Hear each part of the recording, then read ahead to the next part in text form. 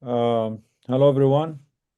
Welcome to our weekly Sunday webinar. Thank you, everyone, for joining us. Thank you for our panelists and moderators here. Uh, we did hear some good news from Congo. I think they kind of signed a peace agreement the other day, and some of those militias that were committing the crimes of genocide agreed to give up their arms. So that is hopefully one good news. We'll try to hear from our colleagues in Congo, see if this is true or not. Unfortunately, the situation in Sudan is not that good. Things there continue to get worse.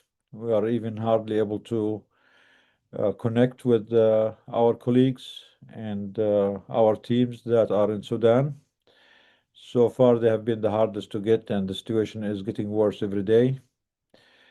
In Gaza, there is what's so-called a ceasefire that's been in place for almost a couple of months, but it is not a ceasefire at all. Israel continue to kill children, mothers, innocent people, civilians every day.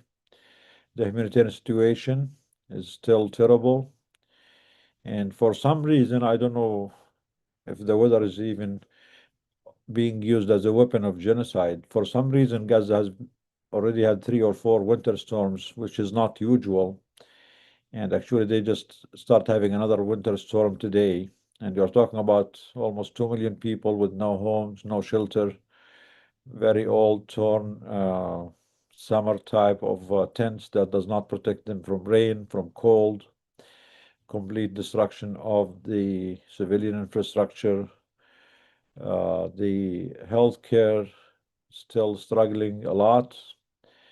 A couple of weeks ago, they issued an announcement at the Ministry of Health that they're running out of gas in all of Gaza. And I think yesterday or the day before, they issued also huge shortage and critical minimal supplies of multiple everyday medications. So Israel, the genocidal entity, the genocidal nation of Israel, continue to commit genocide by other means, even if it's not by the intensive daily bombing. They are weaponizing the starvation, the weather, the cold, the lack of infrastructure to kill more and more people. And unfortunately, the world continue to allow them to do that.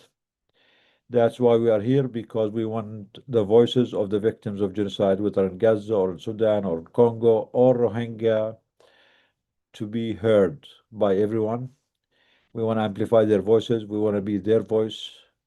We want all of us, all our viewers and the medical community globally to mobilize to do everything they can to stop this. Silence in the face of genocide is a malpractice, is a betrayal of medicine, it's a betrayal of humanity, it's a betrayal of any basic human decency. We are not here as activists, we are here as good doctors, good healthcare workers. If you stay silent on a genocide, you are failing medicine. If you speak up for a genocide, you are practicing medicine. We are not here because we want to be cool or we want to be activists or we want to be politicians. We are here because this is our job, this is our mandate, and we refuse to stay silent. We have Doctors Against Genocide, everything happens on the go. We don't plan things too much, but alhamdulillah, every time it works. Like as of last night, we thought we'd not have any panelists, any speakers. And I opened this today and I found actually we have so many speakers that it's going to take us again another 3, 4 hours to hear from all of them. So the usual. We usually start from Gaza. We just have Dr. Sakhir, are you there? Can you unmute, or Abu Hamzi? Someone is here under my name. Dr. Sakhir or Abu Hamzi?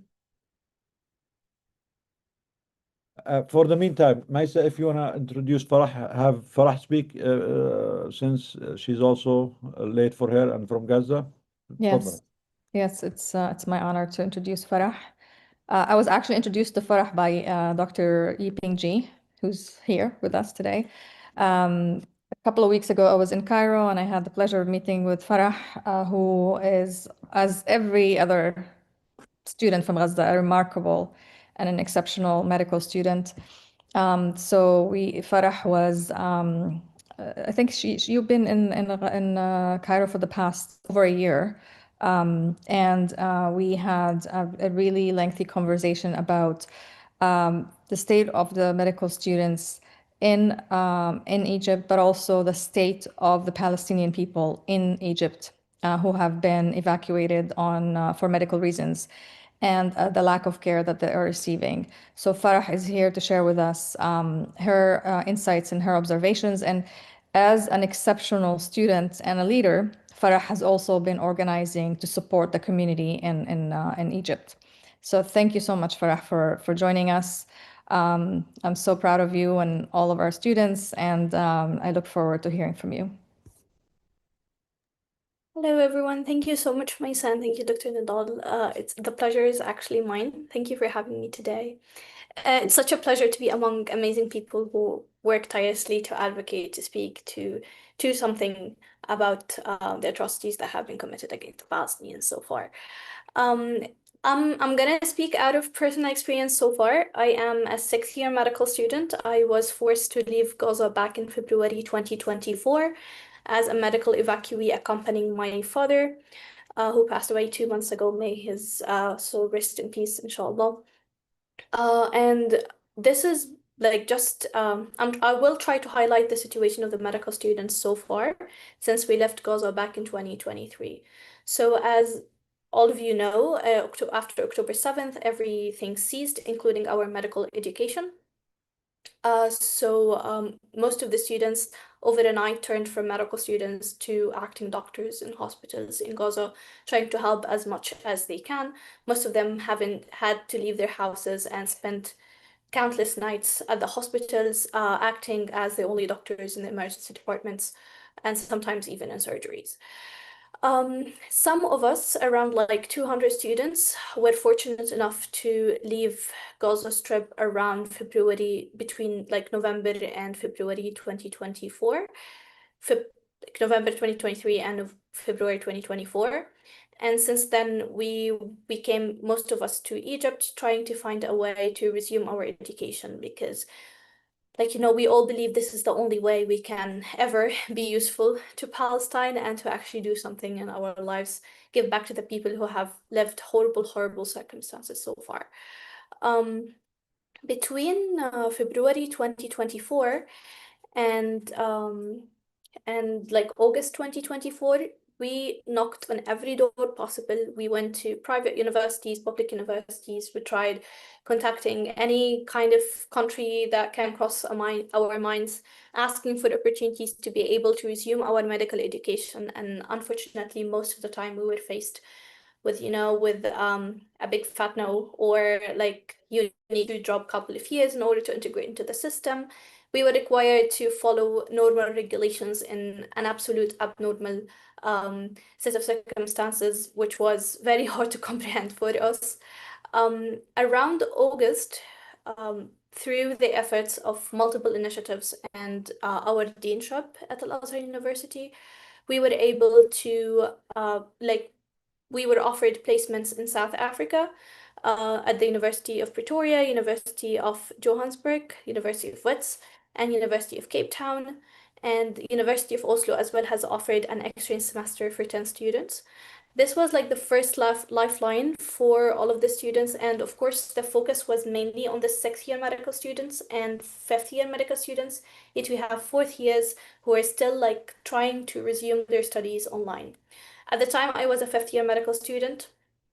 I did the semester in Norway, and then I was not able to stay further in Norway because they did not have a pre-established program, which is something unfortunate we always have to face throughout the whole time, is that we need to follow whatever regulations that they are existing, and it was very difficult to alter any kind of pre-existing structures.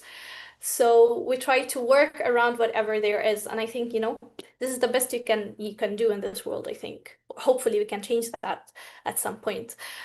So after the exchange in Norway, I went back to South Africa to join the remaining of the students in January 2025. By that time, we had a class, the sixth-year medical students class had already graduated. my year became sixth-year medical students, and they are expected to graduate in July 2026. So where do we stand right now? We are around like 24 students in South Africa, 13 students in Egypt, including myself. We have 7 students in Pakistan, and we have 2 students in Turkey, one in the US, one in Germany, and one in Italy. Those like of very specific circumstances that they were in that countries. And then we have around 60 students, 60 fifth-year students who are still awaiting placements.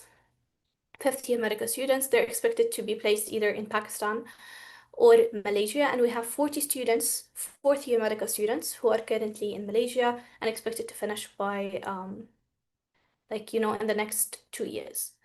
So one of the biggest challenges and why I'm speaking to you right now, and I hope that we do highlight the current circumstances of medical students outside of Gaza, is that one of the biggest challenges we're facing is finding placements for our internship here. Unfortunately, because of the complexity of the situation in different countries and the alignment of the Palestinian system and systems abroad, we are finding it very difficult to find placements anywhere in the world right now. Um, we are looking as much as we can. We're trying to speak to as many people as we can and trying to start this initiative where we're able to secure internship placements for my graduating class, which we are around, at the moment, we're around 40 students.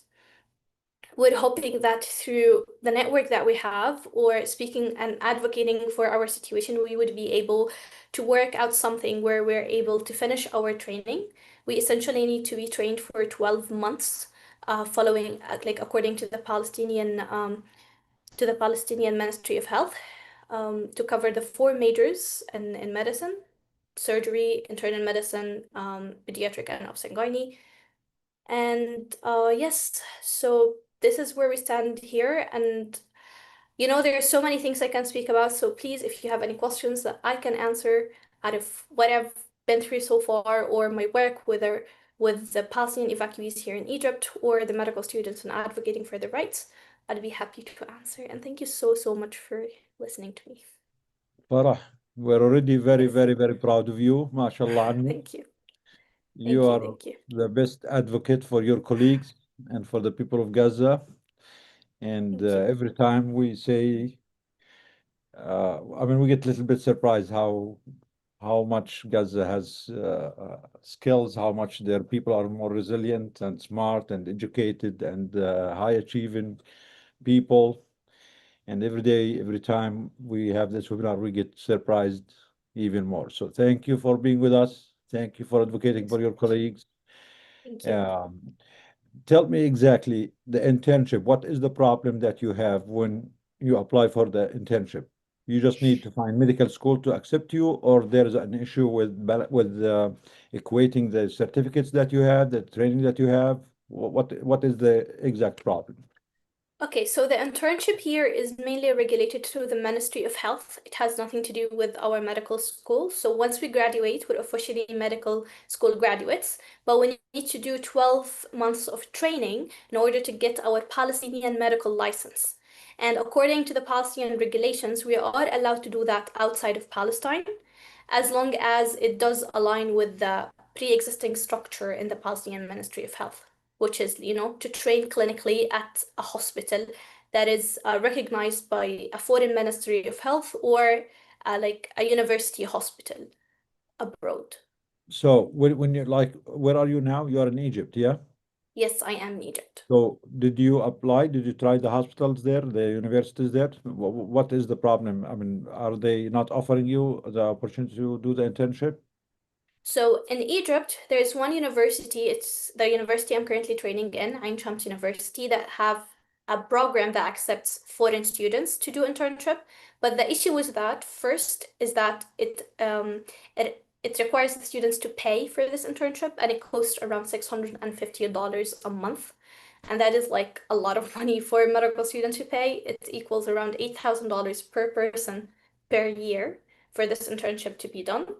And the other problem is the number of placements they have available, because we have 40 students and the university does not have the capacity to take in 40 students of my class. So these are the two main issues with Egypt. Other countries like South Africa, for example, where 24 of my colleagues are being trained at the moment, is that they do have a very different system for their internship because interns are usually paid by the Ministry of Health in their countries. South Africa cannot pay these students for this year. The other thing is that the structure in South Africa is like longer than the Palestinian structure, so it goes for 2 years and requires some kind of community service. So this, like the very different structure from the Palestinian one, like has posed like a true challenge to integrate these students into the South African system. And as I said, like they already have very limited placements for the South African graduates. To your knowledge, any country has more capacity to accept those interns? Where we're looking at the previous class, the class right like who graduated back in 2025, they were able to do their internship in Turkey. And it was through an initiative led by our deanship and medical school. However, they still don't have any prospects on whether this is going to be possible for us. So we're trying to see other countries who are willing to, accept us as interns. And the other thing is that there were like a couple of students accepted into a university here in Egypt that's called Al Azhar University, and this was but still they still have delays and they still haven't started their internship here. So we're not sure where the problem is with Al Azhar. And as you know, like still Egypt possesses this complex political stance, especially for, I don't know if you know this, but not all male students are able to return to Egypt without paying this fee to enter the country. We have the problem with the residency. None of the Palestinians here in Egypt possess any legal status. So we're technically illegally staying here in Egypt, which also is a challenge if you're looking for any, part-time job while you study or any kind of official work you're trying to join here. Yeah, I think we need to talk to the Ministry of Health in Palestine also to be more flexible, knowing the difficult circumstances, and to maybe more allow students to have this training in a different way, depending on whatever the host country is offering. The thing is, We have Dr. Ahmed Farra here. I think he can just he's hearing you now, and maybe you need to help us, Dr. Ahmed, with this. I mean, those interns, I mean, they have to accept whatever they get, and doesn't necessarily need to, meet exactly the internship structure in Gaza or in Palestine. So maybe the Ministry of Health should give the students a little bit leeway or a little bit more flexibility. تفضلي فرح. No, I just wanted to add that the main problem is not with the pre-existing structure in Palestine. It's actually very, very flexible. It just tells you if you're able to secure 12 months of training, clinical training anywhere, they're willing to accept it. But the main issue is finding such a structure outside of Palestine. So yeah, just wanted to highlight that. Anyone from the panelists have questions for Farah?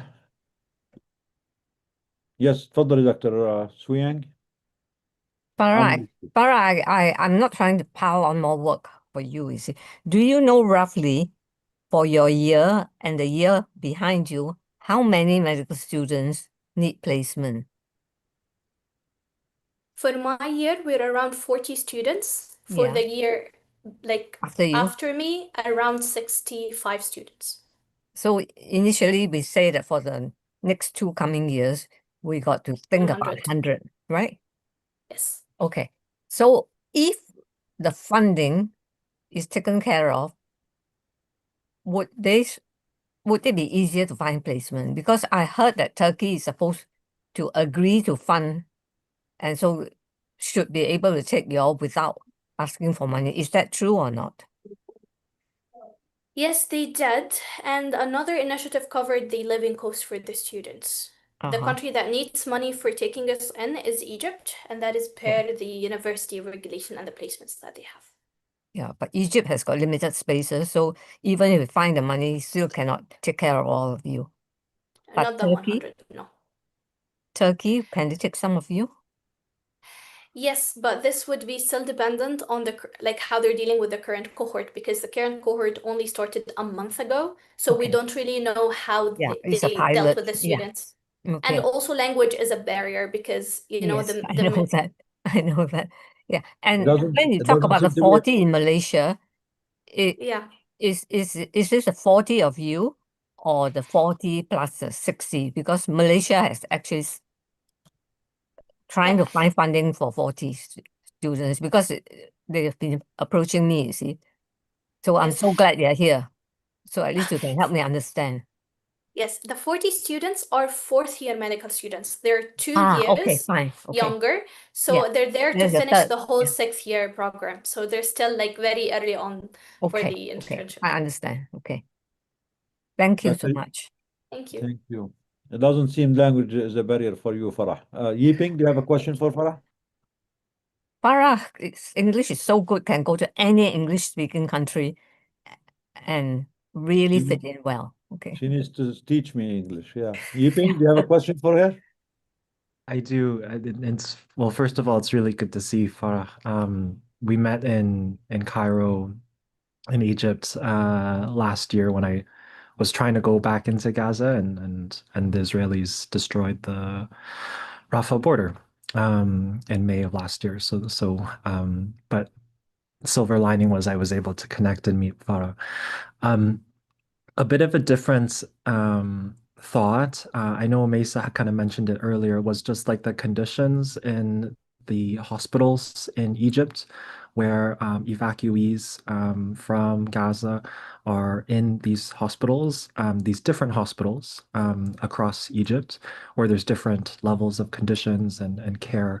And I know you have like a personal experience with that with your own father. So whatever you're comfortable sharing, I just wanted you to like speak a little bit towards that. I've personally, on a different occasion, visited Palestinians in these hospitals, at least in one of these hospitals, and the conditions were horrible, where patients were basically being treated like they were in jail, like they were not able to leave their own rooms, not even leave the hospital, and also being denied really like quality, timely access to medical care, which is what they were evacuated out of Gaza for, to be able to, treat their medical conditions. And some of them were able to move onwards to other countries to receive that care. I was wondering if you could speak a little bit towards that kind of issue, which has also been covered by like Egyptian journalists, for example, at like Mada Masr, like they were able to cover some of this as well. So I would plug some of that work but I think this is heavily underreported, the experience of people who have fled genocide, survived genocide, and are actually experiencing medical neglect in places like these hospitals in Egypt. Yeah, Dr. Yiping, it's a true pleasure seeing you again. So I will attend to the sensitivity of the topic because it is underreported for a reason, and I'll speak solely of personal experience. I'll try to answer as many questions as possible. So basically, at some point, Egypt was subjected to like receiving medical evacuees out of Gaza that far exceeds the capacity that was designated for these patients. And because there was this complexity of not fully understanding the kind of conditions, medical conditions these people were coming to Egypt with, this posed a huge challenge for Egypt dealing with the number of the evacuees and understanding or attaining to their needs. So I was medically evacuated to a hospital here in Cairo with my father as a medical companion. And in the hospital I was staying at, there were around 40 cases. Most of them are cancer patients. I am like I'm just referring to the people under cases out of habit, but definitely each of these patients had like tremendous amount of pain that they had to live through there, and it just like it's not fair for them to be cold cases, to be honest. Anyways, so the 40 patients who were there, like the one who stayed for the least amount of time without like till they get their treatment was like for 2 months. So the earliest anyone received a form of treatment was like 2 months. And patients were distributed across multiple hospitals in Egypt, whether it is in Cairo or like, like in the countryside or the neglected hospitals. And it's very, very important to highlight that the healthcare services for Egyptians themselves here is still a challenge for the people of the country. So it's not like the accessibility like to healthcare, it's a huge challenge for Egyptian people. So it was not like it was surprising to see Palestinian evacuees also living that, but it's still like when you think about it with the circumstances in Egypt, kind of like puts it into more context. So patients here in Egypt who were able to receive treatment and they only receive the treatment and then there are like there's no follow-up or sustainable management plans put for these like patients. So once they're done with any surgical procedures needed, they are like, moved into residences and they're overly crowded in one apartment. So you have around 4 families in one apartment. And also you have like the care is only directed towards the evacuated patient and whomever comes with them as companions, regardless of their medical conditions, they're still not attended to because they're not officially the patient who needs care. And that was also another challenge that needed to be addressed. Another thing was as well is that we had, the kind of patients whose need is like much more complicated than like a fast fix or like a surgical procedures. Those are cancer patients who need like, plans and follow-up and kind of medications that they're not usually available in governmental hospitals. And also it's important to highlight that patients were only placed in governmental hospitals that are like they are under the under the ministry, past Egyptian Ministry of Health governance. So it was also like the limited care provided for these patients. And also another thing which also was a huge challenge is basically the freedom of movements for these patients. So at the beginning it was very difficult to get out of the hospital or for any like visitors to get into the hospital, which made it very hard to kind of like organize any kind of initiatives that reach to these patients. And like regardless of how many people try to help, it's still like the official like the status of these organizations or initiatives was a big challenge for all of them, because I don't know how many of like people know this, but to be registered as a foreign like INGO or any foreign initiative working in Egypt is also like a big challenge. So I know a lot of people still try to help. They try to help in very like controversial ways, like kind of bending rules and going around it, trying their best, which is very much appreciated, but still did subject them to a lot of questioning and a lot of other challenges. So yeah, I hope that kind of wraps it up. But of course, if there's any specific things you want to ask about or specific questions, I'm more than happy to answer. Oh, I didn't know that we have a Q&A here, and apparently we have No, it's okay, Farah. So messages. the Okay. other problem that we have now, we had discussion with some people from the WHO the other day, and we found out that there are more than 17,000 patients in Gaza who need to be evacuated, and all of them got the Ministry of Health approval and WHO approval. All of them are ready to be evacuated. And for some reason, I think Israel wants them out as part of the ethnic cleansing. So Israel is approving everyone to go out.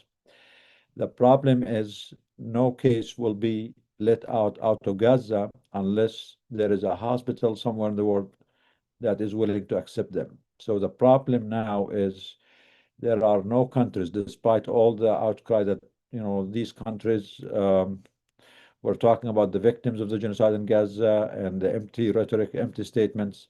Most of the countries in the world, if not all of them, are not accepting patients from Gaza. These are the countries that already funded the genocide, send bombs to kill these people, to injure these people, and we should hold them accountable.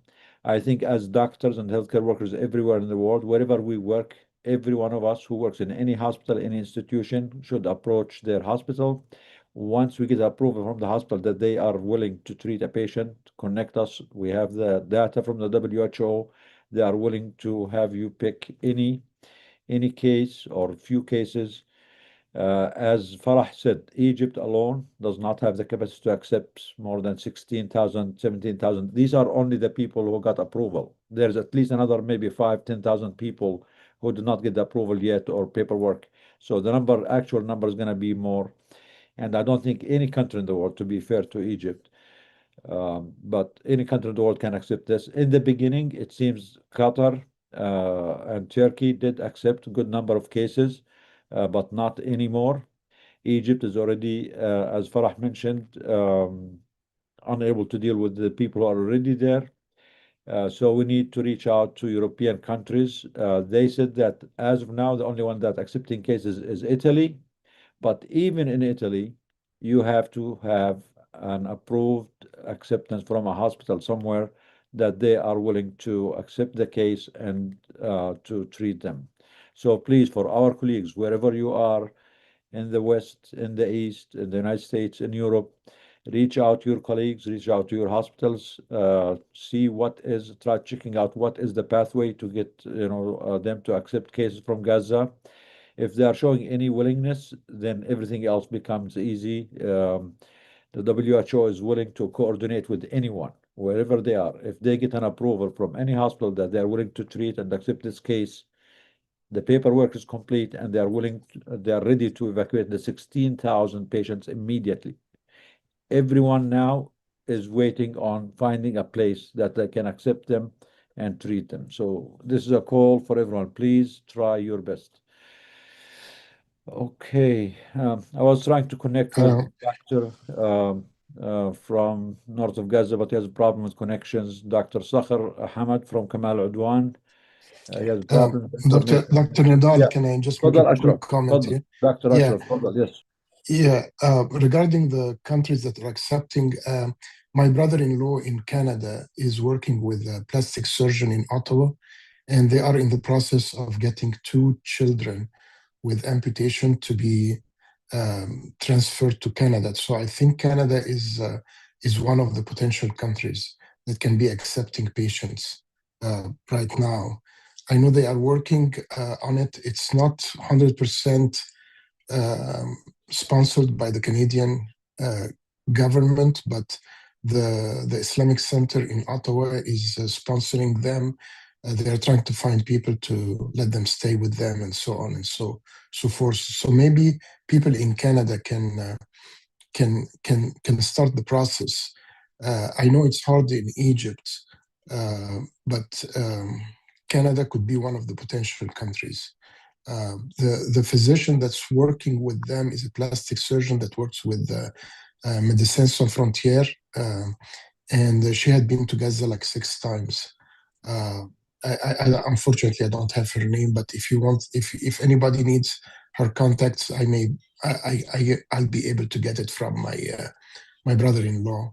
The issue with medical students, Palestinian medical students who are in Egypt, Hadil have asked me to try to get them to do some kind of medical work while they are waiting for their iqama, their residency, their legal papers to stay in the country before they can start their internship.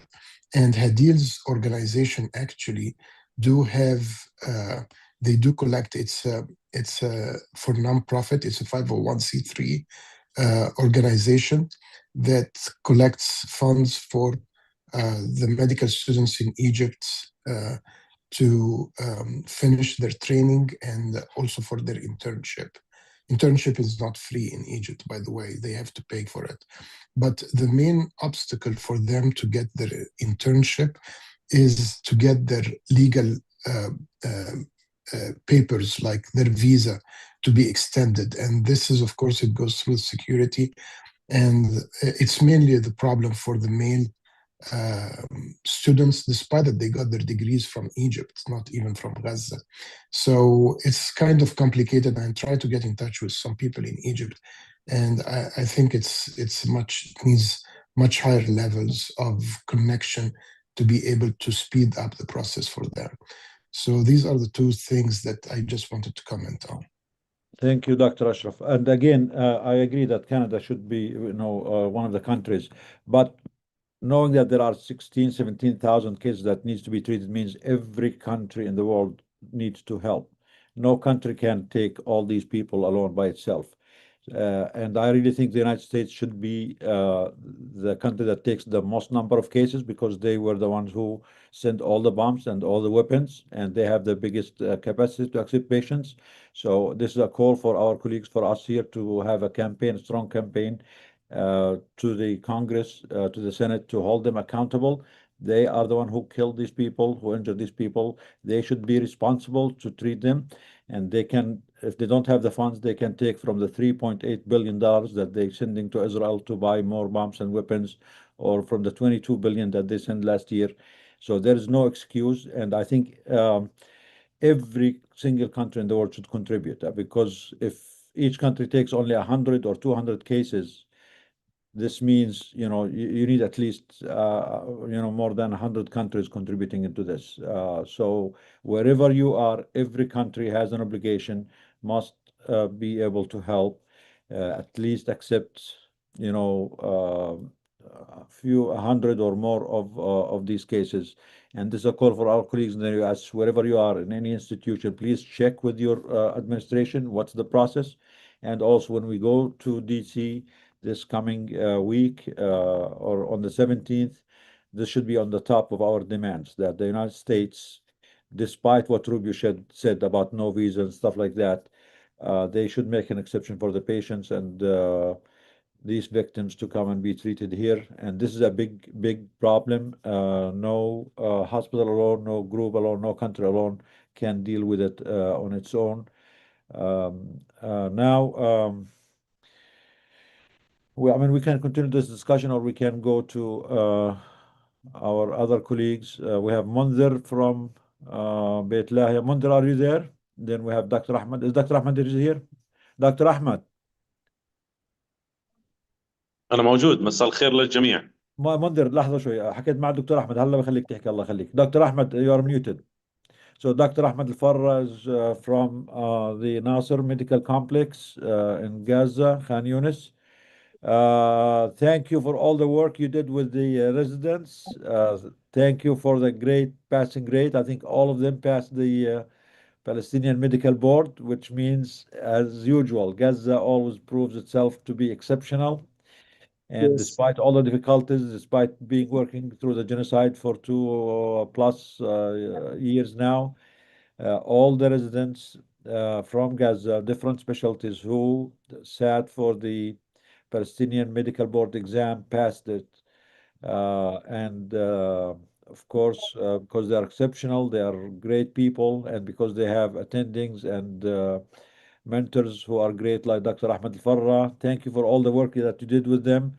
Please, Dr. Ahmed, share with us any updates you have on the ground, what's happening. Tell us more about those residents or anything else you want to share. And again, for our panelists, please, we always try to talk to our colleagues from Gaza because of the time zone.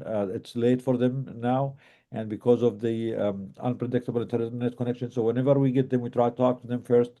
Then we keep the discussion with our panelists who are here in the US or in Europe after that, because we are on the same time zone. It's easier for us to stay a little bit later. تفضل دكتور أحمد. السلام عليكم ورحمة الله. Hello everyone. I'm very sad that I wasn't able to share with you since 3 weeks because I was very busy with the exams of the Palestinian boards. This is one of the something we are proud about it. The Palestinian board program in all the types of medicine, pediatric, internal medicine, surgery, all the branches of medicine. Also, we are proud that this exam is between the West Bank and Gaza. It is united. They are doing the exam while the student or the doctor from the West Bank and the doctor from Gaza at the same time they are examined, because I think the West Bank and Gaza and all Palestine, it is one land and one homeland. Just the geographic situation differentiate between the two parts, but they are essential parts of the land. And the 48 land it belongs to us, as we mentioned before, is Palestine from the river to the sea.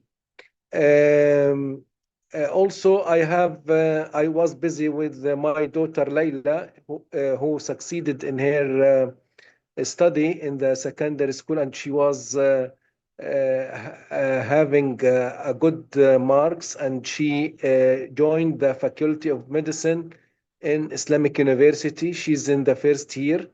I asked her, you have to join the Doctors Against Genocide, Oh but my God. inshallah next week she will be, but she is now at home. She don't have electricity because at home there is no availability of electricity at night. Yesterday I studied with her some anatomy. She take the first lecture in anatomy about the medial and lateral and coronal and sagittal section and everything that belongs to the opening of anatomy. Really, again, my colleagues and my friend, we will never stop. We will never stop. We have to continue. I have to mention about 2 points that you are discussing about the referral cases which is going outside. Before this, Layla Yes, just graduated from high school and entered medical school. yes, ليلى أحمد الفرة. yes. ألف مبروك. Allah يبارك يلا فيك. everyone, She will be we need to clap for she Layla, please. Okay? she إن شاء الله مبروك. ألف مبارك الله ألف يبارك مبارك فيك. الله يبارك مبارك فيك يا مبارك. رب. إن ألف شاء مبروك. الله. Allah يبارك فيكم. إن شاء الله next week she will join with you because I talked with her too much and about my colleague in Doctors Against Genocide, and she's feeling that she want to share with that meeting. Really, again and again, we are very proud about our colleagues that sharing that meeting from all the countries, from Egypt, from Palestine, from America, from everywhere. We really that feeling that our brothers and sisters, they are supporting us, and again, we have a lot of energy when we have that Zoom. My friends, Also next week, please, we want those residents who passed the board, some of them, if you don't yes, mind, try to reach out to, we'll invite some of them yes, and Layla to join us next week and share their experience, and for us, yes. all of us, to We, congratulate them on this amazing work. we will do for them a little party in the hospital. It is something like documentation, and we can share that with Doctors Against Genocide. That this simple party is under the umbrella of Doctors Against Genocide. Inshallah. I want my colleagues to talk about one history or one story about my cousin. My cousin Abdul Khaliq was unfortunately he was targeted with his family, and he lost his daughter in that targeting. He was complaining from headache. The neurosurgeon thought that Abdul Khaliq has the trauma, and they didn't notice that he has headache before that attack, because it was Air Force attack by F-16, and he was nearly thrown out nearly 15 meters away from the house, and he has head trauma on his head. So he was evaluated by CT scan. This is in the beginning of the war, and I was following his case, but unfortunately, his headache was going on. After that, we consult a neurosurgeon who discovered that he have brain tumor. Brain tumor was hidden by the intraventricular hemorrhage and head trauma. So this was masking for his situation. We in Gaza, the doctor of neurosurgery, Muhammad Al-Hubi, make for him one operation urgently, and he removed the mass, and we send it for histopathology. Unfortunately, all the histopathologist doctors in Gaza were targeted by the Israeli forces. You remember them, Dr. Dabbour and Dr. Hussam Hamada. Both of them are targeted from the Israeli forces. So we have to send the histopathology to Jordan. We send it to Jordan, and they told us that unfortunately it is one of the most malignant tumor, gliomas, and they advise us to start chemotherapy and radiotherapy. Radiotherapy is not available, and chemotherapy is not available. We used to buy the drug from Jordan and send it like something to be hidden by the doctors who are coming with the groups, medical groups who are visiting Gaza.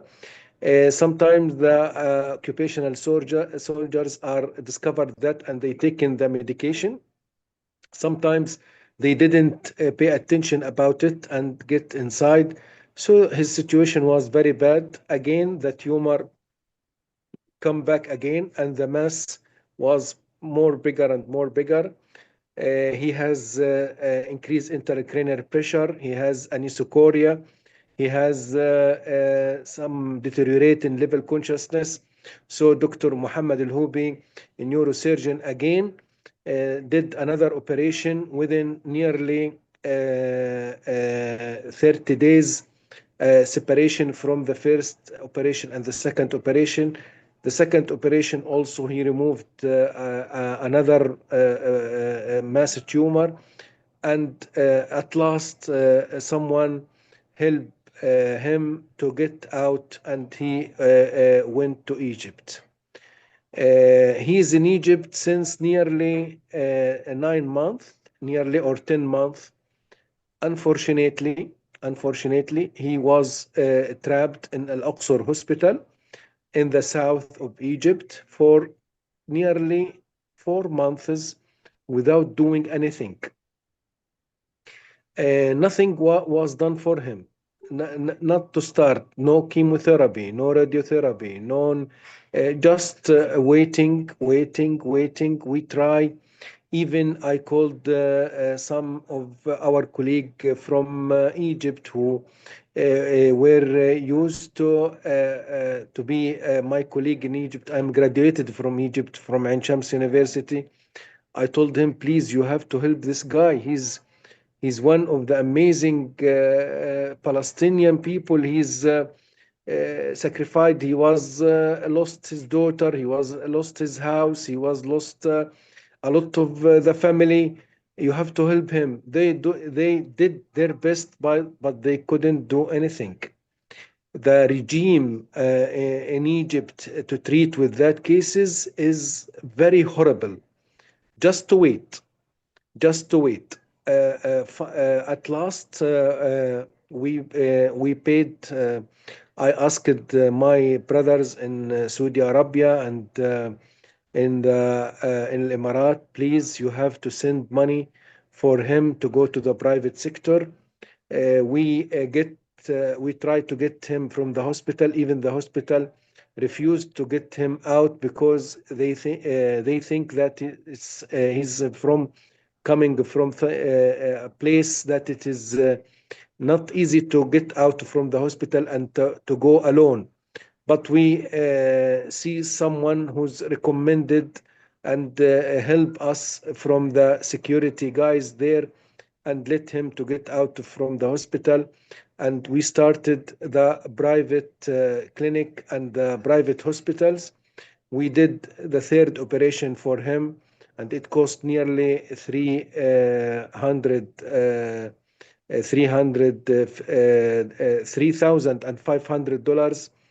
And we start with him radiotherapy and chemotherapy. He's still suffering there, but everything is paying for him just from his money.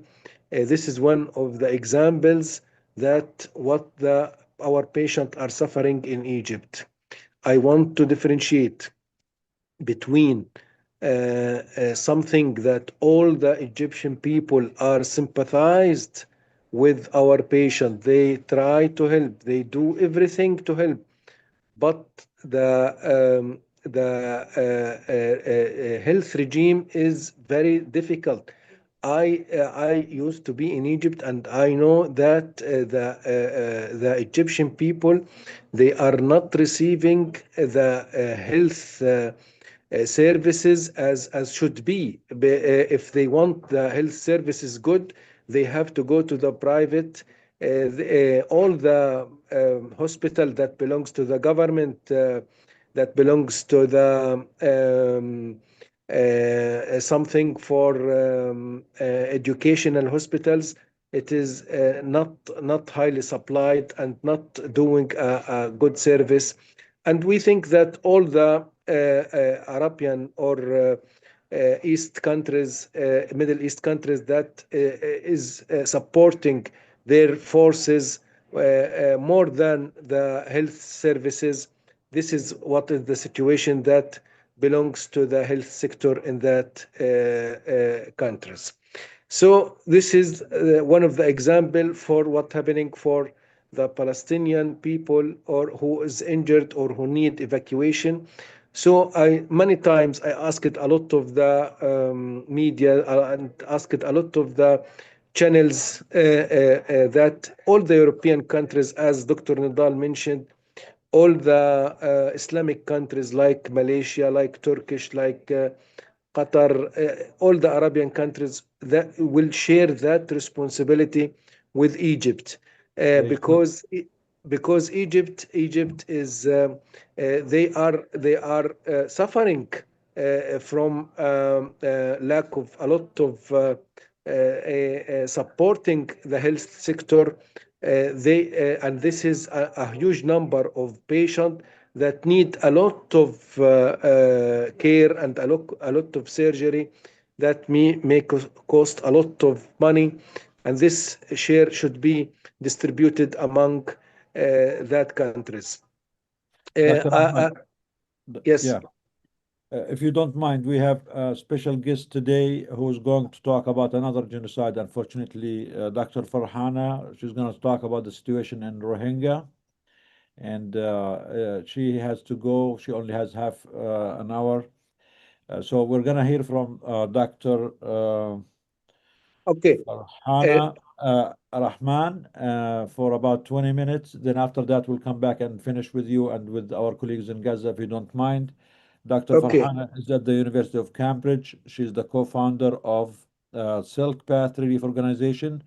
She will speak to us about the deteriorating conditions of the refugees in Rohingya camps. So if you don't mind, Dr. Ahmed, Allah khalik, okay?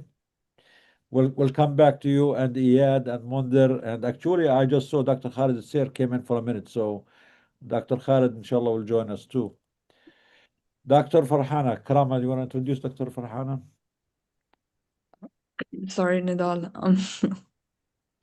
I'm in California visiting my mom, so Okay. I'm a little bit, yeah. It's fine. Dr. Farhana, thank you for joining us. Welcome to Doctors Against Genocide. We met Dr. Farhana in South Africa. She's another fighter for humanity, for justice, for a better world for all of us. And we know that the situation and the genocide that's been committed against the people of Rohingya is as bad as the situation in Palestine and Sudan and Congo. And we want to hear from all these people, all these victims, all these voices, because it's all one humanity. And as human beings, as doctors, healthcare workers. We care about all of them, and we want to try to help all these communities as much as we can and connect the dots and try to dismantle the structures that continue to produce these crimes. Dr. Farhana, all yours. Thank you. Assalamu alaikum, everyone. Thank you so much, Dr. Nidal, Dr. Karame, Dr. Maisa, for inviting me. Today, I hope to share some of the discussions around the current situation of the Rohingya refugees living in. And usually, as Dr. Nidal mentioned, the Rohingya are often absent in the larger discussions about the genocide or about genocidal issues, but they're very central to understanding the scale of this very human catastrophe. So I thank you all, Doctors Against Genocide, for inviting me and including me in this discussion. As they mentioned, my name is Farhana. I am not a doctor of medicine. I'm just a PhD and a lecturer in politics at the University of Cambridge and co-founder of Silk Path Relief Organization, which my husband and I founded in 2017. And we have been operating in refugee camps since then, providing targeted assistance in health, hygiene, and women's empowerment. So I will start the presentation. I hope it works.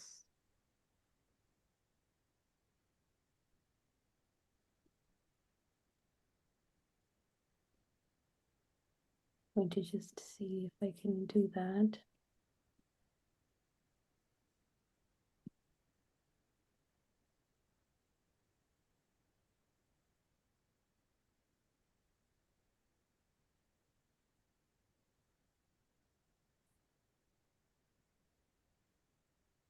If it doesn't work, that's also fine. What do you want to do? Do you want to share the screen? This is a PowerPoint that I wanted to share. Okay, sure. Yeah, seems to be working. Okay, perfect. So I titled today's talk After the Exodus, and it's also the title of my book that came out last year, but looks at the lives of Rohingya refugees. And I think After the Exodus very much encompasses really well the fact that it's important to remember that genocide does not only end when the killing slows down or when borders have been crossed. And I think it speaks very much to what Dr. Yuping was mentioning earlier, that we often forget that victims of genocide are still facing a lot of devastating issues even after they've fled their home country. So genocide continues very much through displacement, deprivation, disease, and the systematic denial of dignity and safety, and certainly after forced migration. And this is precisely what's happening to the Rohingya and has been happening to Rohingya refugees who fled Myanmar into Bangladesh for decades, for many decades. But I think it really blew up in 2017 when they came in August 2017 to Bangladesh, and where they continue to flee to even today. I think in the last 18 months, there was more than 170,000 Rohingya still fleeing into Bangladesh from Myanmar. So I want to share today a bit about who the Rohingya are. Some of you who may not know or who may not be familiar with why this genocide and how this genocide came about, and also the current humanitarian and health realities in the camps, and also what we are doing at Silk Path Relief to help support the Rohingya. And so just a bit about who the Rohingya are. Since the 1970s, the Rohingya have faced decades of persecution in Myanmar with no formal legal residency rights for access to education and employment, and are presently stateless.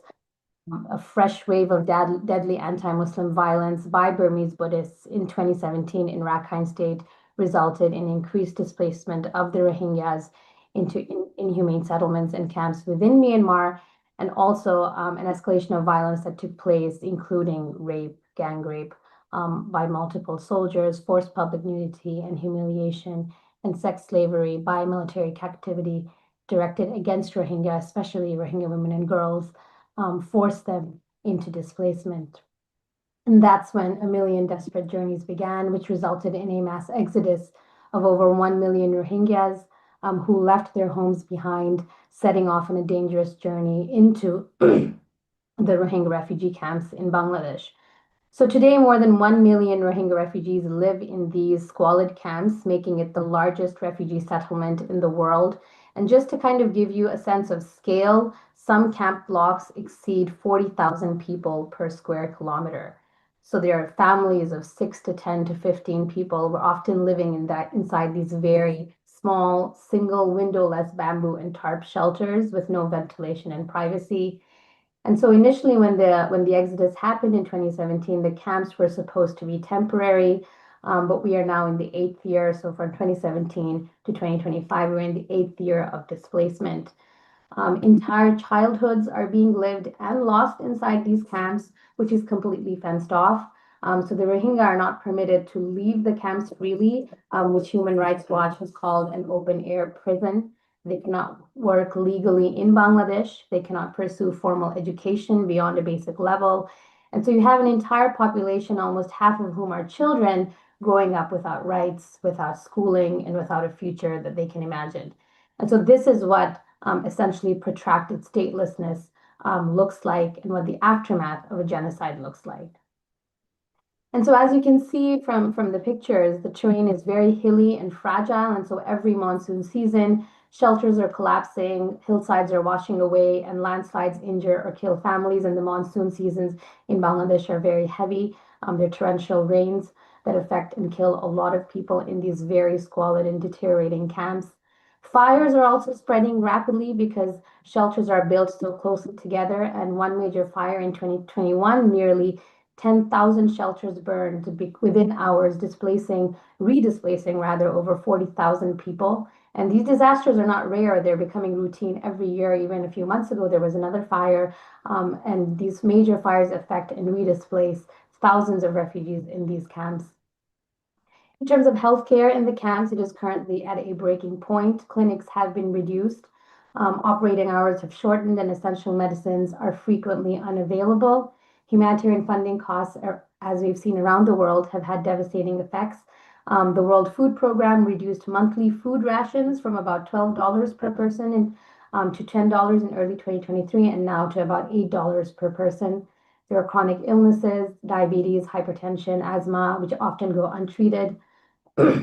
Maternal health is especially alarming. Over 60,000 pregnant women live in the camps at any given time, but many are having to give birth in these cramped, unsterile shelters because the distance to clinics, lack of transportation, or lack of midwives makes safe delivery inaccessible. And we also see in our work routine outbreaks of measles, cholera, diphtheria, diarrheal diseases, hepatitis, and scabies. And these outbreaks that reappear not because they're inevitable, but because basic public health infrastructure is severely under-resourced. Obviously, mental health needs are obviously very overwhelming. Over 80% of Rohingyas report symptoms of depression, anxiety, or trauma-related disorders. This is unsurprising when you remember, of course, that many have witnessed horrific killings or sexual violence. They've lost family members or fled burning villages. And yet mental health services remain almost non-existent. And in recent years, and especially in the last since COVID, of course, international attention on the Rohingya has waned. Humanitarian agencies have suffered severe funding cuts, and a lot of them have, for the most part, left the Rohingya camps. Programs for water and sanitation are aging, latrines are overflowing, and clean water points break down faster than they can be repaired. So there's a lot of need around clean water, and medical facilities are understaffed for the most part. The sense of abandonment is profound whenever we go back to the camps, which is every year. Something we hear very often from the refugees is that the world has forgotten us. And in many ways, they're right, which is a very devastating reality to witness. So now I'm going to share a little bit about the work that we do at Silk Path Relief Organization. Our role at Silk Path is very simple but vital, I hope. We step in where the system has failed. As co-founders, my husband and I visit the camps every year, but we have a very small but extremely dedicated local team on the ground made up of local Bangladeshis who work to reach some of the most vulnerable refugees located in the very hard-to-reach areas of the camps to provide direct support. And 100% of the funds that we get at Silk Path goes directly to helping the refugees, and we do not take any overhead fees. And we especially try to prioritize helping children so that their youth is not deprived further than it already is, and so they may continue their lives without physical shortcomings. And just to note that all the pictures that I've used in this part and the portion to come are photos that have received consent from everybody to be shared in this presentation. So one of the children, and I'm just going to go through a couple of stories of people and children that we have helped through our funding. One of the children we met earlier this year was a 6-year-old girl who arrived from Myanmar in 2024. She had developed a lump in her neck back in Myanmar, but lacked resources, and obviously they don't have access to healthcare and hospitals there to have it diagnosed and treated. And so by the time she reached Bangladesh, she was in a lot of pain, and we helped to bring the little girl to a hospital in Cox's Bazar city, where she was finally diagnosed, having a surgery to remove the tumor. She recovered beautifully, and for the first time in months, she can sleep comfortably, eat without discomfort, and smile. So that was a really positive story. And then we met another young boy, about 7 years old, who had arrived in Bangladesh also in 2024. He had significant disfiguration of the mouth and sinuses, making it difficult to eat and breathe. His condition required a specialized ENT surgeon, something unavailable in the camps, and even in Cox's Bazar, which is the closest city to the refugee camps. So our local team traveled with him to the larger city of Chittagong, where he went the first of several reconstructive surgeries. And there's still a long road ahead, and he will need more surgeries. But I think for now, at least he can eat more comfortably and breathe without distress. That was also a very positive thing we were able to support him with. And we also supported 2 5-year-old twins who had undescended testicles since birth, a condition that may seem very small, but can lead to chronic pain, infertility, and has increased cancer risk later in life. And they had lived with this since birth.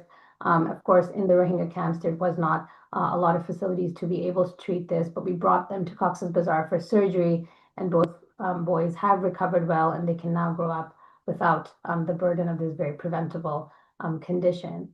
And these cases sort of illustrate the philosophy of the work that we do at Silk Path, which is to step in early, and especially for children, so that displacement does not steal their futures.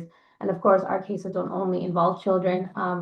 We have, for example, one of the people that we met him, this young man in his 30s who arrived in Bangladesh in 2024 after witnessing a very unimaginable horror. His 3-year-old son was killed in front of him by the Myanmar army. And in the same attack, he was shot and injured. With his injury, he eventually traveled to Bangladesh and reached the camp after many weeks of hardship. And when we met him in January 2020, he had been living with the gunshot wound for nearly 3 months, and he could barely walk. And so our local team took him to the hospital for urgent surgery, and slowly he has recovered. And last month, for the first time, he has stood and walked on his own without crutches.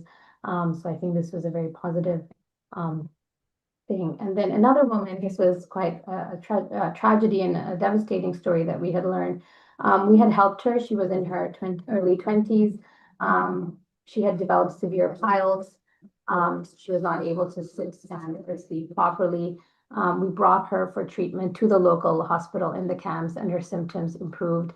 But then eventually she decided that she wanted to, because of the increasing danger, lack of opportunity, and declining services in the camps, she made the desperate decision, like so many Rohingya refugees do, to travel onwards to a third country. And last month she decided to flee by boat with the aid of smugglers to reach Malaysia.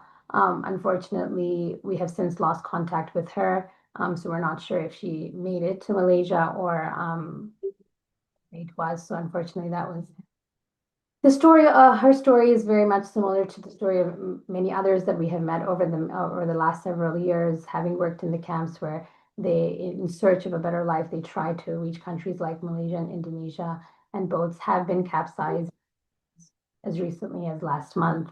And so these are just some of the stories that we have encountered in our work in the camps at Silk Path.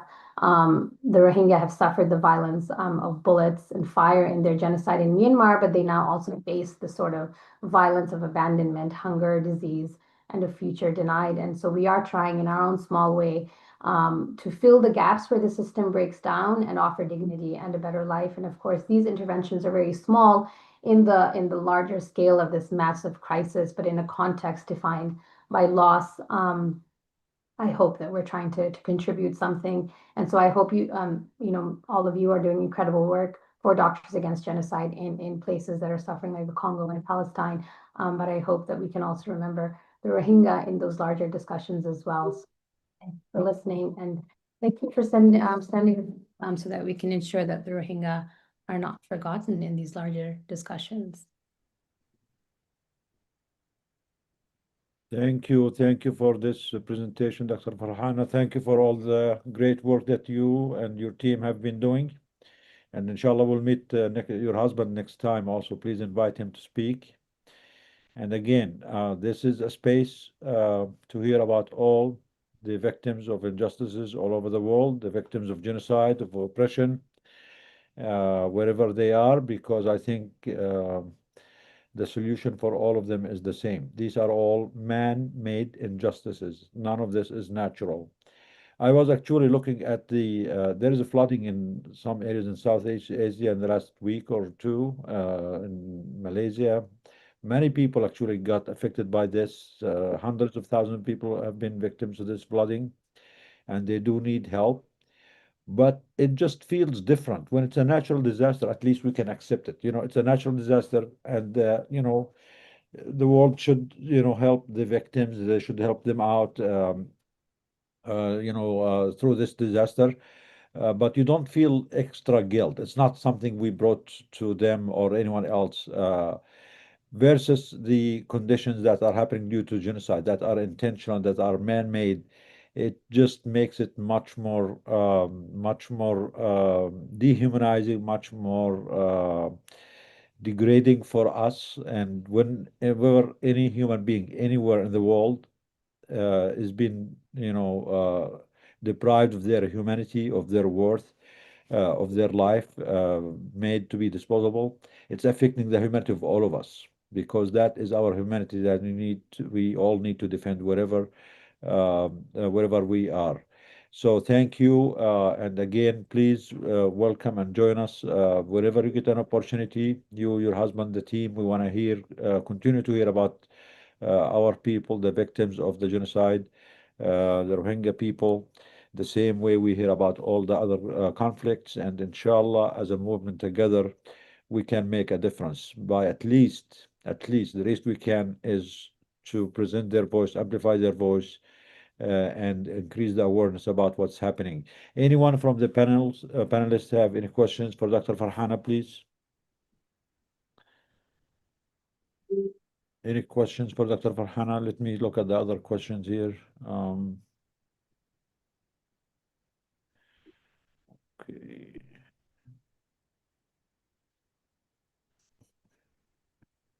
So, Dr. Farhana, you said the World Food Program cut the amount allowed per person in the last few years. I mean, despite everything getting, Yeah. harder and more expensive, they're cutting down on their services. Yeah, I mean, especially with the cuts in generally amongst humanitarian aid, that has decreased as well. Post-COVID, it became a lot more difficult, and a lot of international organizations have left the camps. So unfortunately, things have deteriorated over the last number of years. Is there any other major world organizations helping out other than the World Food Program? MSF is there, but primarily in terms of food, it's mostly the WFP. UNHCR is there as well. Okay. And you said that that mass exodus that happened in 2017 was supposed to be temporary, and these people were supposed to go back, but this has not happened, and it's been 8 years now, yeah? I So, think there was an initial sense that they would be repatriated, but I think the main concern of that is that unless we get proper rights and dignity in Myanmar, what are we being repatriated to? So unfortunately, this has continued. And remember that the Rohingya have been displaced in Bangladesh since the 1970s and the 1980s. So this is only the newer sort of numbers that have come since 2017 with this mass exodus, but a lot of them have been fleeing to Bangladesh since the 80s. so their places, their homes are there, the one that they fled from? Unlikely. A lot of them were burned down during when the attacks took place in 2017. They were either burned by the Myanmar army, or a lot of the Burmese took them over.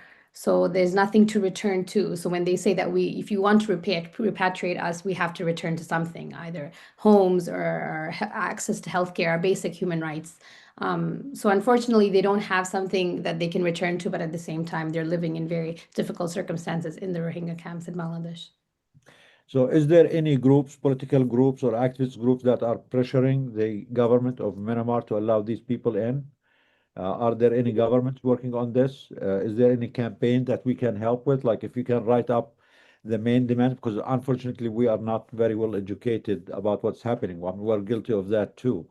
But since you are very aware of the situation, if you can write up like one pager about the demands from world governments. We are here in the US, we have colleagues in Canada, we have colleagues in UK, to pressure the world governments to, because again, this is intentional. This means that a decision by the government of Myanmar can make it or break it for these people. And if enough pressure is applied to them, that these people can gain their lives back, their existence, their homes, or at least they should be compensated or provided with, more humane living conditions. If you can provide us with this, we will be able to help more because we do interact with politicians often, and I think we are guilty of not speaking much about the situation in Rohingya. Some of it because we ourselves did not know enough. So we are happy to hear from you. If you can provide us with this, we will be happy to include it in our ask and demands and keep reminding these politicians, these governments that there is a problem there that need to be solved. And the problem is because there are so many genocides and conflicts all over the world. That's why, the UN organization, the aid organization are all stretched out thin. So in a way, we cannot blame them, but for not being able to provide much for their Rohingya because there is a situation in Sudan, there's a situation in Gaza, there's a situation in Congo. So just sending aid or aid washing these conflicts is not enough. We need to stop the conflicts because I know the people in Rohingya or in Gaza or in Sudan, they can provide for themselves if the conditions imposed on them by these criminal, regimes are lifted, and they will not be aid dependent forever. The reason why they are aid dependent because they are put in these, crowded camps, and there are no means to survive or make a living. But if they are led back to their homes, to their land, I'm sure they will be able to survive on their own. And this actually, in a way, will solve the problem for good instead of having these millions of people dependent on aid forever. So please provide us with, maybe a one-pager demands for politicians that we can share in the US, in Canada, in UK. And I know that it feels small, but keep talking about it. If we keep bringing this up, hopefully we will mobilize enough pressure on the government of Myanmar to stop or to allow these people back to their homes. Thank you. Yeah. No, there's a lot of work being done. A lot of Myanmar activists that have been pressurizing the United States government, especially in the UN forums. But certainly, I'm happy to share more resources for you and Doctors Against Genocide to kind of collaborate with us as well. Thank you. Dr. Suyang? Yeah, it is really a desperate and depressing situation. I just ask you, because and shamefully I grew up in Singapore, so I know the region, but never know such problems.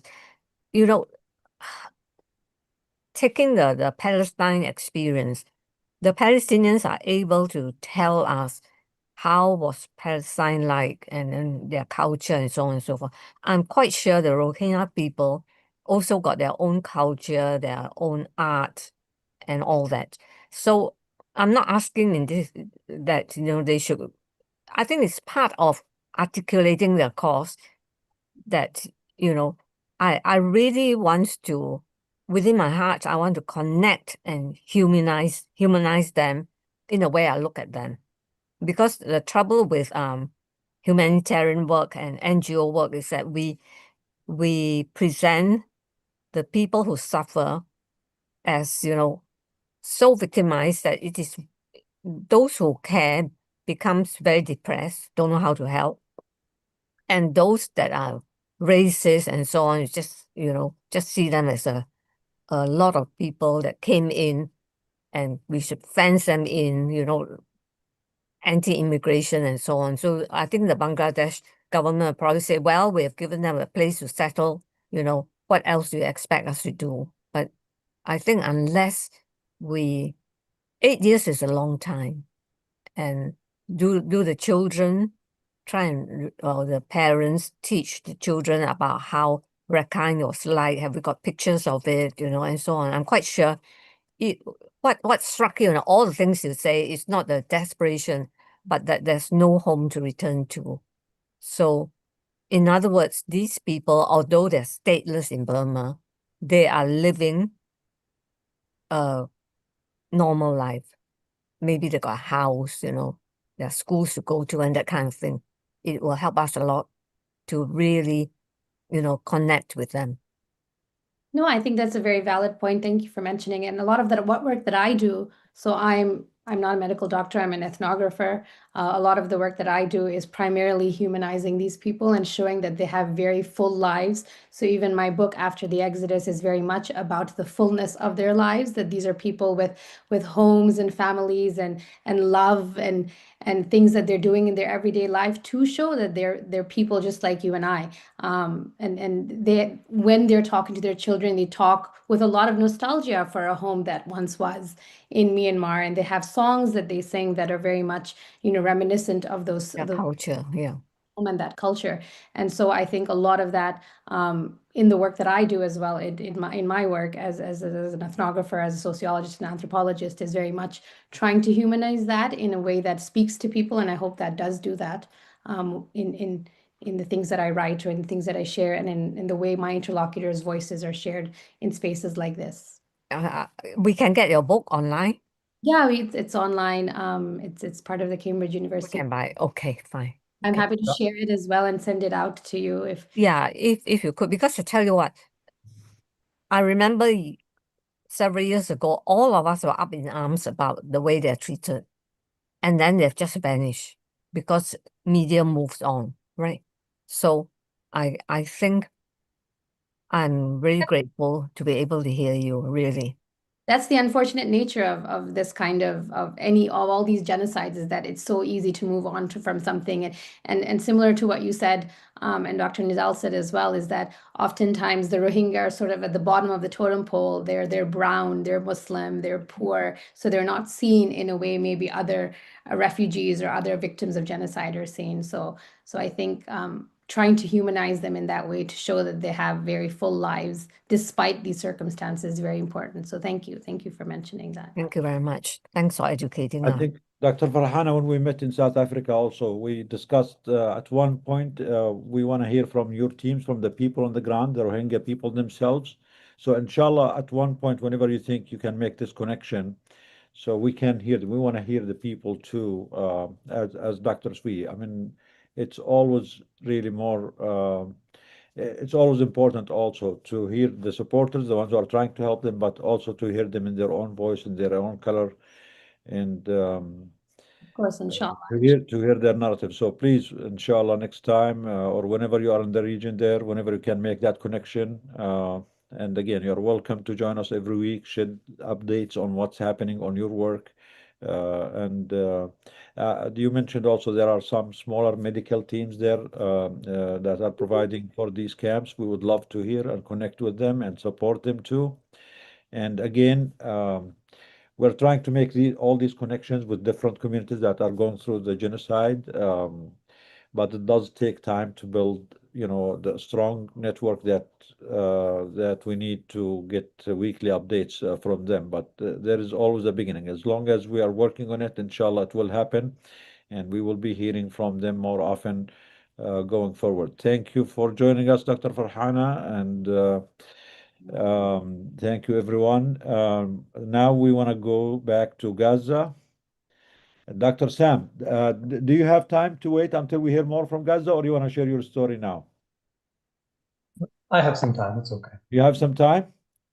Yeah, thank you. Thank you for being patient. And Monder, you have been waiting for, you're the first one to join. You were waiting. Are you there, Monder? موجود يعطيك Yeah, ألف تفضل عافية. Munder. Yeah, give us updates. Thank you for the event that you did for the children to put a smile on the children in Gaza. There is a I hope you Palestinian like it. There is a Palestinian poet called Zayad, and he had a very famous line on his poem that said, وأعطي نصف عمري للذي يجعل طفلا باكيا يضحك. وأعطي نصف عمري للذي يجعل طفلا باكيا يضحك. In English, it says, I'll give half of my life to anyone who can make a crying child smile, or who can put a smile on the face of a crying child. And this is exactly what Monder did the other day on his own initiative. Despite all the difficulties, he managed to get the children in the camps, in his area. They put a very simple humble activity, fun activity for them. These are children who have been displaced multiple times over for 2 years. These are children who have not been to school for 2 years. Or these are children who saw their families blown to pieces in front of them. These are children who have been through starvation and continue to starve, although might be to a lesser degree, but they still continue to lack many of the essentials of life. So giving them even a few hours of happiness to remind them that there is something in this world called happiness, called fun, called enjoyment, because many of the children that you actually had in the video are only 2, 3 years old. This means these are children who are born through the Yeah, genocide. Maybe they have never seen something like this. These are children who have that's right. maybe this is the first time that they see something called fun or happiness or toys or games. So thank you, Munda, for this. This is really great, and we want to do it more. But I know you want to talk about this event, but you want to talk about the storm and the winter situation Actually, now that's happening. Fadl. good evening from Gaza, everyone. And thank you so much for giving me this opportunity to talk about what's going on in Gaza. And I want to give you an update. Once I finish the initiative, the last one with the children, I got an appeal from 3 camps, new camps, actually asking to make the same or the initiative in their camps. So I become very famous actually. Even I never work with You the have children always been before. famous. So All Bethlehem you are والله يا famous, منذر and الله you're not يعطيك the العافيه only one. صحيح بس هيك فيها اطفال Allah wakilak, what should I do? ايه تعال hello. What should I do, man? We need your autograph. We need your signature, Munder. We need to take a selfie with you. Thank you so much. But in the same time, I want to inform you that actually, sometimes I said it is not a time to play, or it is not a time to Maisa, just to be can we share alive. That's the most can we share the important video? thing. Can we share the video he did for the kids while he's speaking, please, if you don't mind? Go ahead, تفضل Munder. Yeah, go ahead, brother. Go ahead. Yeah, continue Keep speaking until talking. we I'm get the video. gonna Keep go talking. find it. Yeah. Yeah. So today is 7th of December, and as you know, that's clarify that we are in the winter time. Normally, in the winter time in Gaza, we have a very difficult actually, as many people are staying in the tents. And that is an appeal actually to look for the people who is staying in, and whether on me or on just I want to show you that we really need to stand as one family to help people who is still living in a tents, and for displaced families who left, for example, their houses and living in a tents. So we have to care for them, as the weather prediction said that by the end of this week we will have a huge rainings will happen. So we are expecting to get floodings uh, by the end of this week.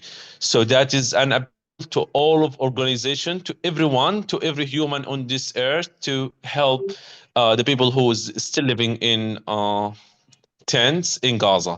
So hopefully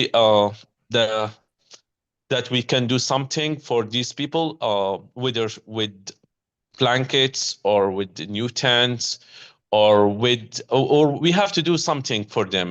As you know, Israel is still not allowing a good tents to come to Gaza.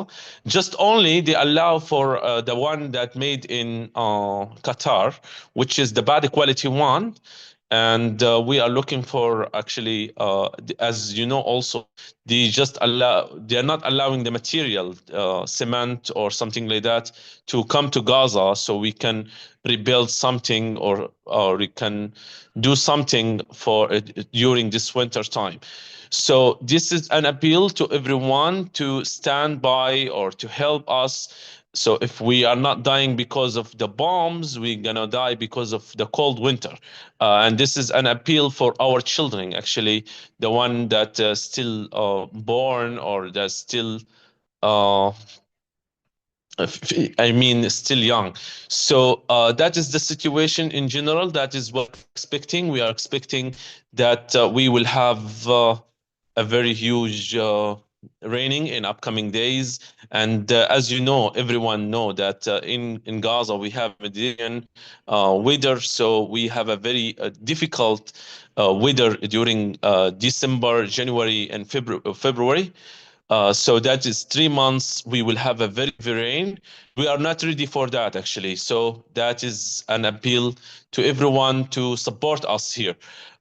And I'll talk about what is going on for the last week. I want to update that, as you know, I'm staying in front of a Shifa hospital, so I become like a monitor at the moment, who is coming to the hospital or who is leaving the hospital, the Shifa hospital. So I'm start like recording what is going on.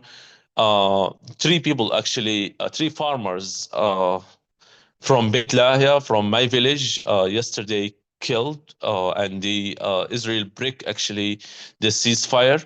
But the people, I really don't know how to express that, but we are really sad about what is going on. As you know, Israel never respect what is going on in Gaza.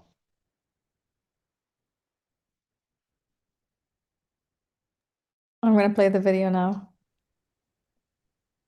Yeah, you can play. Go ahead, please. Today, we come together as one family to bring joy, hope, and smiles to the brave children in Gaza. Yalla. يافا في غزة نحن وقلب جنين الواحد منا يزهر آلافا لن تذبل فينا ورقة تين ما هان الحق عليك ولا خاف عودتنا إيمان ويقين لن نسكت لن نستسلم لا لا لا لا لا لا, لا نفديك لنحيا يا فلسطين فلسطين بلادي نحملها جرحا أو أملا لا لا لا لا لا لو راح نبقى فيها اليوم الدين لن نسكت لن نستسلم لا لا لا لا لا لا, لا نفديك لنحيا يا فلسطين فلسطين بلادي نحملها جرحا أو أملا لا لا لا لا لا لو راح نبقى فيها اليوم الدين فلسطين بلادي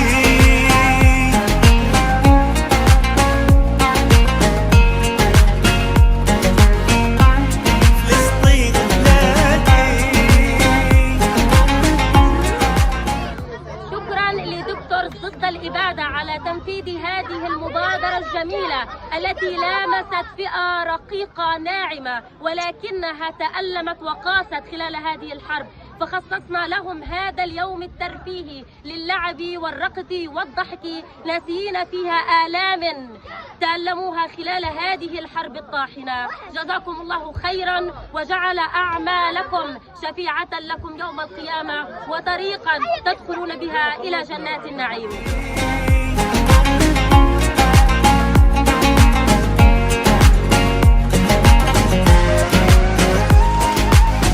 كي تشرق شمسك فوق أمانينا وينام صغارك مبتسمين ونراك بخير حين تنادينا. So the last 2-3 kids that we saw are younger than about 3 years old, so they were born in genocide. Yeah.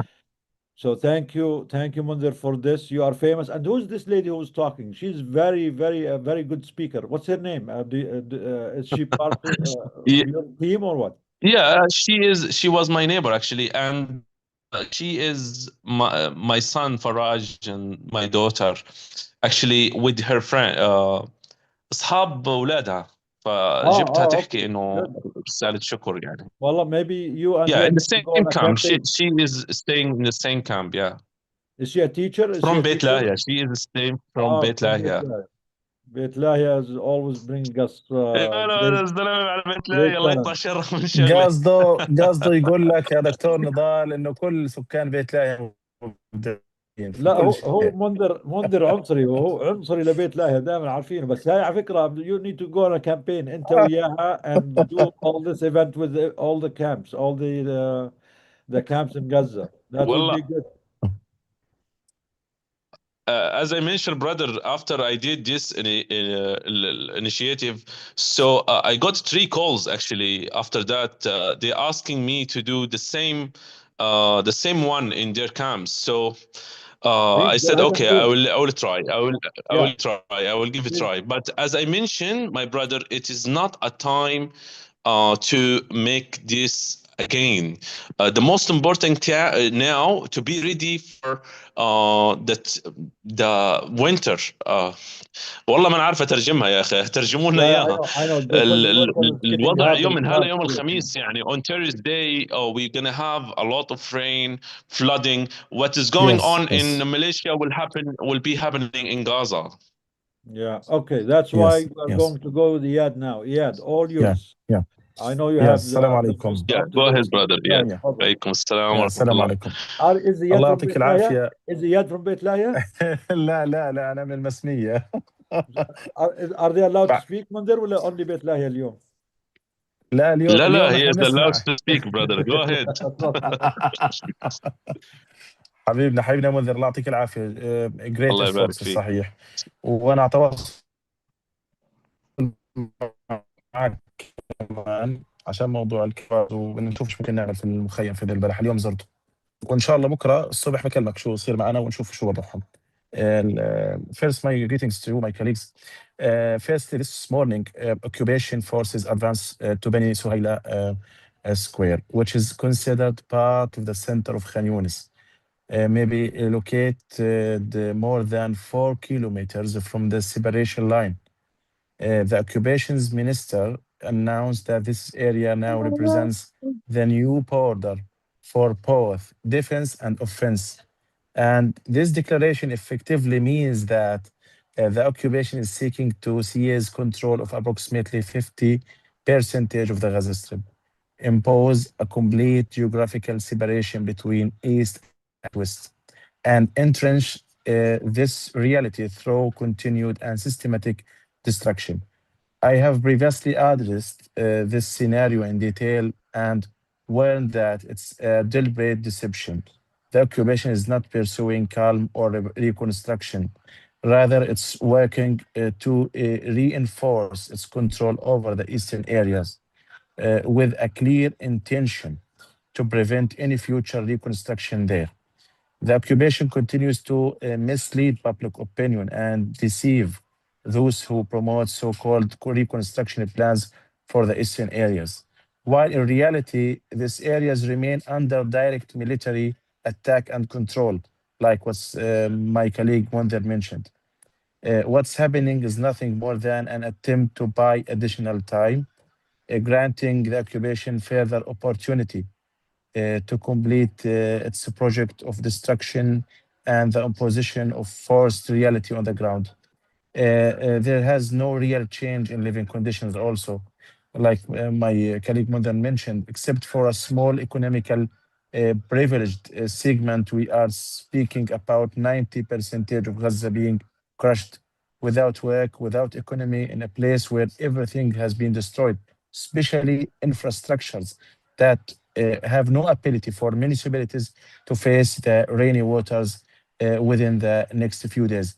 This is so-called peace plan is nothing but a pleasant title heading a catastrophe reality.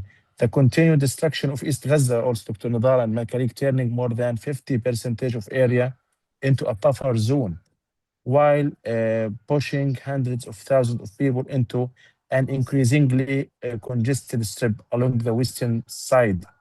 Rafah has been also wiped from the map.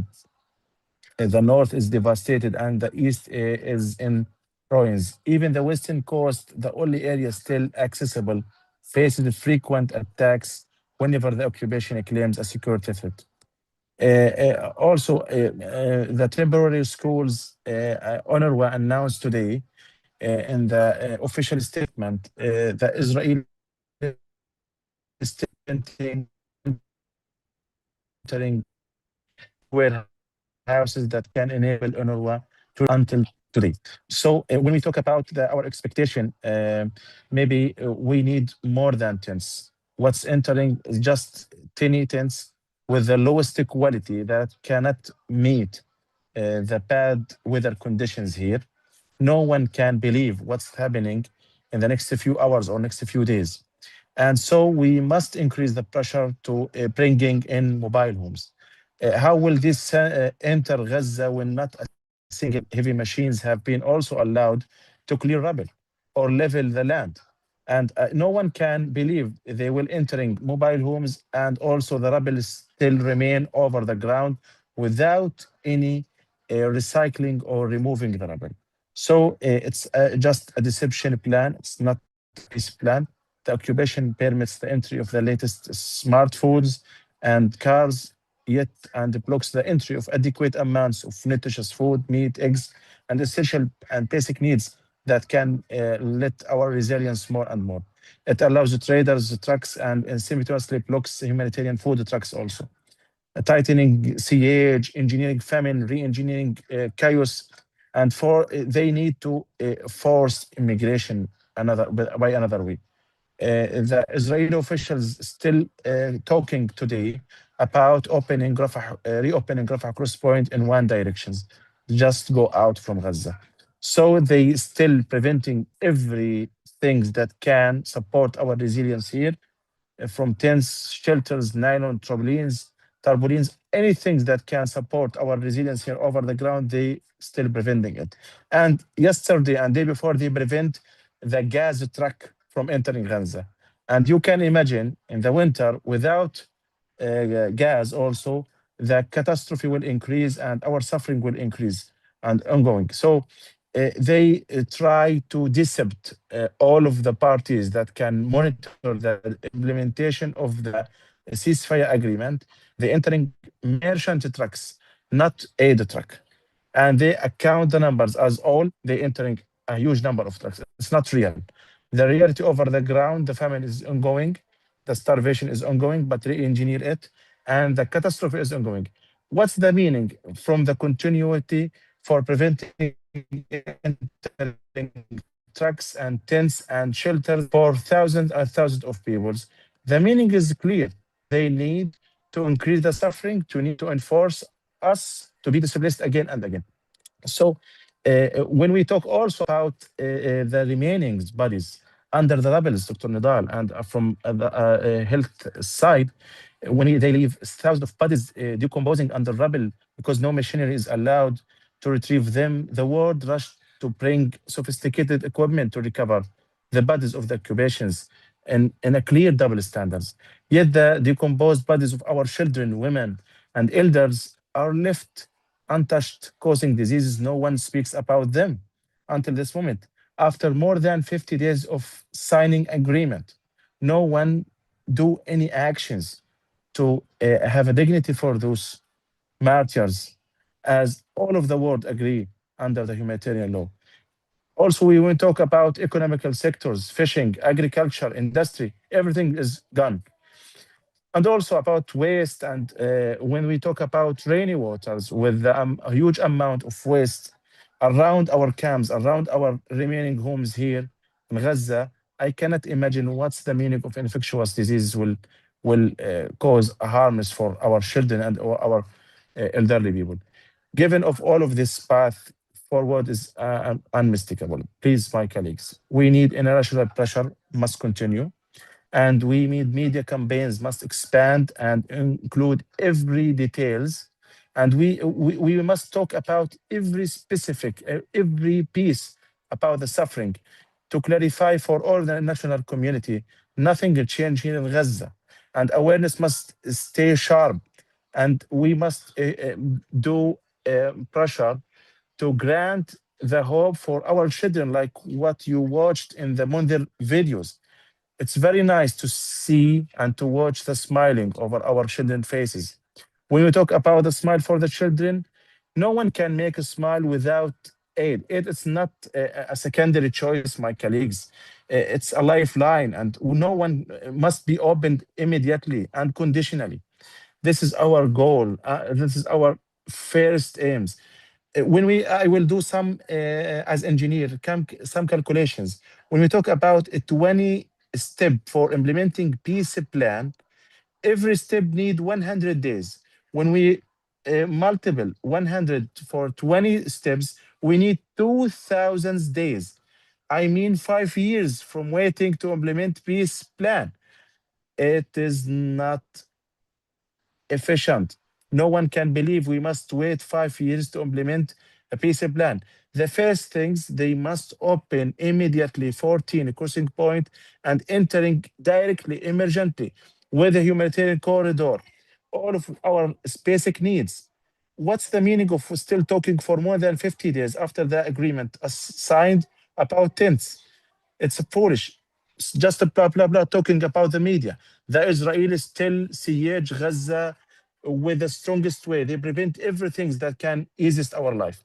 Thank you so much, my colleagues. I hope my message reach your uh, heart, and I believe you. We will not give up. We will continue with you, with all of our colleagues in the international community. We must increase the pressure to stop those evils from their madness. Yeah, thank you for this update, Iyad. And as you mentioned, phase one was supposed to last 72 hours. Then we were supposed to go to phase two with this what's so-called peace plan. And we need to remind us that the UNRWA and the international aid organizations, all of them, every single one of them said we have 3 months worth of supply, medications, food, aid, relief, tents available there, ready at the border to enter and to help the people there. As Yad mentioned, these are lives on the line. These are children who are going to be freezing from cold, tents in bad shape that's going to be flooded with the rain. All of this is happening by design, by intention of the genocidal nation of Israel to kill more people, to make their life miserable, to pressure them to leave their land and to ethnically cleanse them while the whole international community is witnessing this, and we are all witnessing this. This is man-made. This is not the flooding in the Indonesia. This is not a natural disaster. This is man-made, and no one is asking the United States or Israel or UK or anyone for money. We don't need your money. Just get the hell out of our faces. Remove the restrictions. We can fend for ourselves. Take your bombs away, take your soldiers away. The food is there, the aid is there. We want you out of our faces, out of our lives. And the people of Gaza can rebuild, they can take care of themselves. We just want your harm, your inhumanity, your cruelty out of the people of Gaza, of Palestine, of Sudan, Congo, Rohingya, everywhere. This is all criminal. These are medical crimes, crimes against humanity, all kinds of crimes being committed by people who are supremacists, who are messianic, who are against humanity, who are profiting from genocide. Remember, our politicians here in the US, many of them are saying genocide is good for business. We should not accept a country or a nation or a world where our politicians say genocide is good for business. This means that these are the wrong people. We have to vote them out. We have to pressure them to listen to their constituents, not to the ones who pay them money. Before you go, Iyad, there's another doctor here who wants to say hello to you. I think you recognize Dr. Aziz Rahman. Yes, You yes. meet, guys? Aziz, Yeah. Salam alaikum, Dr. this is Aziz. Wa Iyad. alaikum Yes. salam. Yeah, thank you so much for all your updates. We really Allah. rely on them, and they give us the most accurate representation of what's going on the ground. So we really appreciate it, from a medical to humanitarian to even what's going on with the occupation forces, what they're doing. This gives us a lot of information. So we really appreciate that.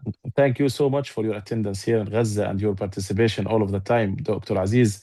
You are one of our heroes here, really. Alhamdulillah. I'm MashaAllah. honored that you would even say that, but the pleasure is mine to be able to speak on your guys' behalf, and you guys are doing the hard work by surviving this genocide.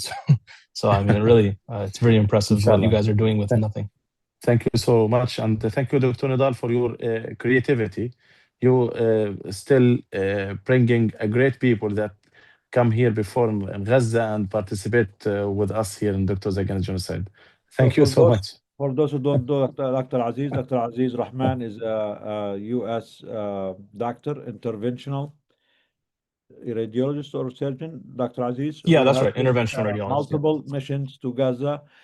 He took the risk upon himself, upon his life, the discomfort of leaving the comfort of being in the United States, take all the risk to go to Gaza multiple times over to try all what he can to help the patients there, to get some extra hand to his colleagues who have been enduring and working 24/7 under genocide for 2 years.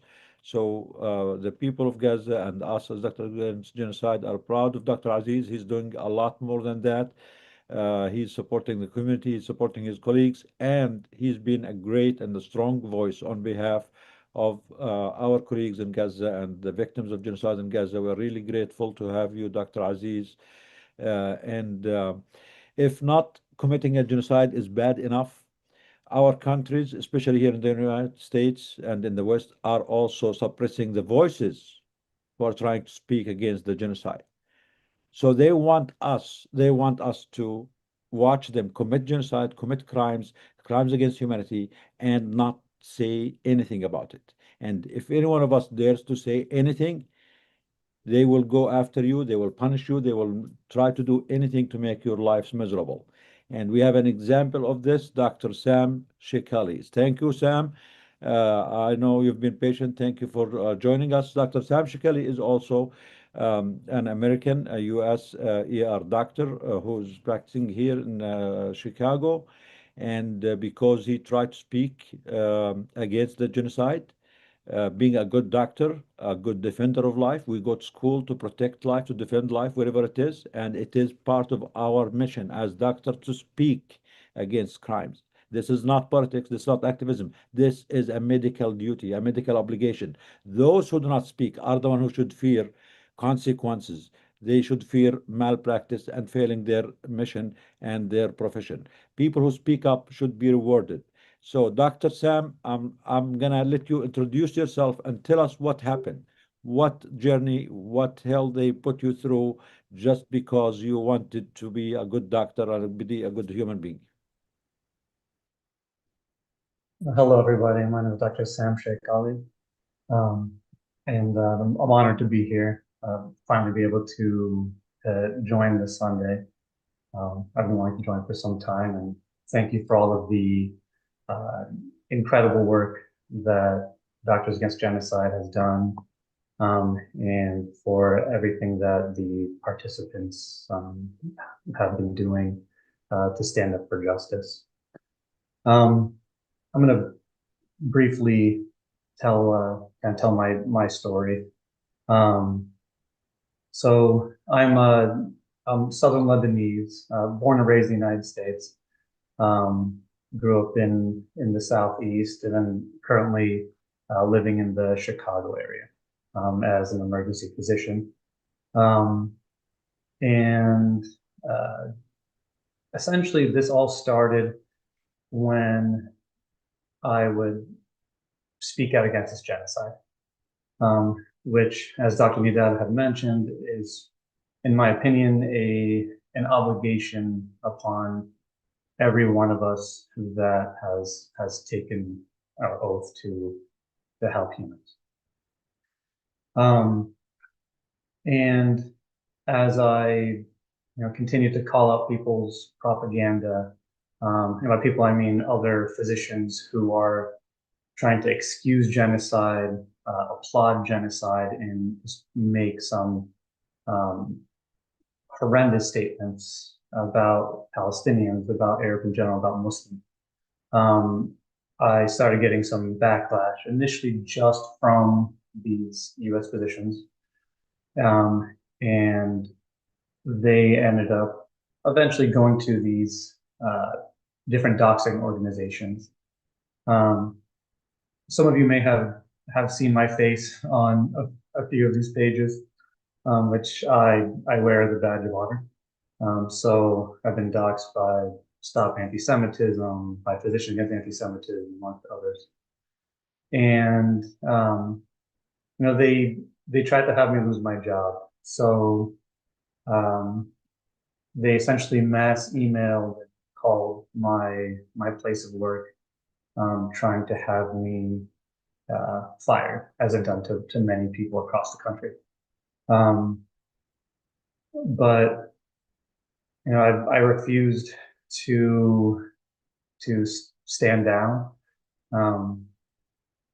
Any consequences that I face for standing on the side of justice is nothing. It is smaller than microscopic compared to what our brothers and sisters are facing in Gaza, in South Lebanon, in Yemen, all these countries, all these people within these countries that are standing up against this genocidal occupation entity. So for me to stand down for these threats would be cowardice of the highest degree, and something that I wouldn't be able to sleep at night if I did. So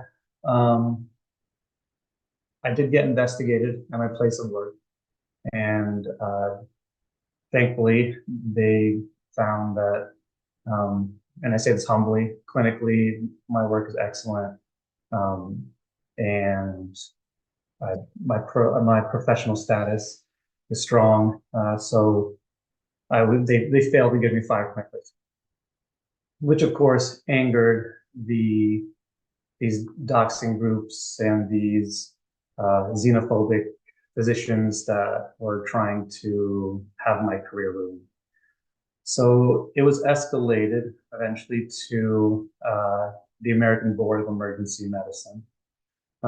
So one day I was sitting and I received an email from ABEM, from the American Board of Emergency Medicine. And it was a pretty shocking letter that I had received. And it currently is over here on my wall, framed next to my diplomas, because I also see this as a badge of honor. I'm just going to read the first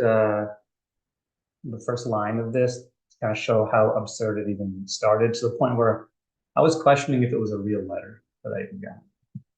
So, dear Dr. Sheikh Ali, this letter is to advise you that the American Board of Emergency Medicine Credentials Committee has reviewed extremely anti-Zionist statements that you made on several social media posts. It goes on to eventually say, in these circumstances, we are asking you to cease making further anti-Zionist, anti-Israel, and anti-Semitic social media posts going forward. And I challenge anybody to find anything I have posted that is anti-Semitic. They did the typical, and throughout the letter, there's no mention of anti-Semitism until that line. So they do the typical throw it in while you're talking about anti-Zionism, anti-Israeli rhetoric, and they try to frame that as anti-Semitism. So this was a massive escalation in this campaign against me.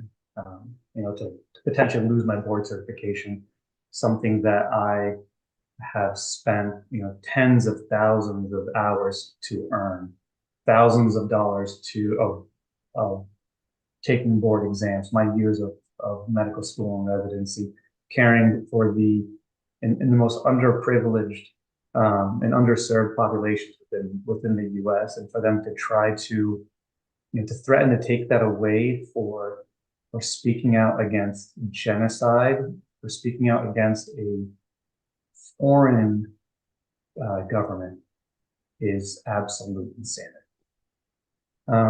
So again, I'm not going to back down from these threats. So I ended up reaching out to CARE, to the CARE Chicago office, and they've been instrumental in helping me protect my rights and throughout this, as well as in making sure that my employers make the correct decisions when it comes to investigating. And eventually, after 6 months of being pressured from ABEM, 6 months of letters going back and forth and having me wait, they eventually backed down. And I think one of my main takeaways for everybody that's listening and watching for this is currently we are in unprecedented times, which means whether we are cognizant of it or not, we are setting the precedent right now. So in this case, the precedent that was put before me was either these kinds of letters are met with backing down and no longer speaking out, or these kinds of letters are met with resistance. And I chose the path of resisting this kind of trampling of my rights.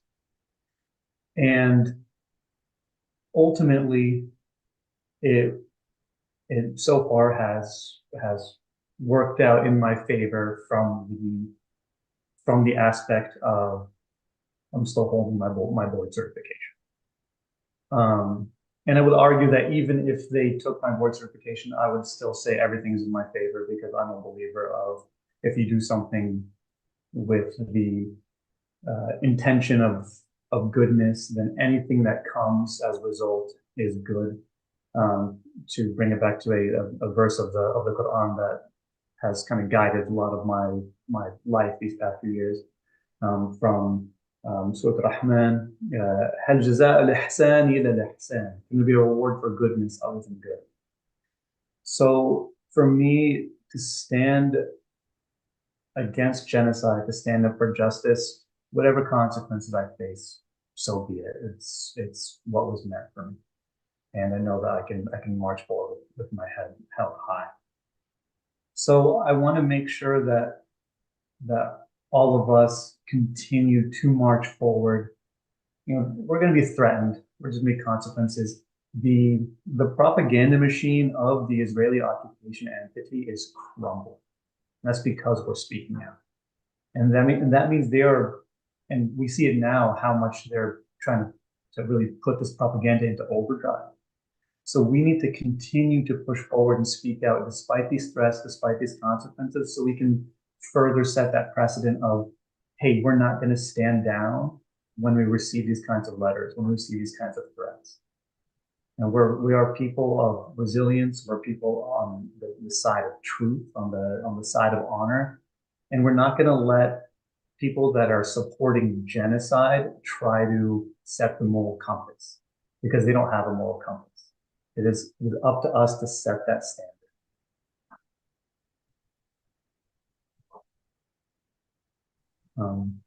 And then any questions, of course, that I have, please feel free to ask. I'll try my best to answer them. I'm not the greatest public speaker. Thank you, Dr. Shikali. Thank you for speaking up. Thank you for your courage. Thank you for being a principled and courageous doctor. This is how every single doctor and healthcare worker should be. You are setting the standard and refusing to back down.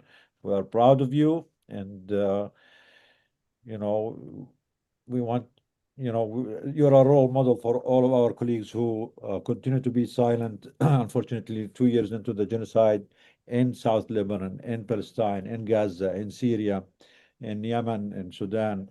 So really, a strong story. This is also a message to our colleagues that as long as you're on the right side of history, as long as you're defending humanity, as long as you are doing goodness to this world, uh, you should be okay. And a lot of people will be on your side. A lot of people will be protecting you. A lot of people will be defending you. A lot of people will be learning from you. So we should not fear the consequences. They might try to give us hard time, but as Dr. Shekli said, whatever happens to us is nothing compared to what the victims in Palestine, in Lebanon, and all these conflicts and genocided zones are enduring. It's just a inconvenience, but for the sake of our peace of mind, for our conscience, for our profession, we should be strong and we should stand our ground. Because if we back down, if they don't have a stop. There's a saying that if you give them a yard, they will ask for a mile. So don't expect that if you just back down or something, they will stop. They will not. Many of us through this try to be on the safe side, not try to do much, not try to speak much. But at one point, just saying the word genocide, they will go after you. Just saying genocide, mentioning genocide, as if the crime is saying the word, not committing the genocide itself.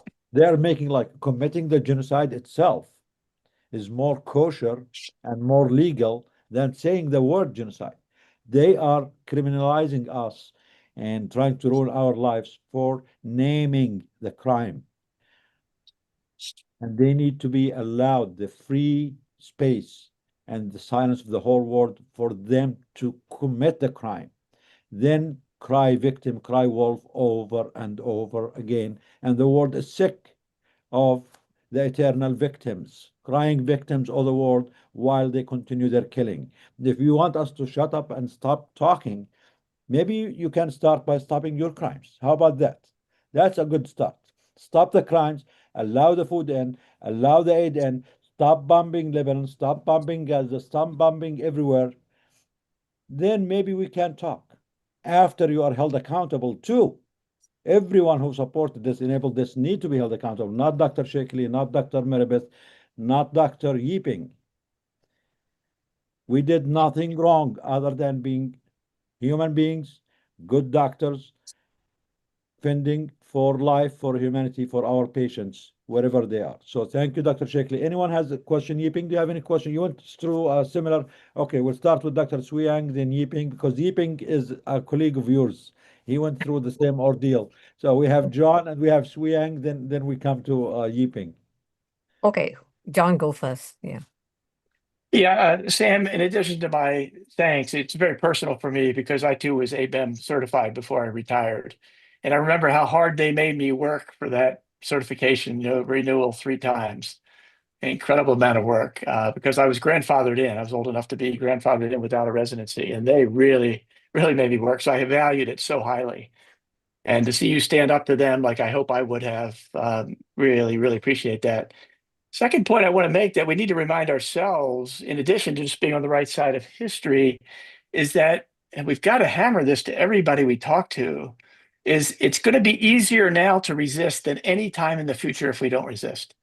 The penalties are only going to get higher and higher and higher for every time somebody gives in.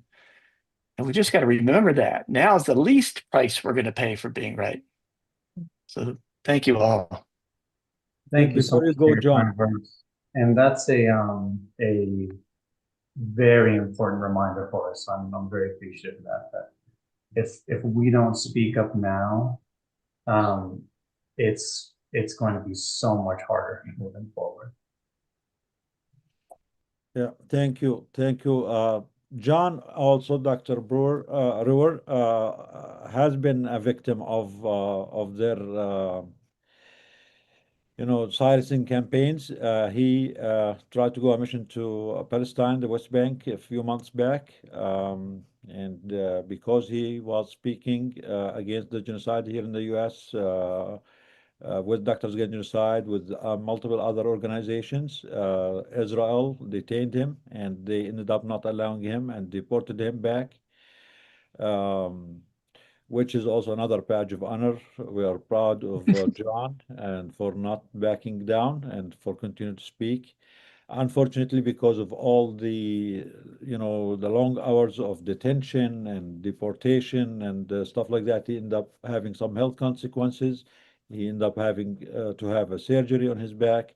But John is an example of resilience, of strength. 10 days or 2 weeks after his surgery, he's back on the Hill, back press conference with Dr. Genocide, back speaking up. And we really appreciate this, John. We are proud of you. We appreciate you coming despite all the difficulties. And we appreciate the fact that you stood up, for your profession, for your humanity, as a human being, as a doctor, as an American, because the Americans should not accept to be a patriot in America. You should not accept your country to be part of genocide. You should not accept your tax money to commit genocide and slaughter children unless, if you really accept this on yourself for your country as an American, you are a traitor. You are committing the crime of treason. No one should allow their country, if you are proud of your country, proud of your nationality, proud of who you are. And America has been, telling the whole world we are the leader of the free world. If you allow your country to be a mass murderer of children, then you are failing yourself, your children, the future. So on top of that, as doctors, healthcare workers, we have an extra responsibility to defend life. So thank you, John. Thank you, Sam. Dr. Suyang and Yiping after that. No.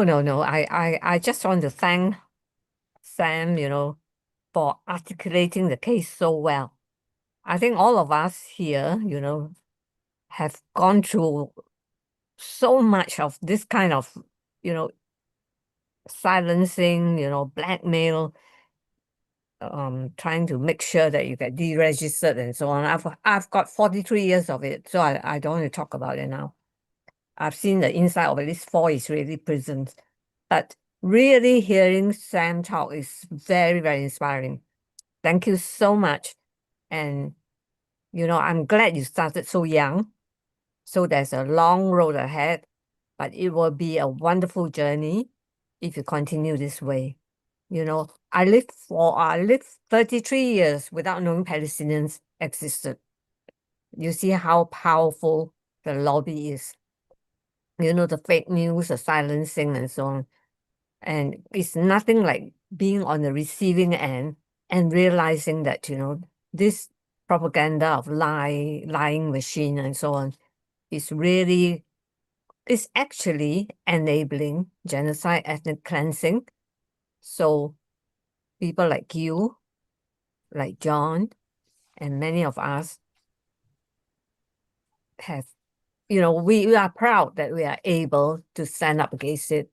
And we're even prouder that we speak up about what happened to us. When you are, I kept telling my younger colleagues, when this happened to you, don't go home and cry. Speak up against it. Make it a campaigning point, because it's educational. And if we all look around each other and say, we all are subjected to the same things, and if all of us spoke up, we have a lobby that's more powerful than what they have. But because many of us were alone, we ducked for cover, and then the threat is, if we shut up, we let you carry on. No, we don't live on our knees. If Gaza would live on their knees, why should we? We have to stand up, right? We have to be fair, If they're brave, we say we honor them as heroes, we salute the martyrs. So we should play our part, and I'm so inspired and encouraged listening to you. I will make sure that section of your talk today will be sent to all my colleagues who are facing deregistration, being sacked, and so on. We have a whole lobby of them. And one of my colleagues have been arrested 3 times already, in prison for what they, whatever speech. They have moved the regulations so that if you speak up against the action of Israel, you are anti-Semitic. But no, we are not. We are pro-life. We are against genocide. We honor people, and we'll fight. Yes. Thank you so much for your kind words. It truly means the world to me. I feel I'm getting too much credit. No, you are not. We have to encourage each other. You see, because if we do not encourage each other and we don't back each other, it's a tough struggle. I don't pretend that it's easy going. If we are not here for each other, then we are fighting the battle alone. We are not. We are talking about us supporting the Palestinians, but we have to support each other. Because if you pay a price, the least I can do is to be kind to you, acknowledge the fact that you have paid the price for them and for us and for the future generations. And so that the doctors that come after us are not afraid. Yes, as an example, Dr. Sui was little feeling down last week. Now she's Yeah, coming with, that's right. re-energized and encouraging us. And for those who don't know Dr. Sui Yang goes back way back to 1982, South Lebanon. She started her activism there, and she was an eyewitness to the massacres in Sabra of Shatila, and she has Oh, been wow. speaking against them since then. What on? So we really you are our role model, Dr. Suyang. We learn from you, Yeah. from your experience, and we're proud to have you here. And you have all our support, and we support you. Thank you for supporting us. Last week I was down and then you encouraged me. And I've got feedback from people who are participants, not on the panel, to say how wonderful to hear that. It affects everybody. And we Yes. had about 200 over people listening to the dialogue.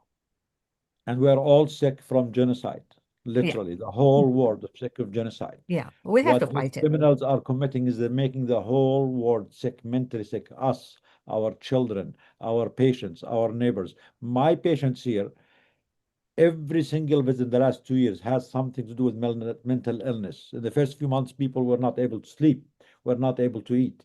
Even to this day, many of us sometimes are scared to go to a restaurant, or even when you order too much food, or like if you wanna do something little bit feels a little bit luxury, you feel guilty because you know Yeah. that there are children in this world who don't have this. For many months, I was feeling guilty drinking water, knowing that these people don't have water.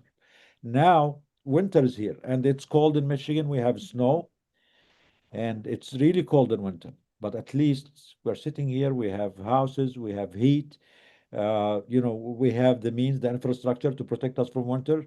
I cannot imagine how the people in Gaza are going to endure this winter, knowing that there is tents, there are mobile homes there on the border, few miles away from them, that are being deliberately prevented from going to the people who need them only because there is a nation, a genocidal nation called Israel, supported by another genocidal nation or country called the United States, that are enjoying this brutality, enjoying the slaughter, the starvation of children, and making them starve to death. This is unconscionable. Any human being, any American, any Westerner, any Britain or British national, any German national. Germany is the big perpetrator here. They could not wait for even the ceasefire to hold, and now they went back to Israel today, their president, to give them, more money, more weapons. They threatened they might stop some weapons when the war genocide was going on, but now they're saying, "Oh, okay, good, you did all what we need, and you get all your bombs again, so you can kill more people." I mean, what's the problem? I mean, once a genocidal, you will always be a genocidal. I mean, are they enjoying the genocide by any means, even if it's not by them, by the Zionist state? It's shameful for any Westerner to allow these, because I know the people themselves are good people for the most part. The people are good people. It's our politicians who are being bought and pressured by these lobbies, by these interest groups, by weapon manufacturers to do or commit all these crimes in our names. If you are a true German who respects the people of Germany, if you are a British who respect who you are as a nation, as a people, if you are a true American who respect you are as a human being and as American as a doctor, you should not allow a genocide committed in your name with your money and be silent on this. You should not be in well, beautiful homes, beautiful houses with all the heat, despite all the difficult weather, enjoying this with you and your children and your patients, while the patients, the children there are starving and freezing from cold. It is a betrayal to you as a human being first, to your country, to your nation, before anyone else. We know that the people in Gaza and Lebanon and Sudan are being taking the biggest front of it. But again, this reflects on all of us. And those who are committing genocide there are implementing fascism here, because what Dr. Shekli went through is a form of fascism. The ICE raids on immigrants is fascism, trying to repress our voices. Dr. Yiping, you want to share also, if you don't mind? I know you have so many activities that I cannot keep up with. What did you do the last 3 4 days? I'm sure you went to 5 conferences and you gave like 10 lectures. So feel free to talk about anything you want to talk about, please. Yeah, thank you. I mean, I was just reflecting on how I've been feeling really, really tired and I have this like fatigue that won't get better from sleeping and I've also been feeling very down and just hearing Dr. Sui your remarks about how you've kind of bounced back just in the past week and how being here, I realized, being on this line, being on this webinar and hearing all of you, it's my therapy to bounce back. And a lot of it is um the repression that we face. It's how we get back up from being pushed back or being hit by these bullies is to keep getting back up. And I'm just grateful to be in such good company with Dr. Sam and kind of hearing about and reading about what happened to him, and also Dr. John, your experience of being deported by the Israelis. I also tried to go into the West Bank, into Palestine, October, like 2 months ago, a month and a bit ago, and had the unfortunate experience of being deported by the Israelis and being sent back on a bus back to Jordan. And it was that experience where I was able to actually spend more time with Doctors Against Genocide and attending the genocide conference in South Africa and meeting more activists, and that's therapy. Like the being in community, looking after one another, and also doing the things that are necessary to oppose and be against genocide. Like that's like a professional calling and duty as well. Um, I think just brief reflections is the repression will keep coming, unfortunately. I was thinking about what Dr. Sam, your comments and remarks. I had this unfortunate experience of being suspended by my university where I was training in public health and actually studying settler colonialism and its impacts on Palestinian life and health as part of my public health studies.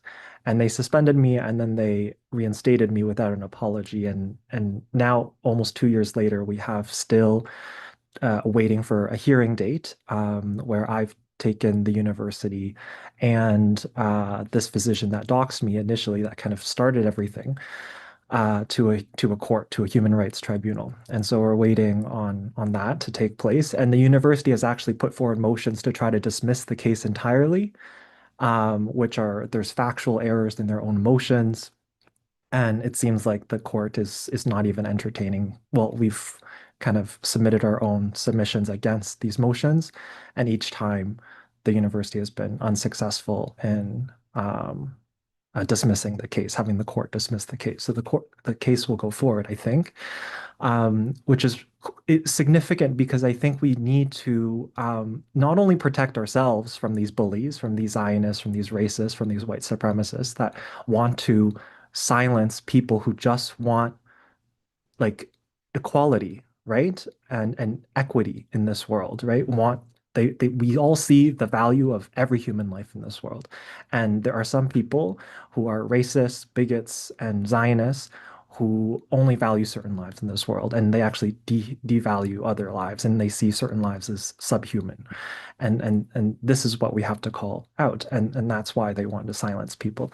And um, and to protect ourselves from these attacks is also to protect the people around us, like the students, the staff, the faculty, people in our own profession who want to talk about this, but are scared and afraid of the consequences and whatnot.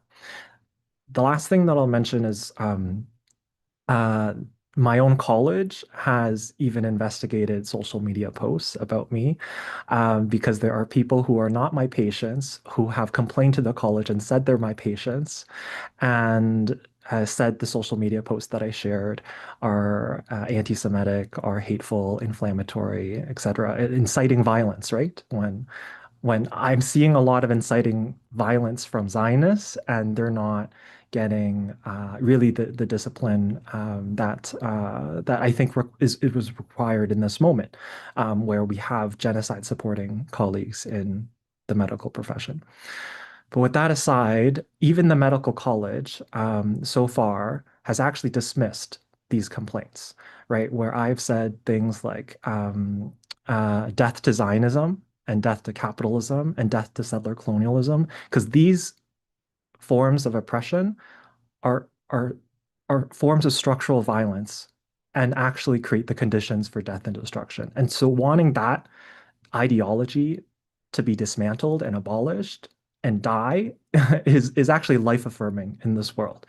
And and the other thing is, so I think not only is it important to be against genocide, it's also important to be for liberation and for the liberation of Palestinian people. And that also includes supporting the armed resistance and the people's right to be opposed to their oppressor and colonizer with the means that are available to them that are actually enshrined to them under international law, which is armed resistance against their occupiers and colonizers. And my own medical college has actually dismissed the complaints against me to say that supporting armed resistance and saying death to Zionism are things that are unbecoming of a physician or unprofessional. And even after they were dismissed, the people that complained, they were obviously not happy with that. And so they're appealing that decision and it's going to a higher provincial board. And so now I have those hearings next year in like 6, 7 months. So it also reminds me of like Toni Morrison's words that like racism is a distraction and it distracts you from doing the work. Like these things are meant to uh, take away so much time and energy of mine, of yours, of everyone who wants to see just like life and dignity and self-determination in this world, including for Palestinians and so many others in this world who are experiencing genocide as we speak. They want to like take away our time and resources and energy from these distractions. Um, so I think we have to think strategically and effectively about how do we fight these things and also fight it to create precedent so that it protects other people. And that also includes, I think, talking about it, but also not centralizing it as the main issue. Like the main issue is not just racism. Racism is a consequence of Zionist settler colonialism, and that is why genocide is also still happening, is because so many, unfortunately, are still afraid to speak up. But the more that we are able to highlight these forms of repression and also create the protection for other people to speak more freely, then we're all closer to collective liberation. And I think that's how many people have said, you know, Gaza and Palestine are freeing us all before Gaza and Palestine are free. It's really bringing the masks off of all these institutions that are actually steeped in settler colonialism, structural racism, white supremacy, Zionism, and unfortunately, we find ourselves in these institutions and do that work of pushing back against these racists, Zionists, and bullies. But the important thing is we get back up and we keep fighting. Because once again, like I pick up I pick up a book and I read about what's, you know, like the testimonies from people in Gaza, or even I can just hop on a webinar like this and hear firsthand of what people are experiencing in Gaza. And I'm like, who am I to complain about my fatigue and exhaustion? And, it really brings everything into context of, okay, we'll keep going, we'll keep fighting because we have our compass, which is Palestine. Yes, Palestine will free us all. This is, I have a medical board exam for all the doctors, healthcare workers here. This is a medical board exam. If you answer, you pass the board. If you don't answer correct, you fail the medical board. What is the best treatment for the sickness from genocide? Ending genocide? Stopping genocide, working to stop the genocide. The treatment from sickness from genocide is working, doing everything you can to stop the genocide. So we all pass the medical board exam. Those who do not work to stop the genocide, actually, there is a research. They are going to be more sick from genocide down the road. They will live all their lives in shame. They will have all kind of mental illnesses, all the injustice that they are internalizing and not speaking up and trying to pressure themselves to stay quiet and not do the right thing. This will cause them so many mental health problems down the road. So there was a research, actually, I don't have the actual article, but 2 weeks ago it was published.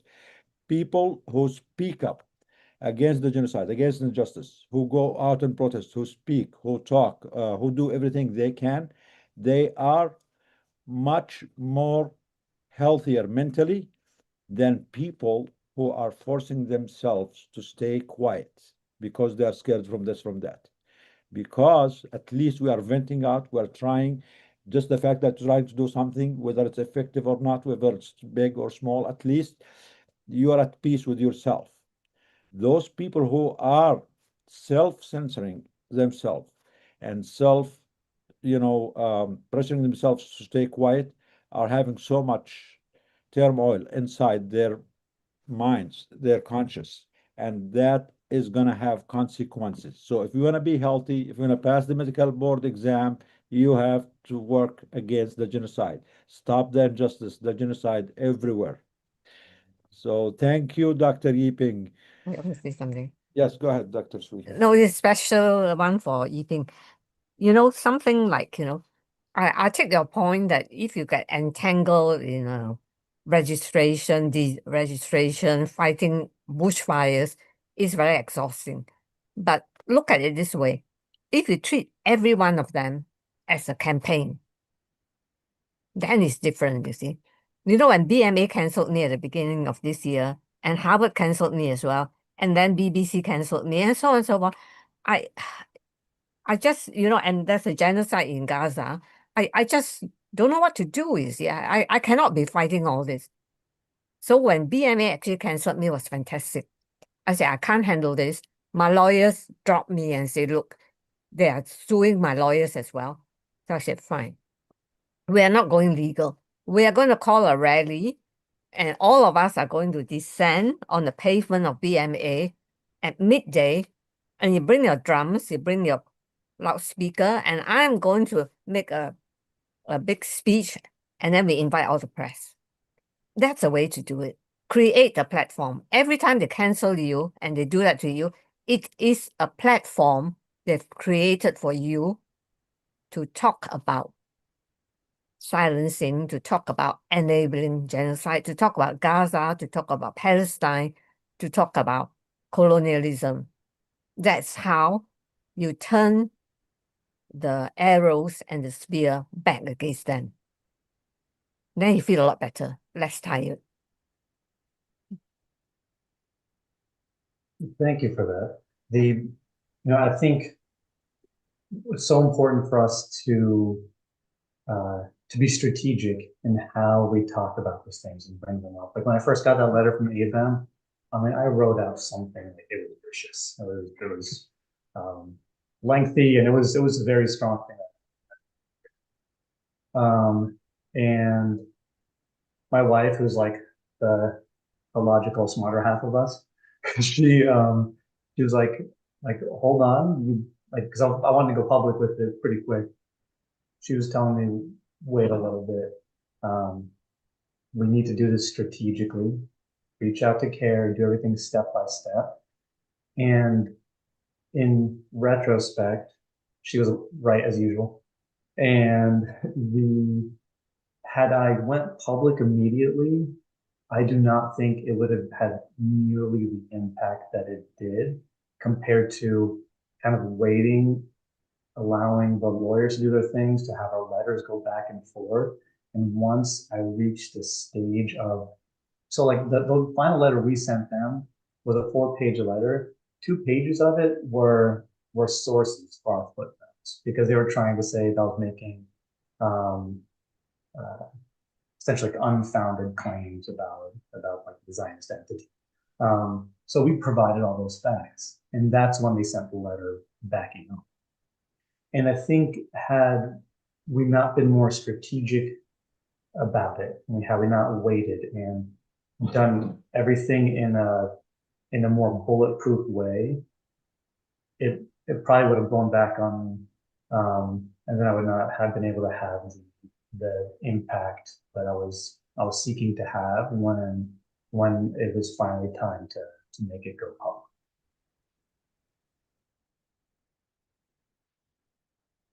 Yeah. Thank you, Sam. I'm proud of you. Yeah, it's always good to listen to the advice of the wife, the lawyers, do things the right way. Uh, I had the same thing, advice from my lawyer. At one point, I thought I can convince the FBI to join DAG, and he told me, no, don't try this. Not the FBI, okay? The FBI, don't speak, please. Shut up, don't speak, let me speak. We don't want the FBI to join DAG. I told him I can convince them. He said no. So, yeah, please Dr. Vidal, you're a talk to convincing the guy. lawyer. What? Wishful thinking. Wishful thinking. I mean, I told him they look like nice people, good people. Why not? He said, no, no, no, no. It's not. You can do that in the webinars or in the hospital, but this is not the right time to convert people. So thank you, Sam. Thank you for being with us. By the way, I know they go against us, but we also have to be strong. And every success story is inspiring and empowers all of us. What happened with you, Sam? I know it's hard, that you have to go through this experience, but the fact that you stood your ground, you fought back, and you won is good. This means don't worry, guys. We can win. Just the fact they doxed you, just the fact they did this or that, does not mean that they are gonna win. Does not mean they're gonna break us. Does not mean that we did something wrong. The same thing with Yiping. They did wrong to him, but he did not back. He's taking them to court now, and it's the ball is in their court, and they are the one who need to defend themselves. So we don't just defend ourselves; we go on the attack because imagine them being complicit in genocide, enabling genocide, mass slaughter of children, and still going after us. How arrogant, how crazy is this? While us, the ones who are fighting for justice, for truth, for humanity, for life, for peace, not against anyone, we are not against any human beings. We are not against life. We are against crimes, against the criminals. We want all the people to join in this fight. So we should not be on the hide. They are the one who should be on the hide because they are the one who are on the wrong side of truth, of justice, of humanity. Thank you, everyone. Dr. Ahmed, are you still there with us? Sorry for the long wait. Dr. Ahmed? Dr. Al-Farra? I know it's very late in Gaza now. I hope you're still there. I'm still there. Dr. Ahmed, I have to apologize for you because I cut you off because our colleague from the one who wanted to talk about the Rohingya, she had to leave. But if you are still there, thank you. Yes, I yes. apologize. It's all yours I'm now. here. You have 3 hours to speak. Please, all yours. I'm here, my friend. You don't have to apologize because you are doing your best, my friend. And Thank even you, Ahmed. Thank you. sometimes I'm thinking, as I told before, that Dr. Nidal is not sleeping. هو تحت بس خليه يرن عليه من تحت. always sharing with the media, sharing with the news, sharing with everyone about the efforts that doing from Doctors Against Genocide. I want to talk about one point that Dr. Iyad, our colleague from Gaza, shared. I want to support that my friends, the war is still going in Gaza. Okay, some fruits, some vegetables is come inside Gaza nowadays, but the situation is not so easy. Sometimes the tanks is come inside Khan Yunis city, as Dr. Iyad mentioned. The air drone, the planes are not leaving. The boats, the military boats are still on the seashore, and they are targeting every Palestinian boat that tried to going for fish or for fishing. So the situation is not good. I want to tell about something that I have now from the Ministry of Health. Now they give an announcement that 52% of the essential drugs is zero in the stores of Ministry of Health. Also, 71% of the medical supplies, the amount is zero, and 70% of the lab supplies in the Ministry of Health also is zero.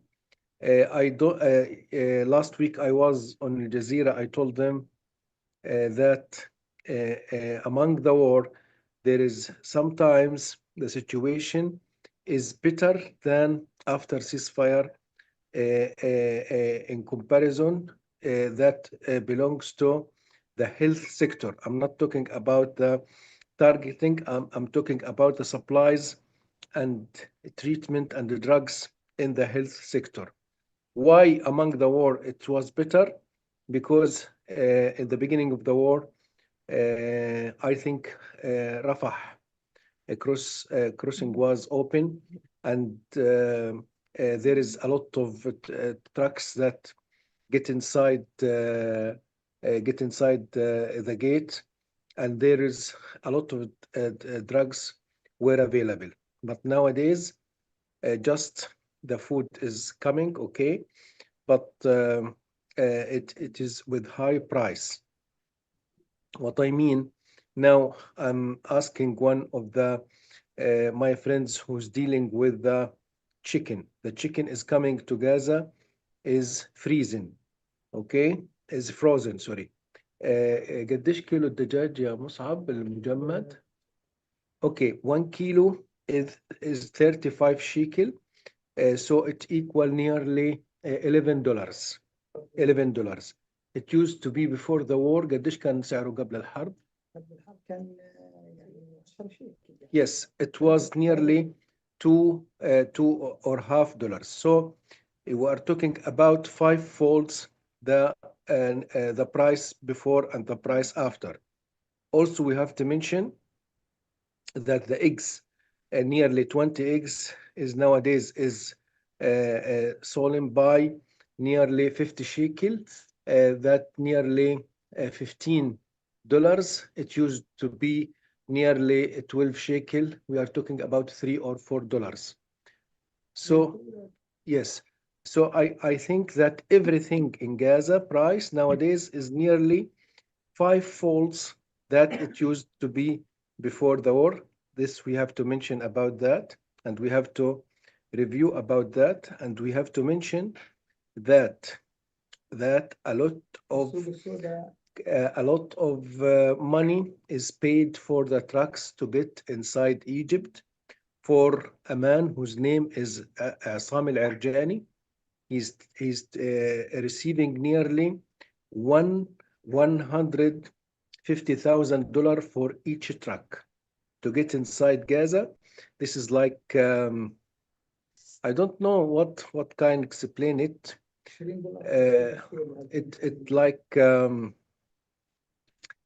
something to buy like a tax, but it is not a tax for something usual or something reasonable. No, this is taking by like some gangs stop the truck and take that money. So all the things that get inside Gaza is increase in its price, and this is make it cost more and more for the Palestinian people. I want to mention about another thing, my colleagues, my brothers and sisters, that according to the referral of the patient outside Gaza, now I am in the hospital. I make around downstairs. I have a lot of cases who need to be referred as soon as possible. Some of them are in the pediatric ICU, some of them in the neonatal ICU. They have a critical condition like transposition of great arteries for neonate, like persistent pulmonary hypertension. They need to be referred as soon as possible, but what I have to mention that sometimes, not sometimes, always the WHO, when they are have the list for patient to get outside Gaza, the occupational forces are reflect or inverse the priority for the patient. That means they leave the category who are essential, who has cardiac disease, who has cancer, very serious things, and they allow for something calm and cold like a neurodegenerative disease, and nothing has to be done for him, and they allow him to get outside. Sometimes for something, it's called a problem, it's a chronic problem like juvenile rheumatoid arthritis. He need monoclonal antibodies. Okay, but it is not essential. We can give him methotrexate, we can give him non-steroidal anti-inflammatory drugs. It's not essential like cardiac patient who need surgery as soon as possible because it is life-saving for him. Again, my friend, we have to mention that nearly 20,000 patient or 22,000 patients are waiting to be referred outside. 5,000 from them are children, and 1,000 nearly lost their life while they were waiting for that referral outside Gaza. What I want to mention also that we are, as a doctors, we prefer that the medical supplies and the equipments is come inside Gaza, and our colleague from doctors from Europe and America and from Arab countries to come inside Gaza to work with us is better for us than to evacuate our people outside Gaza. Why? Because unfortunately everyone is leaving. He's afraid that he couldn't able to come back to Gaza again, and that's what happened for a lot of people. I know some patient who go to Netherlands. They have diagnosis of a chronic granulomatous disease, one of the immune deficiency syndromes in children. And unfortunately, when they left from Ramon airport in the south of Palestine, and in the Naqab area, they have to assign for a paper that they will not come back to Palestine again. So again, we prefer to treat our patient here because this is our land, and we have to stay here to support them. I really appreciate the efforts that our colleagues and the brothers did a lot of effort in Beit Lahia for the festival that they did for the children to make some fun for them and try to celebrate with them. Please, we have to support our children. We have to support our girls, our boys, our mothers, our sisters, our our elderly women and men, because what we suffered from in the last 2 years, it's couldn't bear even from the mountain. It was a miserable and a very hard period that they suffered from. Thank you for everyone. Sorry for I have the little mobile. I don't have the laptop to see who is sharing for from here, but my best wishes for Dr. Nidal, for Dr. Karama, for Dr. Maisa, for everyone is sharing. And inshallah, I'll see you next Sunday, biiznillah, with best wishes for you. And again, we are continuing, we are building again, we are studying, we are studying, we are evaluating ourselves, we are improving, inshallah, improving more and more. And the generation is coming from a new doctors, a new pharmacist, a new dentist, and the wheel of life is continued, because this is the natural of the Palestinian people. They will never broken, they will never surrender. Inshallah Rabbil Alameen, we will see you as soon as possible. Thank you. Thank you, Dr. Ahmed. It's always a pleasure to see you and to hear from you. You put the smiles on our faces every time you come. And we did miss you the last 2, 3 weeks. I know you were busy. You were busy helping the residents. And there is a question in the chat. Was any of the doctors who did the board did the psychiatry board, or it's all just medical specialties? The list you gave me, 25 of them, they're all medical specialties. حسب بعلمك, was any of them psychiatry, board of psychiatry, or no? Or mental health? Uh, I think the psychiatric branch is lost, Dr. Nidal, because they are not have the authority to start, because they don't have the lecturer or the professors in Oh, I see. psychiatric, yes, to be recognized, because we are belongs even to the Arabian board, you know. Yes. Now I finished the Palestinian board. Inshallah, next after 1 month, I will be in the Arabian board. I have to leave to Egypt to continue the practical part to take the Arabian board. All of our colleague from here, when they finish the Palestinian board, they are getting in the Arabian board and they get the high level marks. You know, the Palestinian doctor are overqualified. They suffered from a very difficult time in the war, in the tents, but they still studying. They are still following the updating. Everyone has up to date on his mobile. Everyone has Medscape. Everyone has lecture here, Zoom here or there, because they want to prove for the all the world that we are real doctors, and we are try to connect with the world, to be as all the human doctors who are working, and try to serve and try to treat their patient. Yes. Thank you, Dr. Ahmed. Thank you. So it seems for whoever asked the question about the mental health or the psychiatry board, it seems that the Palestinian board, they have lost qualification to examine people for the psychiatry board.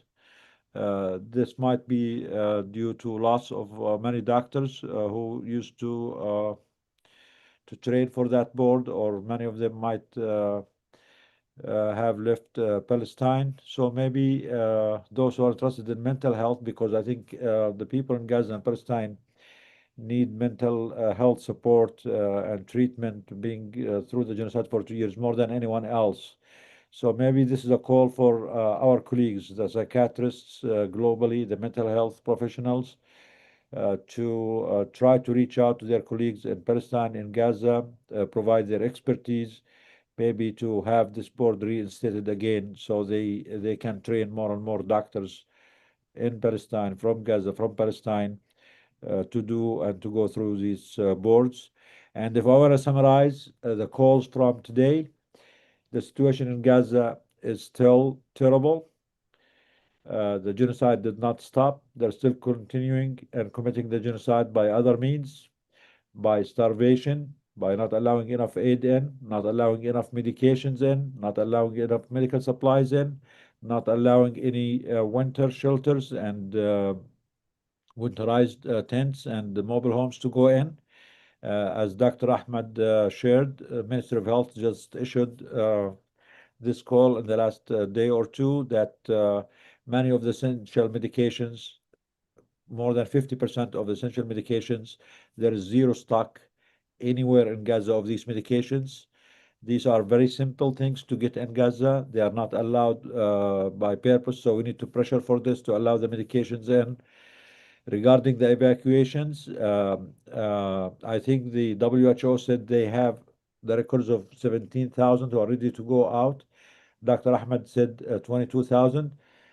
Many other people say the numbers are even higher because not all of them finished all their papers. But what we know, there's at least 17,000 severely injured people who need to be evacuated because the healthcare system in Gaza cannot, deal with these difficult cases due to lack of supplies.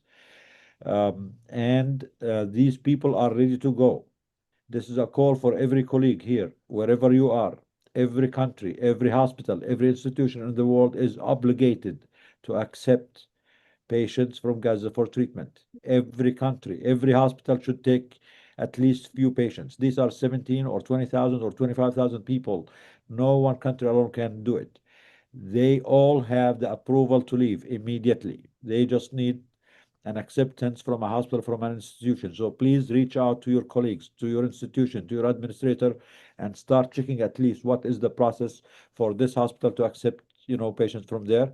And for us, also going to DC, we are gonna bring this up with the politicians to start accepting patients. The United States and Germany are co-perpetrators of this genocide, and they should shoulder the biggest responsibility to treat these victims.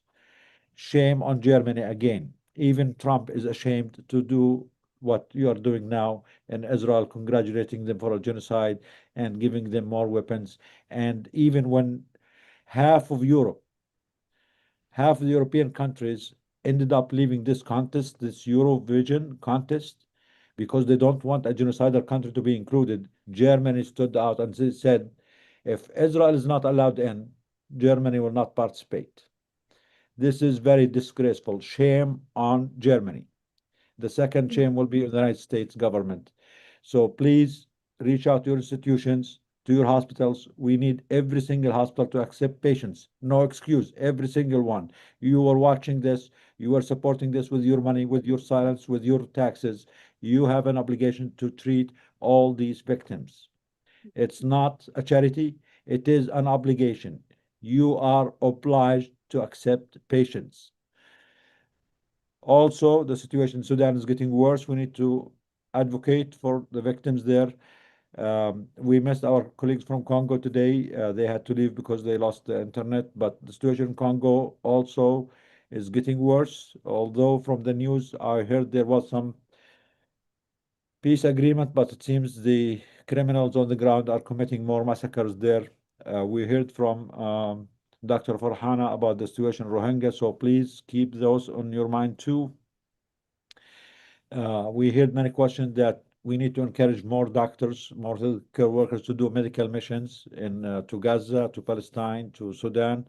That is also something very valuable because our colleagues in Gaza have been working nonstop for 2 years. So any help they can get from outside, any expertise, will be very valuable. We encourage everyone who can make it, please reach out to the organization that continue to organize these medical missions to Gaza to join.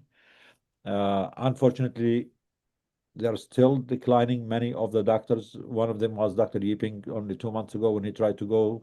He was not allowed in. Many other doctors are not allowed in. That's why we need new names, new faces. Usually, actually, the new names have a higher chance of being allowed in rather than people who have been there before. Because if you have been before, then you go out and speak about what you saw about the genocide. They use this against you, and they usually don't allow you back in. So we really need new faces, new doctors, new healthcare workers to try to go on missions. And we should not forget that whatever Trump Board of Peace is trying to whitewash the genocide and to claim that there is peace and there is a ceasefire, this is all not true.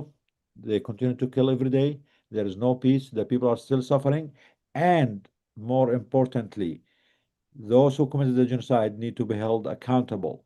You cannot whitewash this genocide and move on and let's be friends and let's be happy. Accountability is medicine. Accountability is important for prevention. It's not just about revenge. It's not about going against this people or those people. If anyone can commit all these crimes and walk away like nothing happened, this means they will continue to commit them. And other countries will learn that, okay, you can commit the most horrendous crime, the crime of all crimes, and nothing will happen to you, which will become a very dangerous new precedent for all these governments, all these militias all over the world. But once they see that anyone who commits war crimes, crimes against humanity, or genocide are held accountable, that will be an important lesson for them not to do it, because there are consequences. That is part of medicine. This is like a vaccine. Accountability. Every Israeli who participated in this genocide, whether they are an Israeli citizen, an individual, a soldier, a leader, a media specialist, a journalist, everyone who enabled this genocide should be held accountable. Every U.S. institution, every U.S. leader, every U.S. senator, Congress, anyone who enabled this genocide should be held accountable. This is an international law. This is humanity. This is medicine. Accountability is as crucial as giving a vaccine. If they are not held accountable, if they can walk away free out of this means we can all be the next victims. This means the genocide will continue to repeat itself. We need to also to remind ourselves that genociders, they lack the moral insight. They don't have the capacity or the capability to see that what they are doing is wrong. Unless they are held accountable by law, they will continue to feel they are justified to do this, and what they are doing is justified and is normal. It's like any severely mentally incapacitated person. They don't have the mental or intellectual capacity or moral capacity to see what they're doing is wrong. They have to be held accountable. That's why we have laws. The last thing is shame on Germany again, one more time. Fadal, Dr. Ahmed. Dr. Nidal, please. I want to comment about 2 points in a brief. First point that I think yesterday or the day before, the president of Syria, Ahmed Shara, were asked from a journalist, I think yeah, I saw that interview. Yes, she asked him about that you are a terrorist and how you are dealing with the presidency, and everyone is talking that your history was as a terrorist. But his answer was amazing when he told her that who killed 60,000 people in Gaza, all of them are civilian, is the one who should be named or called terrorist. We don't have to stop that. Call that one. Baby Netanyahu is the biggest terrorist in the world, even among the history. He's the biggest one, and we have to follow him in every place and every area to have his judgment. Second thing, what is give our people some hope that every 2 or 3 days, every week, sometimes that we are hearing from here or there that one of the Israeli soldiers got suicide. and he passed away because he's feeling shame and he's feeling guilty about that what he did in Gaza. What they did in Gaza, no one can imagine it because no camera was there, no photos was there, no journalist was there. What was did in Gaza, inshallah, will be discovered by time. They did everything for the Palestinian people, and that's what we see nowadays as a results. They are every day, they have one soldier here and there is going to site and passed away because he's feeling guilty about that. Last point, this is my colleague, Dr. Abdullah. Dr. Abdullah is a pediatric pulmonologist. He's the first one in Gaza. He's working in Rantisi Hospital, but he's coming to Nasser Medical Complex because he's sharing us 1 or 2 days in bronchoscope. He is one of the amazing doctors in pediatric pulmonology. He's removing a lot of foreign bodies from the lung of babies. He saved a lot of patients who was suffocated by seeds, by foreign body, sometimes by bones, by everything. Dr. Abdullah didn't leave Gaza. He didn't want to leave Gaza from the beginning of the war. He's still in Gaza. He's working as a pulmonologist in the north and in the south, in Khan Yunis city and in Rantisi Hospital. He's today because tomorrow he has a bronchoscope in Nasser Medical Complex, and he will leave again to Rantisi Hospital to continue his duty. Dr. Abdullah was targeted with his family while he was evacuated in Khan Yunis, and he lost his son Muhammad. Engineer Muhammad. Yes, Muhammad, his son was, he's 22 years. He's a student of electric engineer in the hospital in from Al-Azhar University. Yes, he was graduated from Al-Azhar University. I want Dr. Abdullah to talk something about Doctors Against Genocide. I told him that they are our colleagues and they are supporting us. He was very interesting to talk with you. Say hello. السلام عليكم. أهلين دكتور عبد الله، أهلا وسهلا فيك، تشرفنا فيك. حياك الله شكرا يا على دكتور. جهودك، شكرا على شغلك، والله حياك يرحم الله يا محمد. دكتور. Sorry for your loss. We are honored to have you, to hear from you, and we are so sorry for your loss. I mean, I cannot imagine losing a son, a young man, 20 years old, for no crime that they committed, only because he's a Palestinian, only because he lives in Gaza. I mean, again, we need to remind ourselves, these are human beings. These are not numbers. When we say 17,000 people need evacuation, it's not just a 17,000 number. Every one of them is a human being. Everyone is a medical case. When we say not 60,000, Dr. Ahmed Al-Farra, more than 100,000 innocent people have been murdered, massacred in Gaza by this genocide. And forget about the number, not just that, every single one of them is Muhammad or Ali or Mahmoud or Fatmi or Sarah. It's a child of someone. It's a daughter of someone, a sister of someone, a brother of someone, a mother of someone, a father of someone. Everyone, every loss is a human being, is a life. Consider it, think about it. Let this sink in for all of us. Thinking about my children. If I lose my son or my daughter or my father or my mom or half of the family, all the family, like many people in Gaza have went through. This is heartbreaking. We are sorry to fail you, to let you down. We are sorry that we and the world allowed this to happen, Dr. Abdullah. Inshallah, with all of us, will do better next time. And inshallah, there will be no next time. Inshallah, we will stop and prevent these crimes, these genocides. but we are honored to hear from you. أهلا وسهلا دكتور أحمد. Dr. Abdullah, share with us anything you want to share, please. حياك، انا اتشرفت في معرفتكم يا دكتور. ان شاء الله بنتمنى على تواصل مع الدكتور احمد ومعاكم ان شاء الله زيارتك عندما تقدر تحكي بالانجليزي. Okay, Dr. Abdullah is preferred to talk in Arabic. تفضل. He's احكي عادي. حياك الله يا دكتور. انا زي ما حكى الدكتور احمد زميلي، الان انا مناوب معاه في مستشفى ناصر. انا رئيس قسم الصدريه مستشفى الرنتيسي ومستشفى ناصر. حاليا بكره عندي عياده خارجيه، عياده صدريه، حوالي 30 مريض بيجي من جميع قطاع غزه.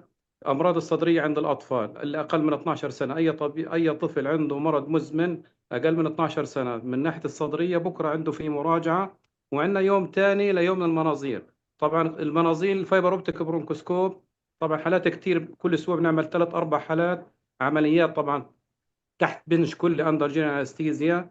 طبعا بيكون في فورن بادي زي ما حكى الدكتور احمد، فستق ومكسرات، والحمد لله بنطلعهم دكتور والطفل عبد الله، بعد. دكتور عبد الله، انت تفضل. التخصص الوحيد اللي تخصص الامراض الصدريه للاطفال في غزه؟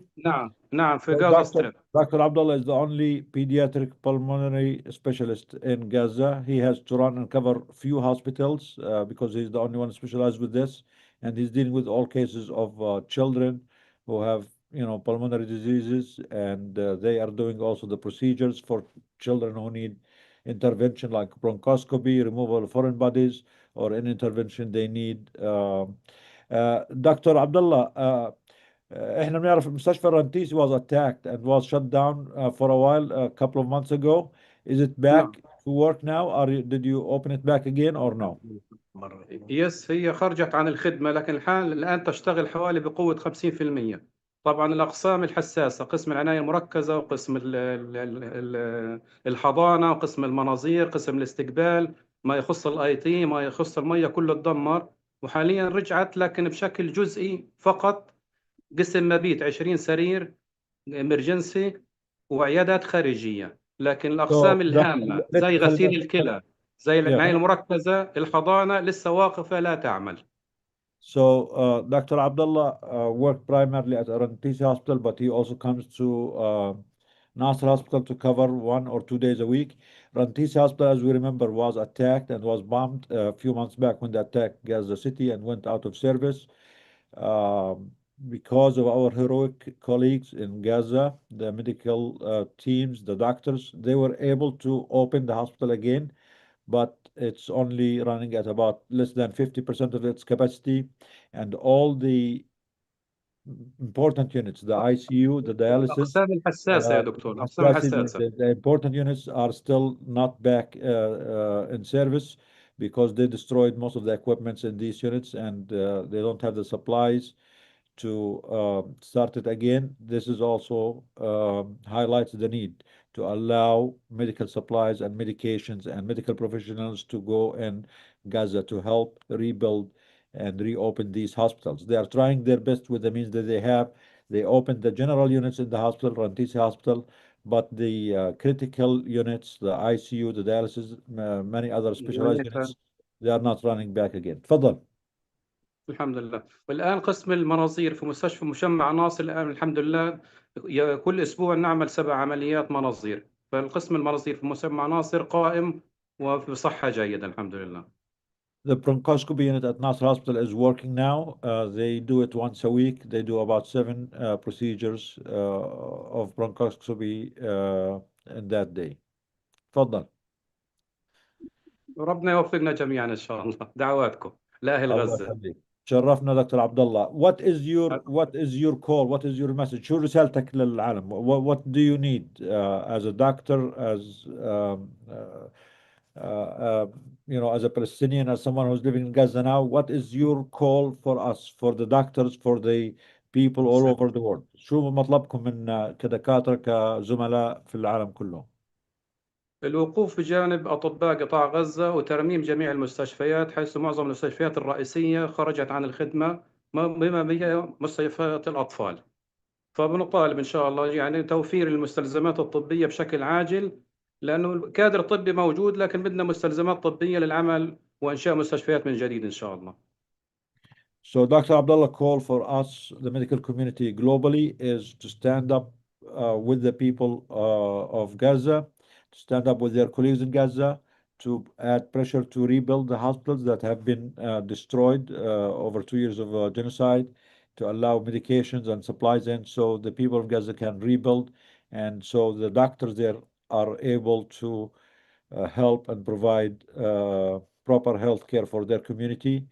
And I think many of these cases, the 17,000 plus cases who need medical evacuation, if the hospitals in Gaza were not destroyed, many of them would have been able to be treated and taken care of in Gaza. But unfortunately, because most of the major hospitals, many of the specializations have been destroyed and rendered non-functional, that's why most of them need urgent evacuation. For إيش تاني example, دكتور عبد الله تفضل. For example, Dr. Nidal, today we have a patient who has nephrotic syndrome. It is not minimal change. It is membranoproliferative nephrotic syndrome. You still And, remember these things? Well, I forgot all these things, Dr. Urgent dialysis. and he needs I remember he them in needs medical school, nothing since then. تفضل. he need urgent referral because the unavailability of the cath, Central line. the central line Not that available. not available. The Wow. machine For the- hemodialysis. Yes, the machine is available. The patient is there and the doctor is there, but we don't have the catheter, Central line. the central line for him Hemodialysis. for hemodialysis. You know, we may lose that patient because of unavailability of just a tube of a plastic to save his life with that. Also, we have a lot of premature babies in the neonatal ICU. Everyone knows that the prematurity is increased among the world due to intrauterine growth retardation and bad follow-up for the woman. Dr. Ahmed, بعد إذنك. Dania and Iman, please, can you write this down, this story, Dr. Ahmed? We need to bring this up to DC, please. Yes. The doctor is there, the patient is there, they can't treat him, they have the skills, but they don't have a catheter. I mean, this is Yes. this is criminal. This is criminal. Yes. تفضل Yes. تفضل دكتور أحمد. Also, I have in our NICU nearly 5 or 7 neonates who are premature, and some of them are extremely premature, and they in bad need for surfactant. Surfactant is one of the essential drugs to maturity of the lung, as everyone knows, and we don't have surfactant. All of these premature baby will be lost if the surfactant is not available. Like IVIG in Guillain-Barré syndrome, like L-troxine for hypothyroidism, like insulin for diabetes mellitus. This is essential drugs, and no hospital can work without these drugs. Even in cystic fibrosis, we don't have some medication like what? Lipase enzyme, Licrayon, not available. Yes. Multivitamin, not available. Yes. Tubramycin inhaler, not available. Yes. Why is it not Many available? drugs not available in Gaza. Why is it not available? And the sweat chloride test for diagnosis, genetic testing not available in Gaza. But why is it not available? It's not available because it is trapped in the West Bank. It's prevented from getting in Gaza. Yes. It's not available. Yes. It's there 2 miles away from you guys, but That's right. the genocidal Israel and they're supposed to are preventing this. So it is prevented from getting there.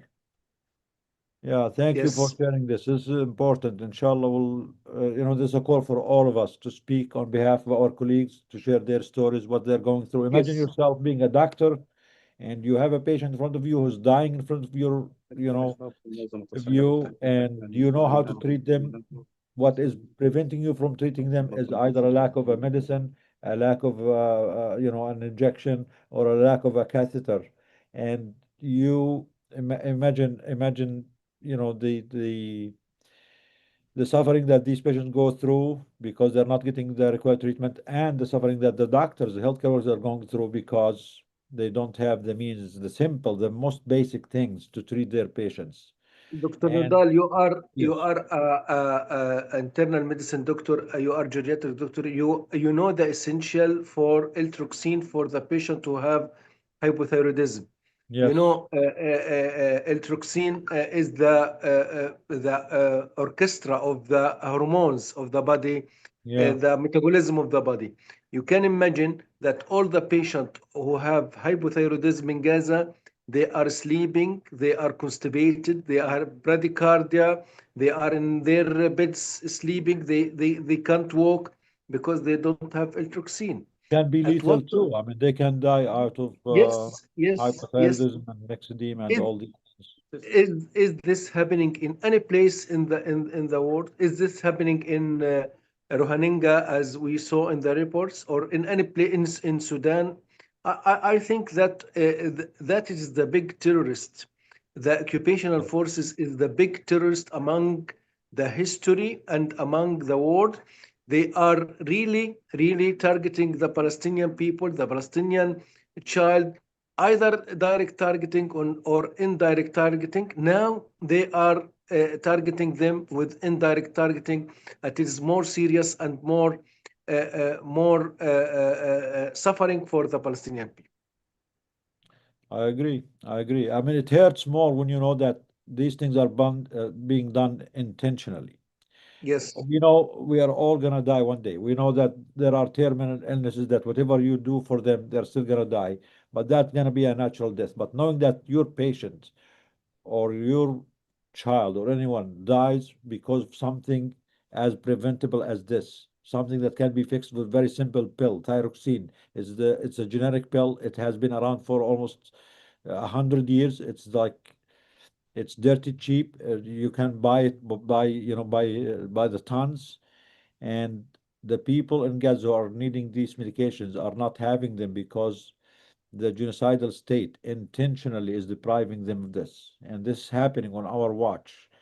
And our silence will enable them to continue to do these crimes. I know, like we mentioned, the flooding in Indonesia. I mean, yes, we feel for them. They are victims. They need help. But at least, this is a natural disaster. It's not no one's fault. We still need to go and help as much as we can. But when you know that what's happening to the people in Gaza or in Sudan or Rohingya is all man-made, it's all intentional, it makes it like a double crime. It hurts more because it is preventable. It should have never happened in the first place, and it's easily fixable. All what we need is just a political decision to allow the aid in, to open all the crossing, to protect the victims from the perpetrator, not to continue to have Israel as the only one who decides what goes in, what goes out. As long as, even with this new, whatever they call, peace deal or ceasefire, even with this, Israel is still allowed to be the only one who decides what goes in, what goes out. This is by itself a criminal. This by itself goes against all rules of justice over humanity. Whenever there is a victim and a perpetrator, the first thing you do is to protect the victim from the perpetrator, remove the perpetrator away completely. You don't try to solve the problem while the victim is still at the mercy of the perpetrator. The first thing that should be done is to sanction Israel, boycott Israel, pressure Israel, take their knee off the people of Palestine completely, apply the international law. We're not asking them to invent, rocket science. The international law says Israel existence is illegal. The international law says that occupation is illegal. The International Law Genocide Convention says genocide is the crime of all crimes. Why are we allowing this? Why is Israel always gets the exception? This is unbelievable. And anyone who is participating in this or silence on this is a part complicit in these crimes. Thank you, Dr. Ahmed, Dr. Abdullah. Yiping, Dr. Last, Suyang, تفضل. last comment, please. Also, my brother, we have to explain what's happening in the West Bank, that there are thieves of the Israeli soldiers at settlement. They are stealing the sheep, the goats, the olive, the trees, the burning the cars. All the media is not talking about that. We have to explain that for the world. What's happening? Unfortunately, the Palestinian Authority is maybe they couldn't talk about that, because if they talk about that, I think they will be punished. But we have to support our people in West Bank. We have to stand with them. We have to explain what's happening with them. Thieves, they are thieves. They stolen the sheep and the goats from the farmers. They stolen the olive from the trees. They are real thieves. Either the soldier or the settlement. We used to deal with them in Gaza. They every home, every house, they get inside it. They stolen the gold and the money, the cash that they have, and they have videos for them while they were celebrating by their phones. They were celebrating that they are taking money from that house, and they were doing something shame to be done on their phones. So we again, my colleague, we have to invite someone of our colleague from doctors from West Bank to talk about that. Actually, Dr. Ahmed, thank you for reminding us. Actually, last week we had many guests from the West Bank, but thank you for reminding me. We have Maisa Al-Asir. Maisa, are you there? Maisa? Maisa Al-Asir she is our colleague from Jenin. She is the مرحبا مرحبا كيفك she, شو أخبارك أهلين. دكتور Maisa, 1 minute. Maisa is actually the head of Al Shifa Hospital in Jenin, and we ما have been شاء in touch with الله. her a few times. So مرحبا Dr. مرحبا Dr. Ahmed Al-Farra from Khan Yunis بده يطمن عليكم بجنين, بده يسمع صوتكم دكتور بجنين. دكتور So the أحمد people of Gaza are الفرة worried about the people of West Bank. So please share with us how's the situation there in Jenin. دكتور أحمد الفرة اللي حكاه هلأ بالضبط وعلى أكتر كمان. كل حدا عم بقطع عم بقطف الزيتون بتعرضوا له المستوطنين. بيجوا جنين. المشكلة إنه إحنا في جنين صرنا أمر واقع، إحنا عايشين مع الجيش الإسرائيلي. بيجوا بيطلع موجودين في المخيم، بيمشوا بالشارع زينا زيهم، يعني ما بتقدر، وبوقفوا شباب وبضربوا شباب. الستات مش يعني فيش عندهم احترام لست أو لدكتور أو لطفل أو لأي حدا، كله ممكن يعتقل، كله للأسف. ميسا بتقدر تحكي انجليزي؟ بقدر احكي بس انا يعني بلاقي حالي يعني اكتر. بالعربي احسن. طب انا بترجم هاي وبعدين كرامة ودانيا بترجموا لك. So our sister Maisa is from Jenin. She is the head of the Al Shifa Hospital in Jenin. We did have a few programs from them. The situation in the West Bank, as you all know, is terrible too. The settler violence, the house demolitions, the soldiers, the attack. There is at least 50,000 refugees in the West Bank whom they were removed from their homes in Jenin camp, refugee camp, Ain Shams refugee camp, and Tulkarem. Their homes were destroyed intentionally again by the criminal state of Israel for no reason. These people continue to be homeless for more than a few months. I know the situation in Gaza is terrible, and most people are talking about Gaza, but there are at least 50,000 uh, people who actually endure their second Nakba this time. These are all refugees who have been thrown out of their houses in صحيح 1948, and they came صحيح. into these camps and they accepted, this new surrounding the new camps that they were left in, only to come this year in 2025 for Israel to come and destroy even the camps, the terrible crowded camps that they have been forced to live in for the last 75 years. So, Maisa, also the healthcare situation in the West Bank is not much better. The hospitals continue to struggle. There is a long waiting list on people to get surgeries, to get even, Yes. elective surgeries. Al Shifa Hospital is one of the hospitals next to Jenin camp. They are trying to help. We're trying to help them too. Yes. From Maisa, 1948, the oldest hospital in the area. so Al Shifa Hospital in Jenin is the oldest hospital in the area. It was established in 1948. And Yes, she's yes. saying that the situation there is terrible. The soldiers and the settlers are all over the place. They are harassing people. They are attacking people. They are demolishing homes. They making every excuse under the sun to kill people. They are once you are a genocidal somewhere, you will always be a genocider everywhere. They have no rules of engagement now. They are using the same rules of engagement that created the genocide in Gaza. They are using it in the West Bank, and they are killing people at will. The They soldiers, the they soldiers and the lived with settlers who us are in committing Jenin. the soldiers and the settlers who are committing crimes against the civilians in the West Bank are not held accountable at all. Actually, their minister Ben-Gvir and Smotrich are encouraging them to kill more people, and they're Yes. telling them, "Don't worry, do whatever you want, kill them. These are either terrorists or potential terrorists, so you can do whatever you want." The only democracy in the Middle East that is called Israel, supported by the West as the light on the nations, the conviction rate, the conviction rate of these criminal settlers who are committing crimes and killing Palestinians in the West Bank, the conviction rate is 0.4%. 0.4%, which means 99.6 of these criminals are not even asked or questioned or convicted. This means it is kosher to kill other human beings if they are not Jewish. This is the light on the nations that the Middle East got with the creation of the State of Israel.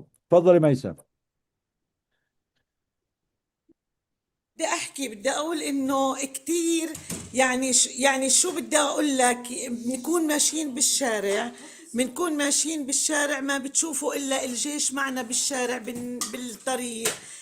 ممكن يجوا على اي بيت، بيطلعوا اهل البيت من البيت وبيحتلوا البيت.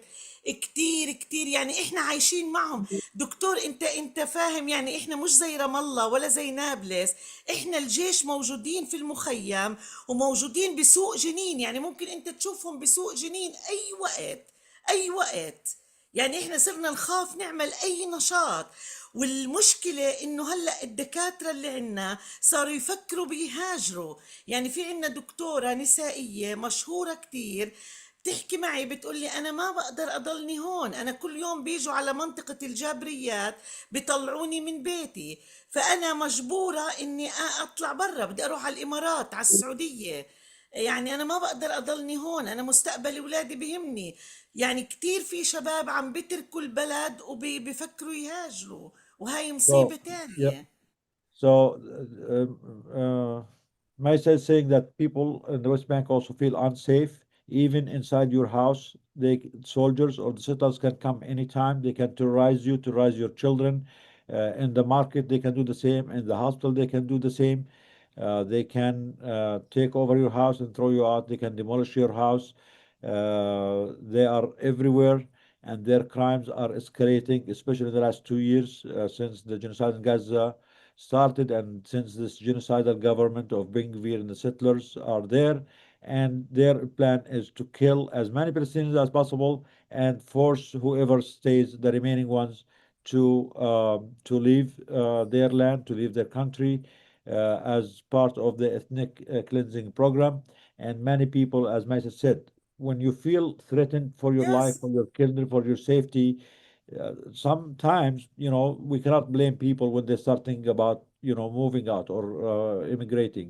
It's called forcible displacement. This is not a voluntary immigration or migration. This is forced because they are putting you in a situation that makes your life unsafe, unsustainable, or unlivable, like what they're doing in Gaza. Now they are claiming that they will open the Rafah border for the people in Gaza who wants to leave, and they consider this as a voluntary migration. This is not voluntary. There is nothing about this voluntary. When you destroy the whole, city, the hospitals, the infrastructure, the homes, when you kill people, when people need treatment, they are forced to leave. This is called forced, expulsions. This is not a voluntary. It is part of the crime of genocide and ethnic cleansing. تفضلي ماشي. هم بدهم يوصلوا الناس لهيك انهم يهاجروا ويتركوا البلد للاسف. Yeah. دكتور أحمد، في عندك أي سؤال ميساء؟ أنا يعني تحياتي ويعني احترامي للدكتورة ميسة. الله يسعدك. وأنا يعني when I see anyone from the West Bank, I'm feeling that my brother and my sister, I'm feeling with a lot of sympathy with them, because they are our people. They are the shiny half of the Palestinian people. Again, we have to support each other. I Especially have Jenin, the little a lot. Gaza. They call Jenin Little Yes, Gaza. yes. Yeah. I have a lot of friends from Jenin, from Kafradan, and from Yes. a lot of village about. They are working in Jenin, and some of them are in Saudi Arabia. They used to be friends and the brothers for us. Dr. Maisa, we are supporting you.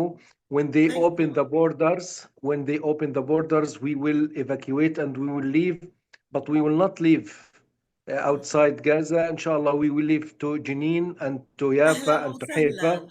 You are Inshallah, welcome. for our land, because this is our land. We will not leave outside. We will live inside, inshallah, إن to شاء الله. invite Dr. Nidal and Dr. Karama and Dr. Maisa, إن شاء الله everyone, يا ريت. inshallah, they will. We will invite them to see them in Al-Aqsa Mosque and in Bethlehem, in Nablus, إن شاء الله إن شاء الله. in Jenin, in every area. ايش رايك أهم شيء يا هلا دكتور؟ غزة. No, we need to all go to Gaza first ومن هناك بنروح على بقية فلسطين إن شاء الله. على إن شاء جنين الله. على جنين. من You هناك have الله. التحرير. big house. You have a big house in جنين دكتور. إن شاء الله إن إن شاء شاء الله الله. على غزة وعلى جنين وعلى خان يونس وعلى دير البلح وعلى إن شاء الله إن شاء الله وجنين ونابلس والخليل I hope ونسافر يبا يس.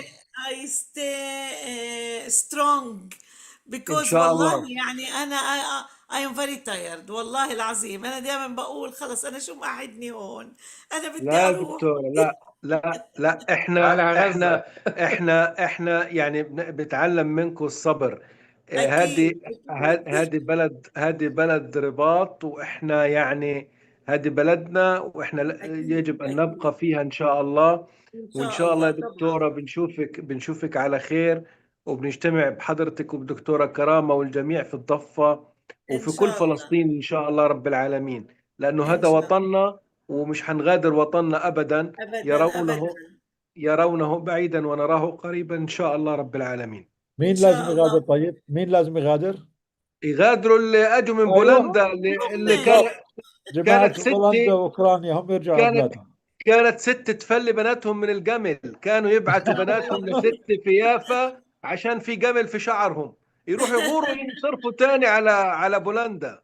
Good بالضبط. هذا X rated, no need for translation. Yes, خلص I agree طبعا 100% طبعا. دكتور أحمد. يلا تشرفنا دكتور أحمد. Now we want to hear حياكم الله. reflections من إيش؟ دانيا خالد ماريبيت دكتور إيمان. Who wants to go first? دكتور أشرف. Who wants to go first? Iman, are you there? Dania إيه؟ وإيمان would be great so we can hear from them but what they إيمان have. احكي بالمصري لأنه أهل غزة بيحبوا اللهجة المصرية. بالمصري اوكي. يا المصري بالمصري مكسر. مكسر بهمش أحسن ببلاش. جزاك الله خير لأصحابنا من غزة. بنحبكم جدا جدا. شرفتونا. really الواحد بدأ the webinar حزين قوي، بس انتم يعني I don't know how to say this in Arabic بس You can say it in يعني English. It's okay. you inspire us يعني it's subhanallah, like you're going through so much and then you say that the webinar is inspiring to you يعني ربنا يكرمكم. And really appreciated hearing from Yiping and John and Dr. Sui and Sam, also words of inspiration, because it does get difficult to, you know, stay the course when you feel like you're trying to do something, but people aren't listening. You know, every time, like I know when Dania and I are trying to make appointments for the Hill, you know, it's just like how do we shake these people and make them do something? You know, like Nadal said it several times, like we're on the right side. Like, this is insane. It's so bizarre that, like, we are standing up for something totally horrible and we are the bad guys, and the bad guys are being allowed to continue. But inshallah, I know something much better, maktub, and, you know, we will never give up, just like, you know, Dr. Farah said, we will never give up. So we're going to the Hill again on the 17th, inshallah. We need a lot of people to come. We had 50 people last time. We got a challenge from Representative Raskin to bring 1,000 people. So please come. Please tell your friends to come. You know, we need to hold these people accountable. It's very slow, but we are seeing some transition within the American government, and I think we need to take advantage of some of the like disagreement that's occurring between MAGA within the Republican Party. You know, there is some of that going on. And at some point, I mean, they can't just keep saying the same propaganda and rhetoric. And I think they are starting to see also their constituents, you know, keeping them accountable. And when they start to see some of these other folks that are winning races that are pro-Palestine, that are anti-genocide, that are anti-Zionist winning, they're going to have to change their rhetoric. And so, but we need to show up in numbers. It's not enough for just a few of us to show up. We need more people. So talk to your colleagues. I think, you know, Yiping was saying this before, like, you know, we have to create that safe space and let them know that, you know, we're here for you. You know, you're going to feel so much better when you actually stand up and you say something about it. So like I said, please reach out to us. We'll be going on the 17th, inshallah. And thank you, everybody. Appreciate it. Thank you, Iman. So Dr. Iman and Dr. Dania, they are our leaders in Washington, D.C., and our advocacy group, the visits to the Hill. As Dr. Iman said, we need more and more doctors, healthcare workers to join us. Numbers make a big difference. When the senators, the Congress see 100 doctors, 200 doctors, 1,000 doctors coming in, they take us more seriously rather than seeing just 2 or 3 doctors. They themselves are telling us, if more of you come here, your voice will be more impactful. We are going to be forced to listen to you. So please join us. It is not hard. Iman and Dania are amazing. They are professional. They organize this so nice that it will feel very seamless. No need to feel apprehended by anything. They do all the work. We go there as a team. Even if we haven't been there at all before, it is a very easy thing to do, and Iman and Dania make it so you know, seamless. They prepare all the demands, they prepare all the token points, they prepare all the teams, they prepare all the visits, all the times, all what you need to just go and show up. And once you go there, you feel like you are making a difference. You are part of a team. You are on the right side of history. You are trying what you can to help, you know, the victims, your colleagues. Dania and Iman, please. I mean, you heard Dr. Ahmed, Dr. Abdullah, and all our colleagues today from Gaza, from Rohingya, from Sudan, from everywhere. We put this into demands. We organize them, and few days before we have all the rest of the demands, and it's going to be shared with everyone. If you are interested, all what you need to do, just join us, email us at info@doctorsagainstgenocide.org.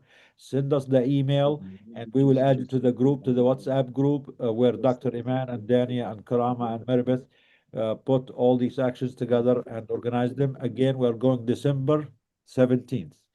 December 17th, we're going to DC. Please try to make an effort to come and join us. Email us, and we will add you to the group, and we will take care of everything for you. Just come, just join us. Dania, are you there, Dania, or no? Yes, I'm here. Yeah, since we started with the DC leaders, yeah, go ahead, Daniel. Share with us your reflections, please.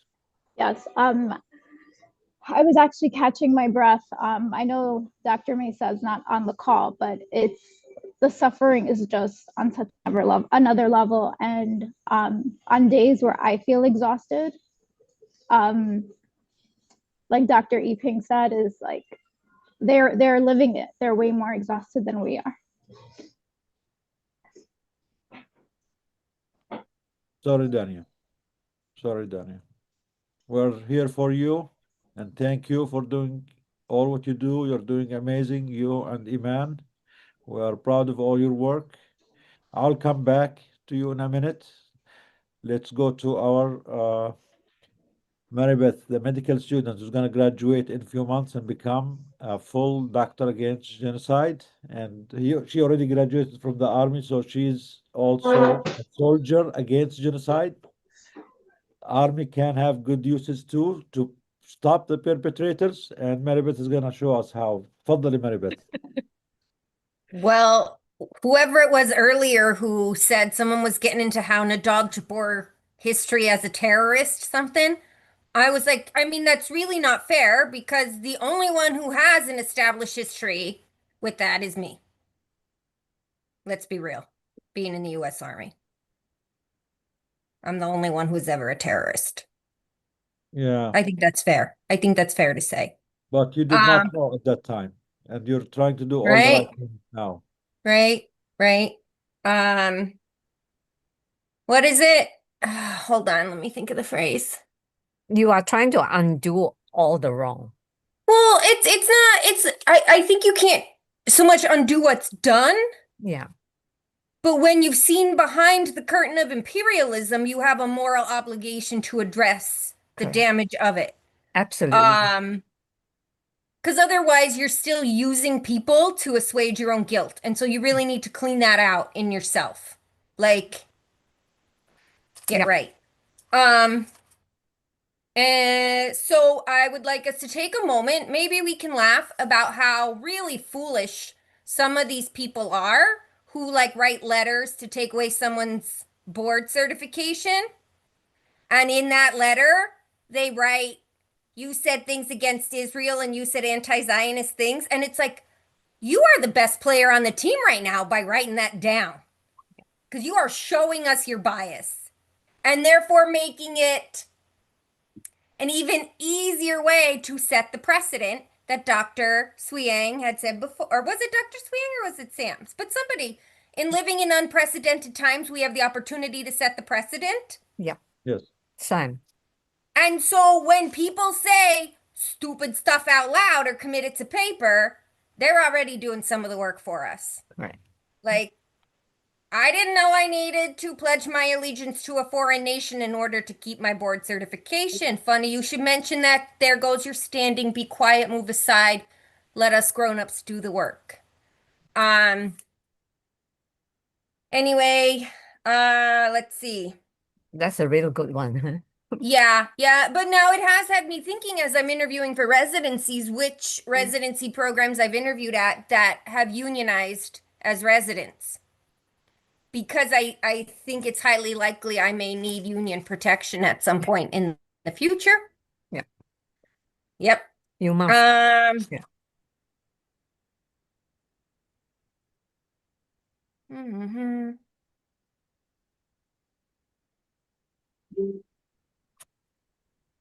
Let's see. And then also just excited to have a pediatric pulmonologist with us because that's kind of my favorite specialty to read their procedural reports right now, which speaks to how genocide, of all the things it robs you from, one of the things we may not realize it robs us of is relationships. And instead of getting to be a med student, talking to this learned, experienced, wise physician about their craft, we have to talk about genocide. Now, I wouldn't know him if not for this shared work, but nonetheless, you cannot talk to a poet about the meter of their poetry if the poetry has to be about genocide. right? You can't talk about the discipline of the craft. It takes precedent in conversation. But so that was just very exciting to me to have the peds pulmonologist of Gaza here to listen to. It is amazing what they pull from kids' lungs. The things little people get in their lungs has been blowing my mind the past couple weeks. So very nice to meet you, sir. And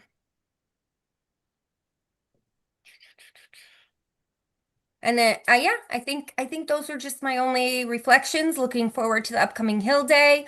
Also want to encourage people to get out there. Come on to Hill Day. I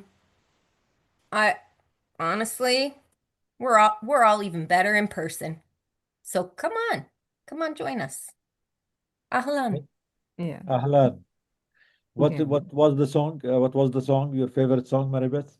Maribeth is one of the troublemakers whenever we go to DC and try to harass the senators in Congress.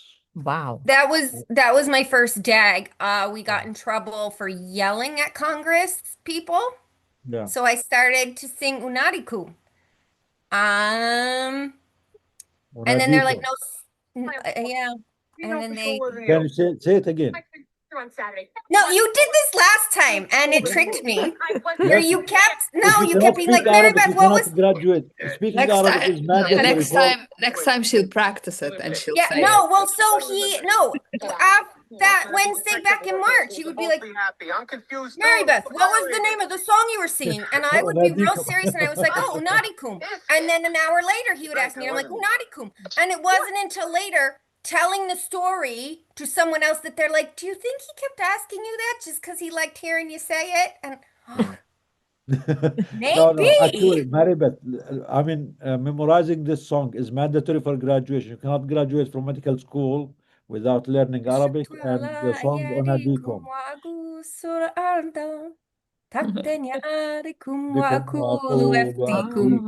Yes, Yeah. thank you. And Maribeth, fighting genocide is as medical as bronchoscopy. It is as medical as dialysis. It's as medical as doing surgery. We can actually save more lives by stopping genocide, by preventing genocides. So we are not stepping out of our profession. This is Not at all. medicine. Yes, thank you. Dr. Ashraf, are you there, Dr. Ashraf? Yes, مصريين I'm هم here نضال. اشرف تقدر تحكي مصري مع الدكتور احمد انت احكي مصري مع مصري الدكتور اصلا احمد. يا دكتور احمد بيتكلم مصري احسن مني. ايه ازاي طبعا دكتور احمد بيتكلم مصري احسن مني. درس في مصر في عين لا شمس. ما هي اشرف لانه ايمان حكت انه المصري تاعها مكسر فانت يو هاف نو اكسكيوز يو كانت say المصري تاعي مكسر. المصري بتاع ايمان مكسر. Dr. Ashraf went to DC in front of the Egyptian embassy and he started cussing them in Egyptian. It was an epic. تفضل. yeah, yeah, yeah.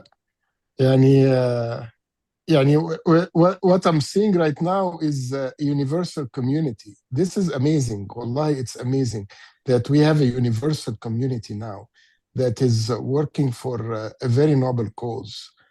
And when we see people talking about the Rohingya and people talking about Congo and people talking about Sudan and people talking about everywhere, I mean, this is becoming a global movement. I'm so proud of being part of this movement, and I hope that it's going to grow and grow and grow every day.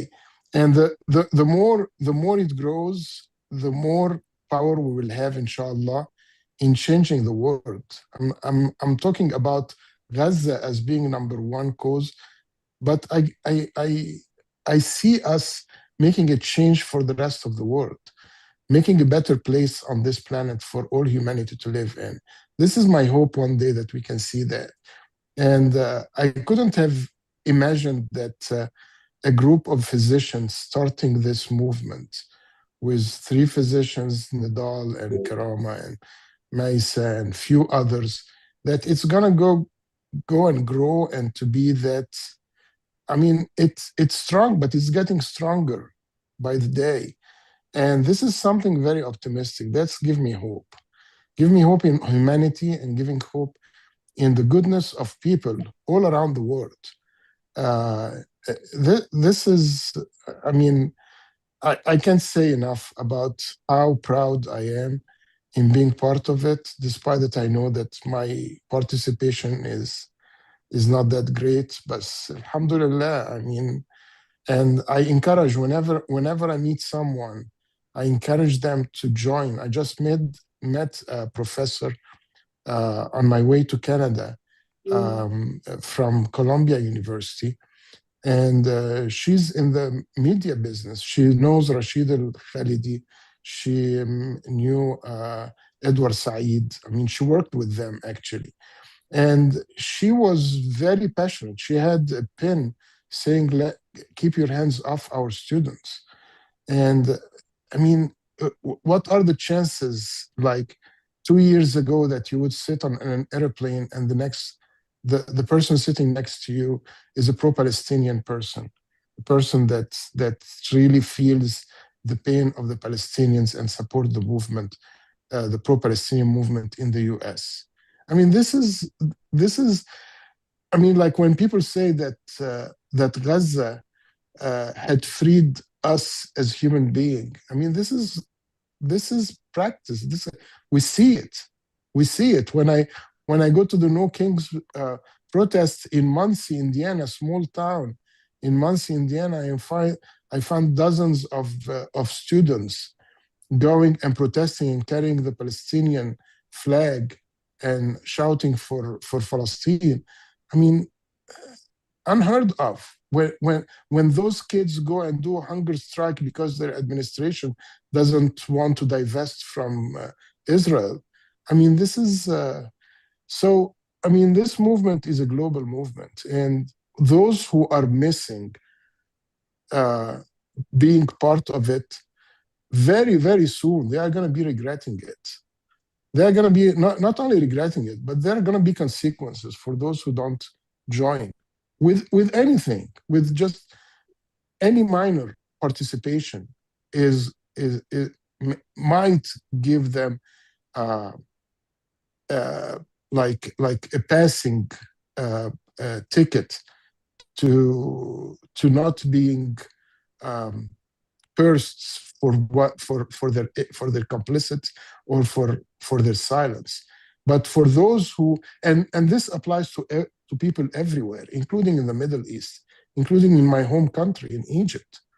I mean, I'm so disappointed in people in the Middle East for just watching throughout the years, throughout these 2 years, what is going on, and being so much afraid of the repercussions of those dictators in the Middle East. There is no excuse. I mean, we live only one time, and this life is only a passage. I mean, like, how many years are we going to live? 60 years, 70 years, 80 years? It's just like يوما أو بعض يوم. At the end, I mean, when you look back and recall all the years that you have lived on this planet, you find it's like a day or part of a day. But at the end, what have you done with all these years that you have spent on this earth? Did you make this a better place, or did you just watch injustice happening in real time in front of you and doing nothing about it? So I hope the message gets to as many people. First of all, to save yourself. I mean, before saving anybody else, save your soul, save yourself. And by saving others and working for others and helping them, that's how you can save yourself. So, I mean, this is my message today, and I hope it resonates with people here. But thank you all for everything that had been done, and my appreciation and my salute to the people in Gaza for their perseverance and for their sabr and their patience and everything they are doing, because you are our role models, as I always say. Thank you. Thank you, Dr. Ashraf. Thank you for your support. Thank you for being with us to DC every time, except the last month you missed it, and you're gonna miss this month because going to Canada. So that's the I am in only. Canada right now. Yeah, you already maxed out on the allowance for Yeah, visit I'm already DC. in We want Canada. you. Everyone last time was saying, "Where is Ashraf? Where is Ashraf?" Because Oh my goodness. your presence makes a difference. Everyone wants Alhamdulillah. you. Everyone likes you. And please, it's okay. We will let it happen this time because you can visit Yiping. You can actually go to Ottawa and go to the Canadian politicians if uh, if you can do it. So thank you. And as you said, for people who continue to be silent on this, how can you look your children in the face, in their eyes? How can you look your children and knowing that there are children like them who are being starved or killed, or children who can be protected and you're not able to protect them or not doing anything to protect them? It's not just the children of Gaza or Sudan or Congo or Rohingya you're fearing your own children. And how can you look your patients in the eye? I cannot imagine looking my patients in the eye and telling them that I'm here to protect them, to protect their life, knowing very well that I failed thousands of patients in Gaza, in Sudan, everywhere, and did not stand up for them. So down the road, one day, a day will come that people who did not do everything they can to stop this, to fix this, they will feel the moral reckoning, the moral injury that will haunt them forever. I know it's already too late, but it's better late than never. More people can still do, more people can still join, mobilize, join us to DC, do whatever they can locally with their local politicians, with their hospitals, with their institutions, starting by asking your hospitals to sponsor patients. If any hospital can sponsor a patient or two, every hospital should sponsor two, three, five, 10 patients. The United States has a lot of money that they're wasting and spending to buy bombs. We can use the money to treat the victims of those bombs. So please, this is a call for everyone. Start asking in your institutions what is the process of accepting patients. And I think the numbers that we hear about 17,000, 20,000 means like every hospital in the whole world should accept at least few patients. So there is no excuse. Every hospital should accept. So everyone start asking around and see what's the process. WHO is telling us that there are 17,000 who are already cleared. We have all their papers, all their documents. Even genocidal Israel is giving the permission for them to leave. The only condition that they cannot leave unless there is a hospital or institution that is accepting them. So please, let's start working on this and let's try to do better. And at least this is a very safe and this is a very humane and a medical ask. There is no risk in asking that, can you treat, a child or a victim? And the other thing that, our people are worrying about is even the countries or the hospitals that accepted patients from Gaza, they're only accepting children, which is good. I mean, we need to treat patients, we need to treat children. Children, break our hearts and they need our priority and our help. But 70% of those patients, the 17,000, are not children. They are adults. And the majority of them actually are young men. So young men do have the right to health too. They do have the right to life. They do have the right to health care. So we need to advocate for that because many of the countries or the hospitals, they're trying to do some performative, gestures here and there. Oh, we treated a few kids, it's cute, look at us, we'll take pictures, we'll take selfies with kids, which is fine, which is good, thank you for it. But men, young men, older women, they need care too. They got injured with your weapons, with your crimes, with your complicity, and they need as much care. If it's not as cute to take selfies with them, that's fine. That's your problem. But it is your complicity, your country that committed this, and it is an obligation on you to accept them. It's not a charity. Don't feel like you are giving them a charity. This is the minimum degree of accountability that these countries, these hospitals, these institutions that enabled the genocide that should commit to. The minimum. The maximum we can get to that once the ICJ comes with their full, genocide resolutions. But this is the minimum to start with, is to treat at least the victims. Thank you, Dr. Ashraf. And Kuram, can you speak too, or how are you feeling now? I'm just listening to you guys right now. I don't know if there's much more I can add, honestly, sitting in this position, but even being in this position, listening to you all just continues to give me hope. So Yeah, we pray for you to get well. Dr. Kuram there's is a true doctor against genocide, despite having surgery 2, 3 days ago. He insisted to come here, so despite having the neck color and the surgery. yeah. If you are a true human being, if you are a true doctor, you always try your best. Like John did last week after his back surgery, he came for the protest. Kuram did the surgery 2 days ago, and he's still here. He's been with us for the last 4 hours. So thank you, Kuram. Please, everyone, pray for Kuram for speedy recovery and get well, so we can see you in DC also soon, inshallah.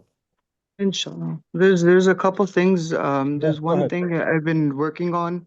Since we were talking about the evacuations of children, there's one kid, Islam. She's I believe 5.5 months old, who was evacuated to Jordan. So Jordan has a rule where they accept kids for treatment, but then they send them back to Gaza after the treatment is completed.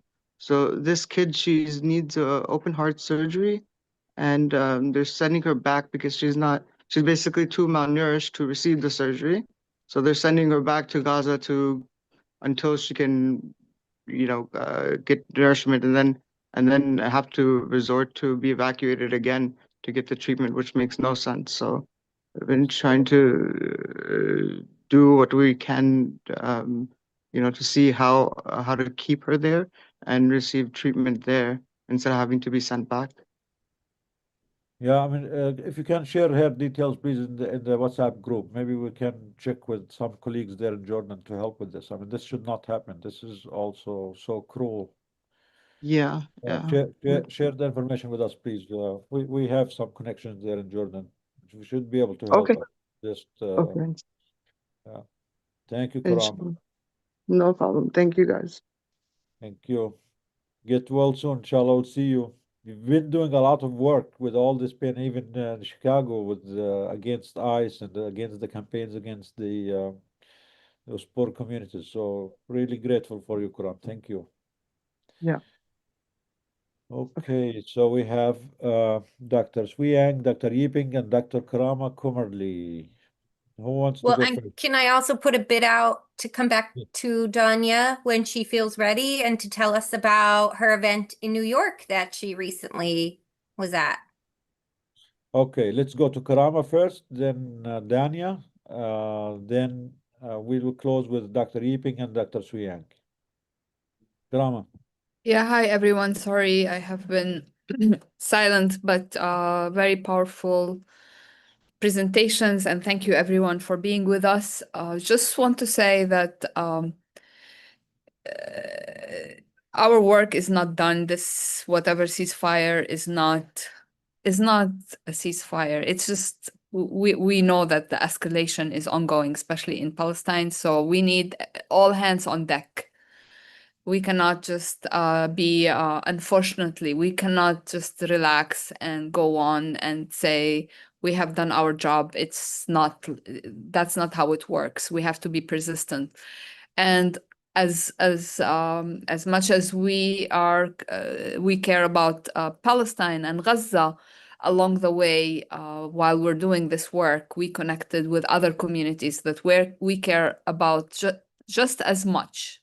So, the more we learn about Sudan, the more we learn about Rohingya, the more we learn about Congo, we know that we need everyone to work together, because as a medical community, we really can make a difference.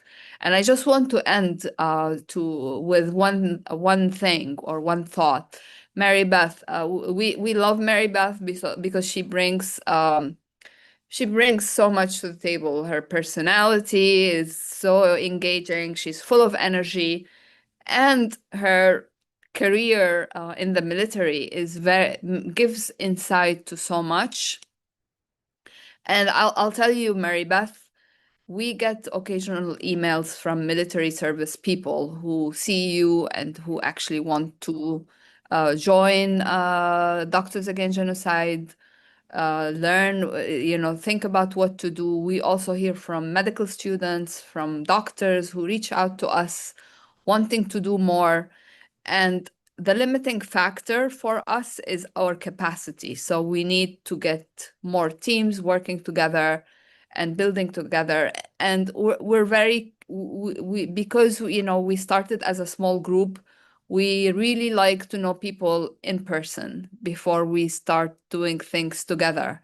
So I am very, very pleased, proud, happy, elated that everyone on our panels are people that we know in person, that we have met, we have had a dinner with, or we have had a breakfast with, or went on a trip with. We know the people that we work with. And that makes a big difference because our connections are very, very strong as a team and as a group. So this is an invitation for everyone who wants to join us. Let's find a time, let's find an occasion to meet so we get to actually know each other and we do the work in person. We are in a virtual reality world where, everything happens online.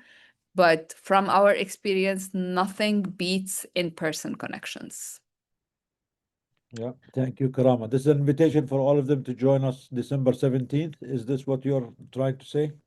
December 17th, also the conferences that we go, the events that our members go to, like Dania and Arusa and Asil, where at Cornell they gave a talk, so they got to know some of the students there.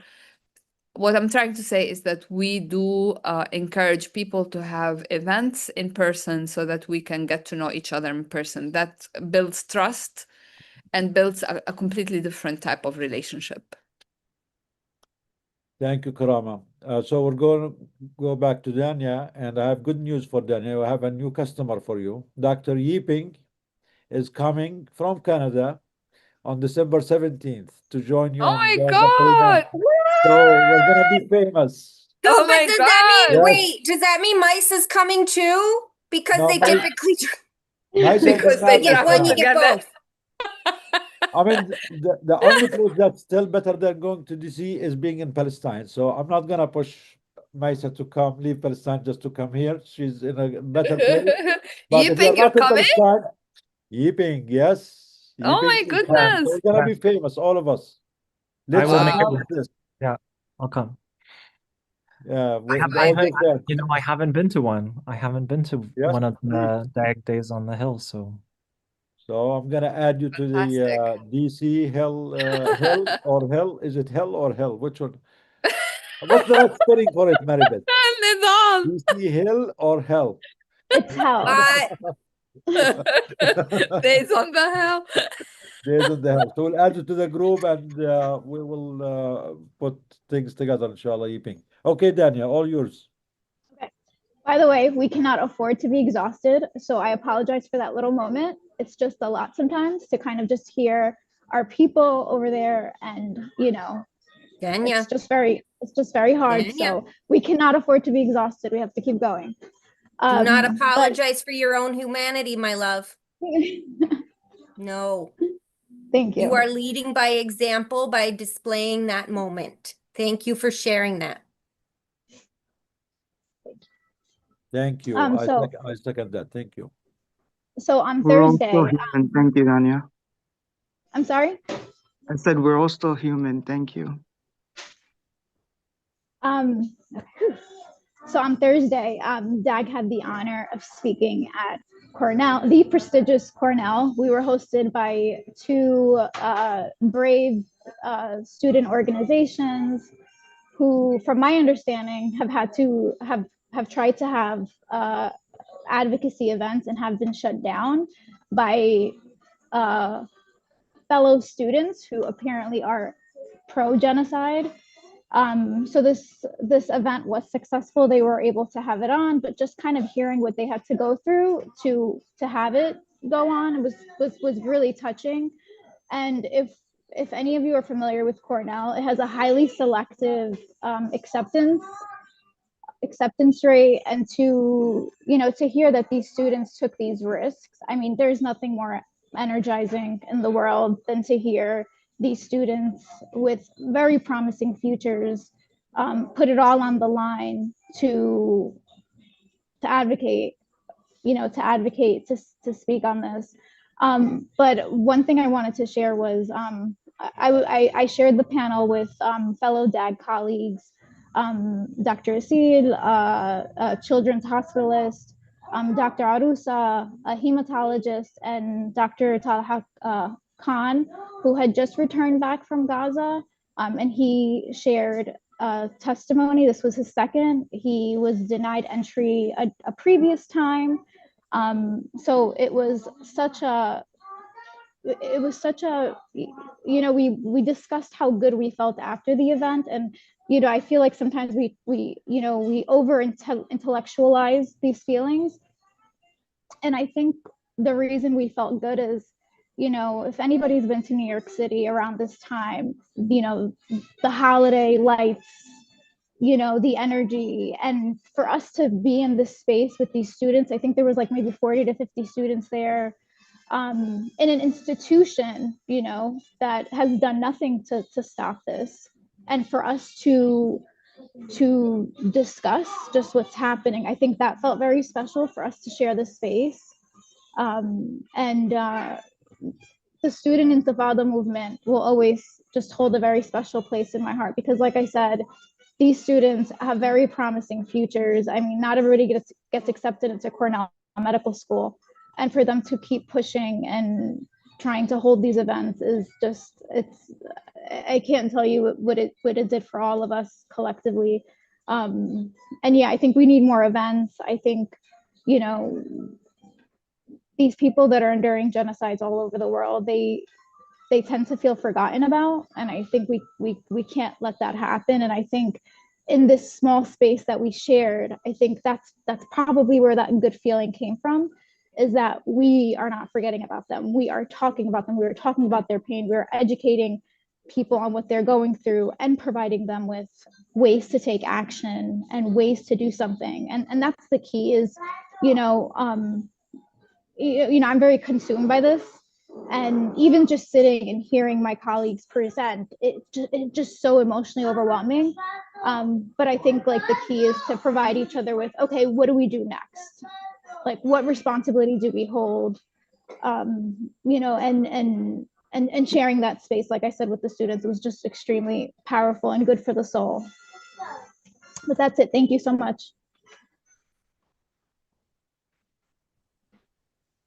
Maribeth, do you want to get a feedback to your friend? I mean, what she shared? I don't know. Dania, I mean, she's your buddy. You go to New York a lot. well, yeah, there's a lot to do, be done, and learn. And then I don't know. I mean, Danya, she'll always say, "Well, I didn't do much. I just showed up." And it's like that is never the case. You never just show up. You put in a tremendous amount of hustle all the time. So So thank you. there is something in Arabic called الجندي المجهول. I don't know exactly what it means in English. Is it the silent soldier, or what does الجندي المجهول means? It's like the silent soldier. So Iman and Dania are those silent soldiers. They do so much work, but they're very humble and they make it look like it's nothing, and they never, look for the lights or for recognition. So we really appreciate you, Dania, appreciate you, Iman, and everyone. And you did a great job in New York. And it seems you and Arusa and Adla, you're taking over. It seems you're, mashallah, presenting something somewhere. You're almost becoming like Yiping soon. So let's compete with Yiping. Yiping being the standard, we're gonna all compete and become as famous as he is. Inshallah, inshallah, inshallah, more talks and more education. Bravo. Yiping, what do you want to share? Any final reflections? Yeah, I think just I'll share two brief reflections. I was thinking about what Dr. Sui said about using the repression and the racism that is flung towards us as opportunities, right? As springboards. And, you know, I was just a resident physician studying, public health like 2 years ago. And I was in my own echo chamber. And because the university did what they did to me, now I get invited to, give talks left, right, and center. So it's, um, use the things that they fling at us and fight back, and we actually grow much stronger, and we grow so many new, amazing, beautiful relationships because of it. And my other point is actually just about relationships, and Dr. Karama mentioned this, is what we're doing is movement work, like building a movement for Palestinian liberation, for Sudanese liberation, for Congolese liberation, for collective liberation, right? That's what we're For doing for here. for medicine too. For medicine. We want medicine to be fixed. Yes. Yeah, and there's so much work to be done within medicine, right? Medicine as a Western institution has perpetuated so much violence on Black and Indigenous bodies, right? And has like justified things like settler colonialism, like slavery, eugenics, forced sterilization of Indigenous women and girls, Black women and girls, nutritional experiments on Indigenous children in residential schools. That is medicine as it stands, right? There's so much work to liberate medicine from that ongoing legacy and history. And because we're doing movement work, our movement is only as strong as the depth and breadth of our relationships. So I think that is just so important that we foster our relationships, and do the work of holding each other as we're trying to do this really difficult work that wears on our souls, and bodies, and we're also trying to save ourselves. I think we heard some of that, right? Like we do this work because we care about others, because we care about humanity, but we also care about not losing ourselves, like not losing ourselves in all the ways in which we are human, but we are also professionals. We are doctors, but we are also other kinds of healthcare professionals, like to be truly in line with the things that we said we are in signing up for these kinds of roles in society. We don't want to lose ourselves by not being against genocide and doing everything we can to organize against genocide. Yes, that's very, very important. The depth of our relationships, and because we don't want to lose ourselves. This is very deep, very profound, very important. I always add, I think I mentioned this to Karam a few times. It is also a reflection of the personal integrity and self-respect. If any one of us have respect for themselves, they will not accept on themselves to stay silent just because they're scared of this. If you see something wrong, wherever it is, if you see a child being brutalized, being murdered, someone being starved anywhere in the world, and you stay silent just because you're scared, this says a lot about how much you respect yourself, your moral compass, your integrity. Because compromising on this is a big moral injury against yourself. And we refuse to compromise our integrity, our moral compass, our self-respect for ourselves just because of our scared of this or that, or because that will cost us. And yeah, thank you. Powerful, powerful reflections, Yiping. Arosa, please do not leave. We wanna close with you, and we missed you the last few times, so I'm glad you came. But I'm gonna go to Dr. Sui, then it's gonna be with you, Arosa. We wanna hear more about the event that you did with Daniel, please. Dr. Sui, please, any final reflections?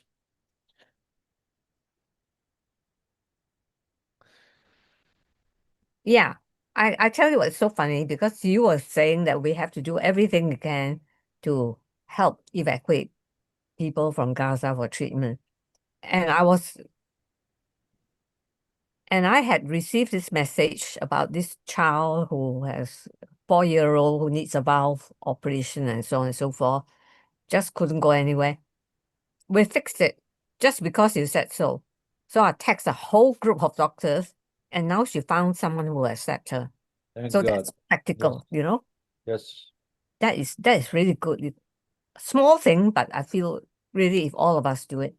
The Yes. second thing is about Yiping's thesis about the settler colonialism, as demonstrated against the Palestinian people. So tomorrow I'm speaking at a demo, and I just couldn't take my head off it. But now I just think I know how to start what I'm going to say. Palestine is the spearhead for the struggle against colonialism, and injustice. So that country, that people who have been a victim of settler colonialism, the harshest form of colonialism and genocide, has evolved itself to be the spearhead of the whole movement against this. Isn't that good? Yep. Absolutely. Absolutely. Like, I couldn't put it any better way. Yes, I want to add also that we always say that Gaza is freeing all of us, and Gaza is the moral compass. And I think I saw last week or the week before a Sudanese professor, who said if you want the genocide in Sudan to stop the genocide in Gaza. Yeah. If you want the genocide in Congo to stop the genocide in Gaza.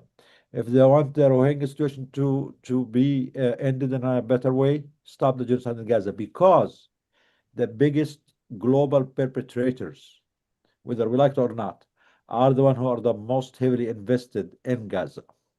If we dismantle the hold of these Zionist powers and their war profiteers and their supporters in the world, the solution for other conflicts becomes much easier.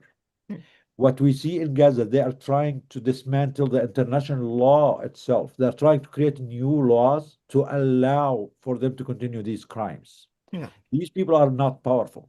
Those who are fighting in Sudan, of course, they are criminals, they're perpetrators of genocide themselves, but they don't have the power on the international stage to change everything we know about our universe just to allow their crimes to continue. Those people who are fighting in Congo are also minors. They are only allowed to make a cover for the crimes that what they want to do in Palestine. Um, so when we say that Gaza is the compass, Gaza is going to free us all, waking us all, and if we allow Gaza to go in without accountability, that we're gonna have a much worse future all over the world. We really mean it, because if you can beat and defeat Zionism and the pro-Zionist movements, the elites or the hyper wealthy of the world, the war profiteers in the world, the Western empire that is, living or benefiting from these crimes. If you can dismantle this system, all the other conflicts become much easier to solve and become easier demands and easier struggles. But believe it or not, whenever we speak about Gaza, all the Zionists today will go on the social media. Why don't you talk about Sudan? Why don't you talk about Congo? Why don't you talk about this? We talk about all of them, but we know what they're trying to do. They are using, sometimes actually intentionally, they will push the militias in Sudan to do more killing to distract attention from Gaza. They might manufacture a new conflict in Syria to distract from what's happening in Gaza. They might attack Lebanon or Yemen or everywhere to distract, because for them this is the main focus. This is the epicenter of their crime. If we can dismantle this, everything else becomes a detail. Everything else becomes solvable and easier, because even the International Criminal Court, international law, if the criminal was an African leader, they will get accountable. They imprison them. But when the ICC warrant and arrest warrant goes against Netanyahu or against any white leader, then they want to dismantle the court. Then the court becomes the problem, not not the criminal. They will not do this if the criminal was a brown leader or a black leader. So that is important. That's why we say Gaza is very important, because the biggest perpetrator in this world are fully invested in Gaza. We can apply the international law much easier in Sudan, in Congo, in anywhere else in the world. The only exception that is making the whole world and the whole region unstable is Israel and its supporters. That's why any win there is going to be a much bigger win globally. Yeah, thank you. Arusa, are you there? Yes, I am. I am. Dr. Arusa Ibrahim, sorry that last few times you had to leave before you get the opportunity to speak. But again, you did another I'm okay with amazing not speaking. event in New York. It seems New York people are more famous than us. You're getting more invitations to speak. So, Karama, you have to leave? I do. Okay. Well, I'll Thank just you, say Karama. I before you made you leave, host. Guys, Yeah. no, I'm, no, I'm the host now, so tighten your Ya seatbelts. Be Satar, careful Ya how much, Allah. because this is the first time I'm host. Okay. I should have Okay, made Arusa. Arusa host. Yeah, no, no. should make Arusa. Save Arud Arusa, yeah. I'll be very quick. No, I was gonna say, well, two things. One was just thank you to DAG. You know, we're in all these spaces because of you, because of DAG, which is which I think we were very grateful for, and that's how we felt. You know, I mean, we felt you were missing at the event, all of you, because that's what kind of truly. I mean, it feels like family. So we were representing you in addition to ourselves. Um, the second thing is, I think it's very important, as you said, Karama, to have these in-person meetings. It's not easy, obviously. The amount of efforts the students had to go through. I mean, it was huge that a seal flew all the way, and it was a big effort on her part. But I feel we need these in-person meetups. There were so many students who felt really it was the first time that there were some global health students, and they heard for the first time how we connect genocide to global health. And it was really amazing because for us, it's like second, right? We know that that's how it is because we've been talking about DAG definition of genocide and whatnot. For them, it was first time eye-opening after 2 years, you know. So it was really amazing for me to realize that we should keep repeating and keep talking to new people, even if it's the same thing. We have to keep doing that, reminding each other. So yeah, that's how I felt. I think we should be doing more of these, and I think we're in proximity with students, so many of them here. So we should make an effort to organize and do more of these things. Yep, that's it. Thank you, Arusa. I heard some of your talk, and Dania and Dr. Talha. Amazing, great job. And I'm glad that, as you said, we need to invest more in the students. The students are the future of humanity, the future of medicine, and they need to know that medicine goes beyond the bedside and beyond learning how to do sutures. Medicine can save a lot more lives if it is used the right way for justice, for humanity, to stand on the side of the victims, of the poor, the vulnerable, the weak, not just be a tool for the privileged and for the empire, as Yiping mentioned. There's a lot more that medicine can do, and that our movement, as Yiping said, can do to achieve this and to provide more to humanity. What true medicine should be. We want to regain the true meaning of medicine and the true role of medicine in society, because whether we like it or not, everyone else failed. It's not like we are enjoying this. I wish that the politicians did their job. I wish that the lawyers did their job. I wish that, the UN, the international organization, did their job. They all failed the humanity. They all failed the children. They all failed all of us. They all became owned by the special interests, by the money, by the lobbyists, by the war profiteers, genocide profiteers. And if we have any self-respect for ourselves as human beings and as doctors, and if we go to school and swore an oath to protect life, then honestly, it was said like more than 100 years ago that the doctor is the lawyer of the poor. When no one else is there to stand for the poor, the doctor should be that one. And when you see what is happening in the world now, five, six genocides going on at the same time. This means everyone failed us, failed the humanity. And the minimum we can do as doctor is to be the ones to stand up and try.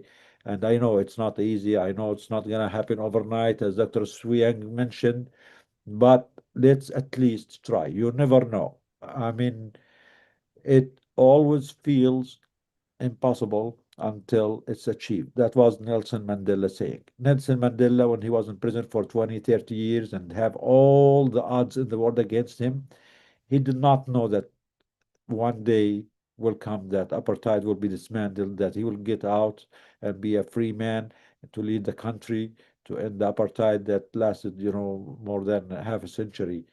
And he struggled every day, every minute in prison with his family, with his people. They were victims of the same crimes.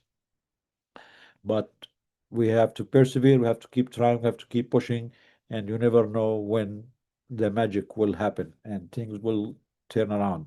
The tide is already turning around. We are gaining the majority of the global population, the young people, everyone who has a conscience, even their friends, even the supporters of these criminals, they already know by now that they are wrong, they are on the wrong, whether they're speaking, whether they're saying it or not, but they know they cannot trust these people, these criminals. But we need to do more. And again, we are doing this for the common good of all of us, of humanity. We are not haters. I want Yiping to end with his final, we are here for love. That so you close the webinar, Yiping, please, with your major thing. You have a minute, please, or two, close the webinar and give us the how we are here for love. Love That's for humanity, love for people. Yeah, that's a real honor. Thank you, Dr. Jabor. I mean, um, yeah, I think it was a couple weeks ago, I was like reflecting on love. I used it last week. I stole it from you, so I'm glad you're Yeah, back to say it again. Yeah. yeah, just because like witnessing genocide is just like the most evil for what humans can do to other humans, right?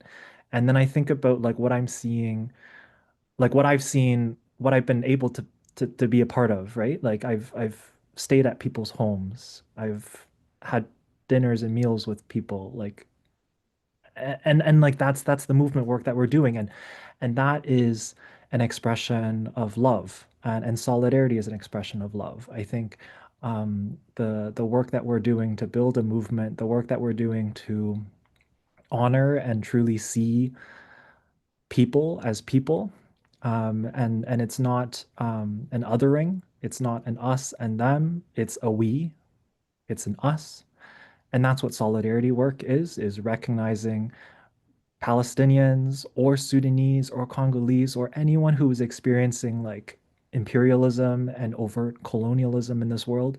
They do not require aid, they do not require charity, they require solidarity. It is our responsibility as like equal human beings in this world to see people as people, and that's an expression of love, to see that humanity in others.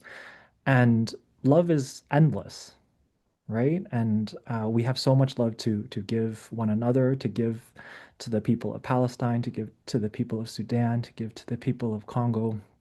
And I see what the racists and the bigots and the bullies and the Zionists keep doing.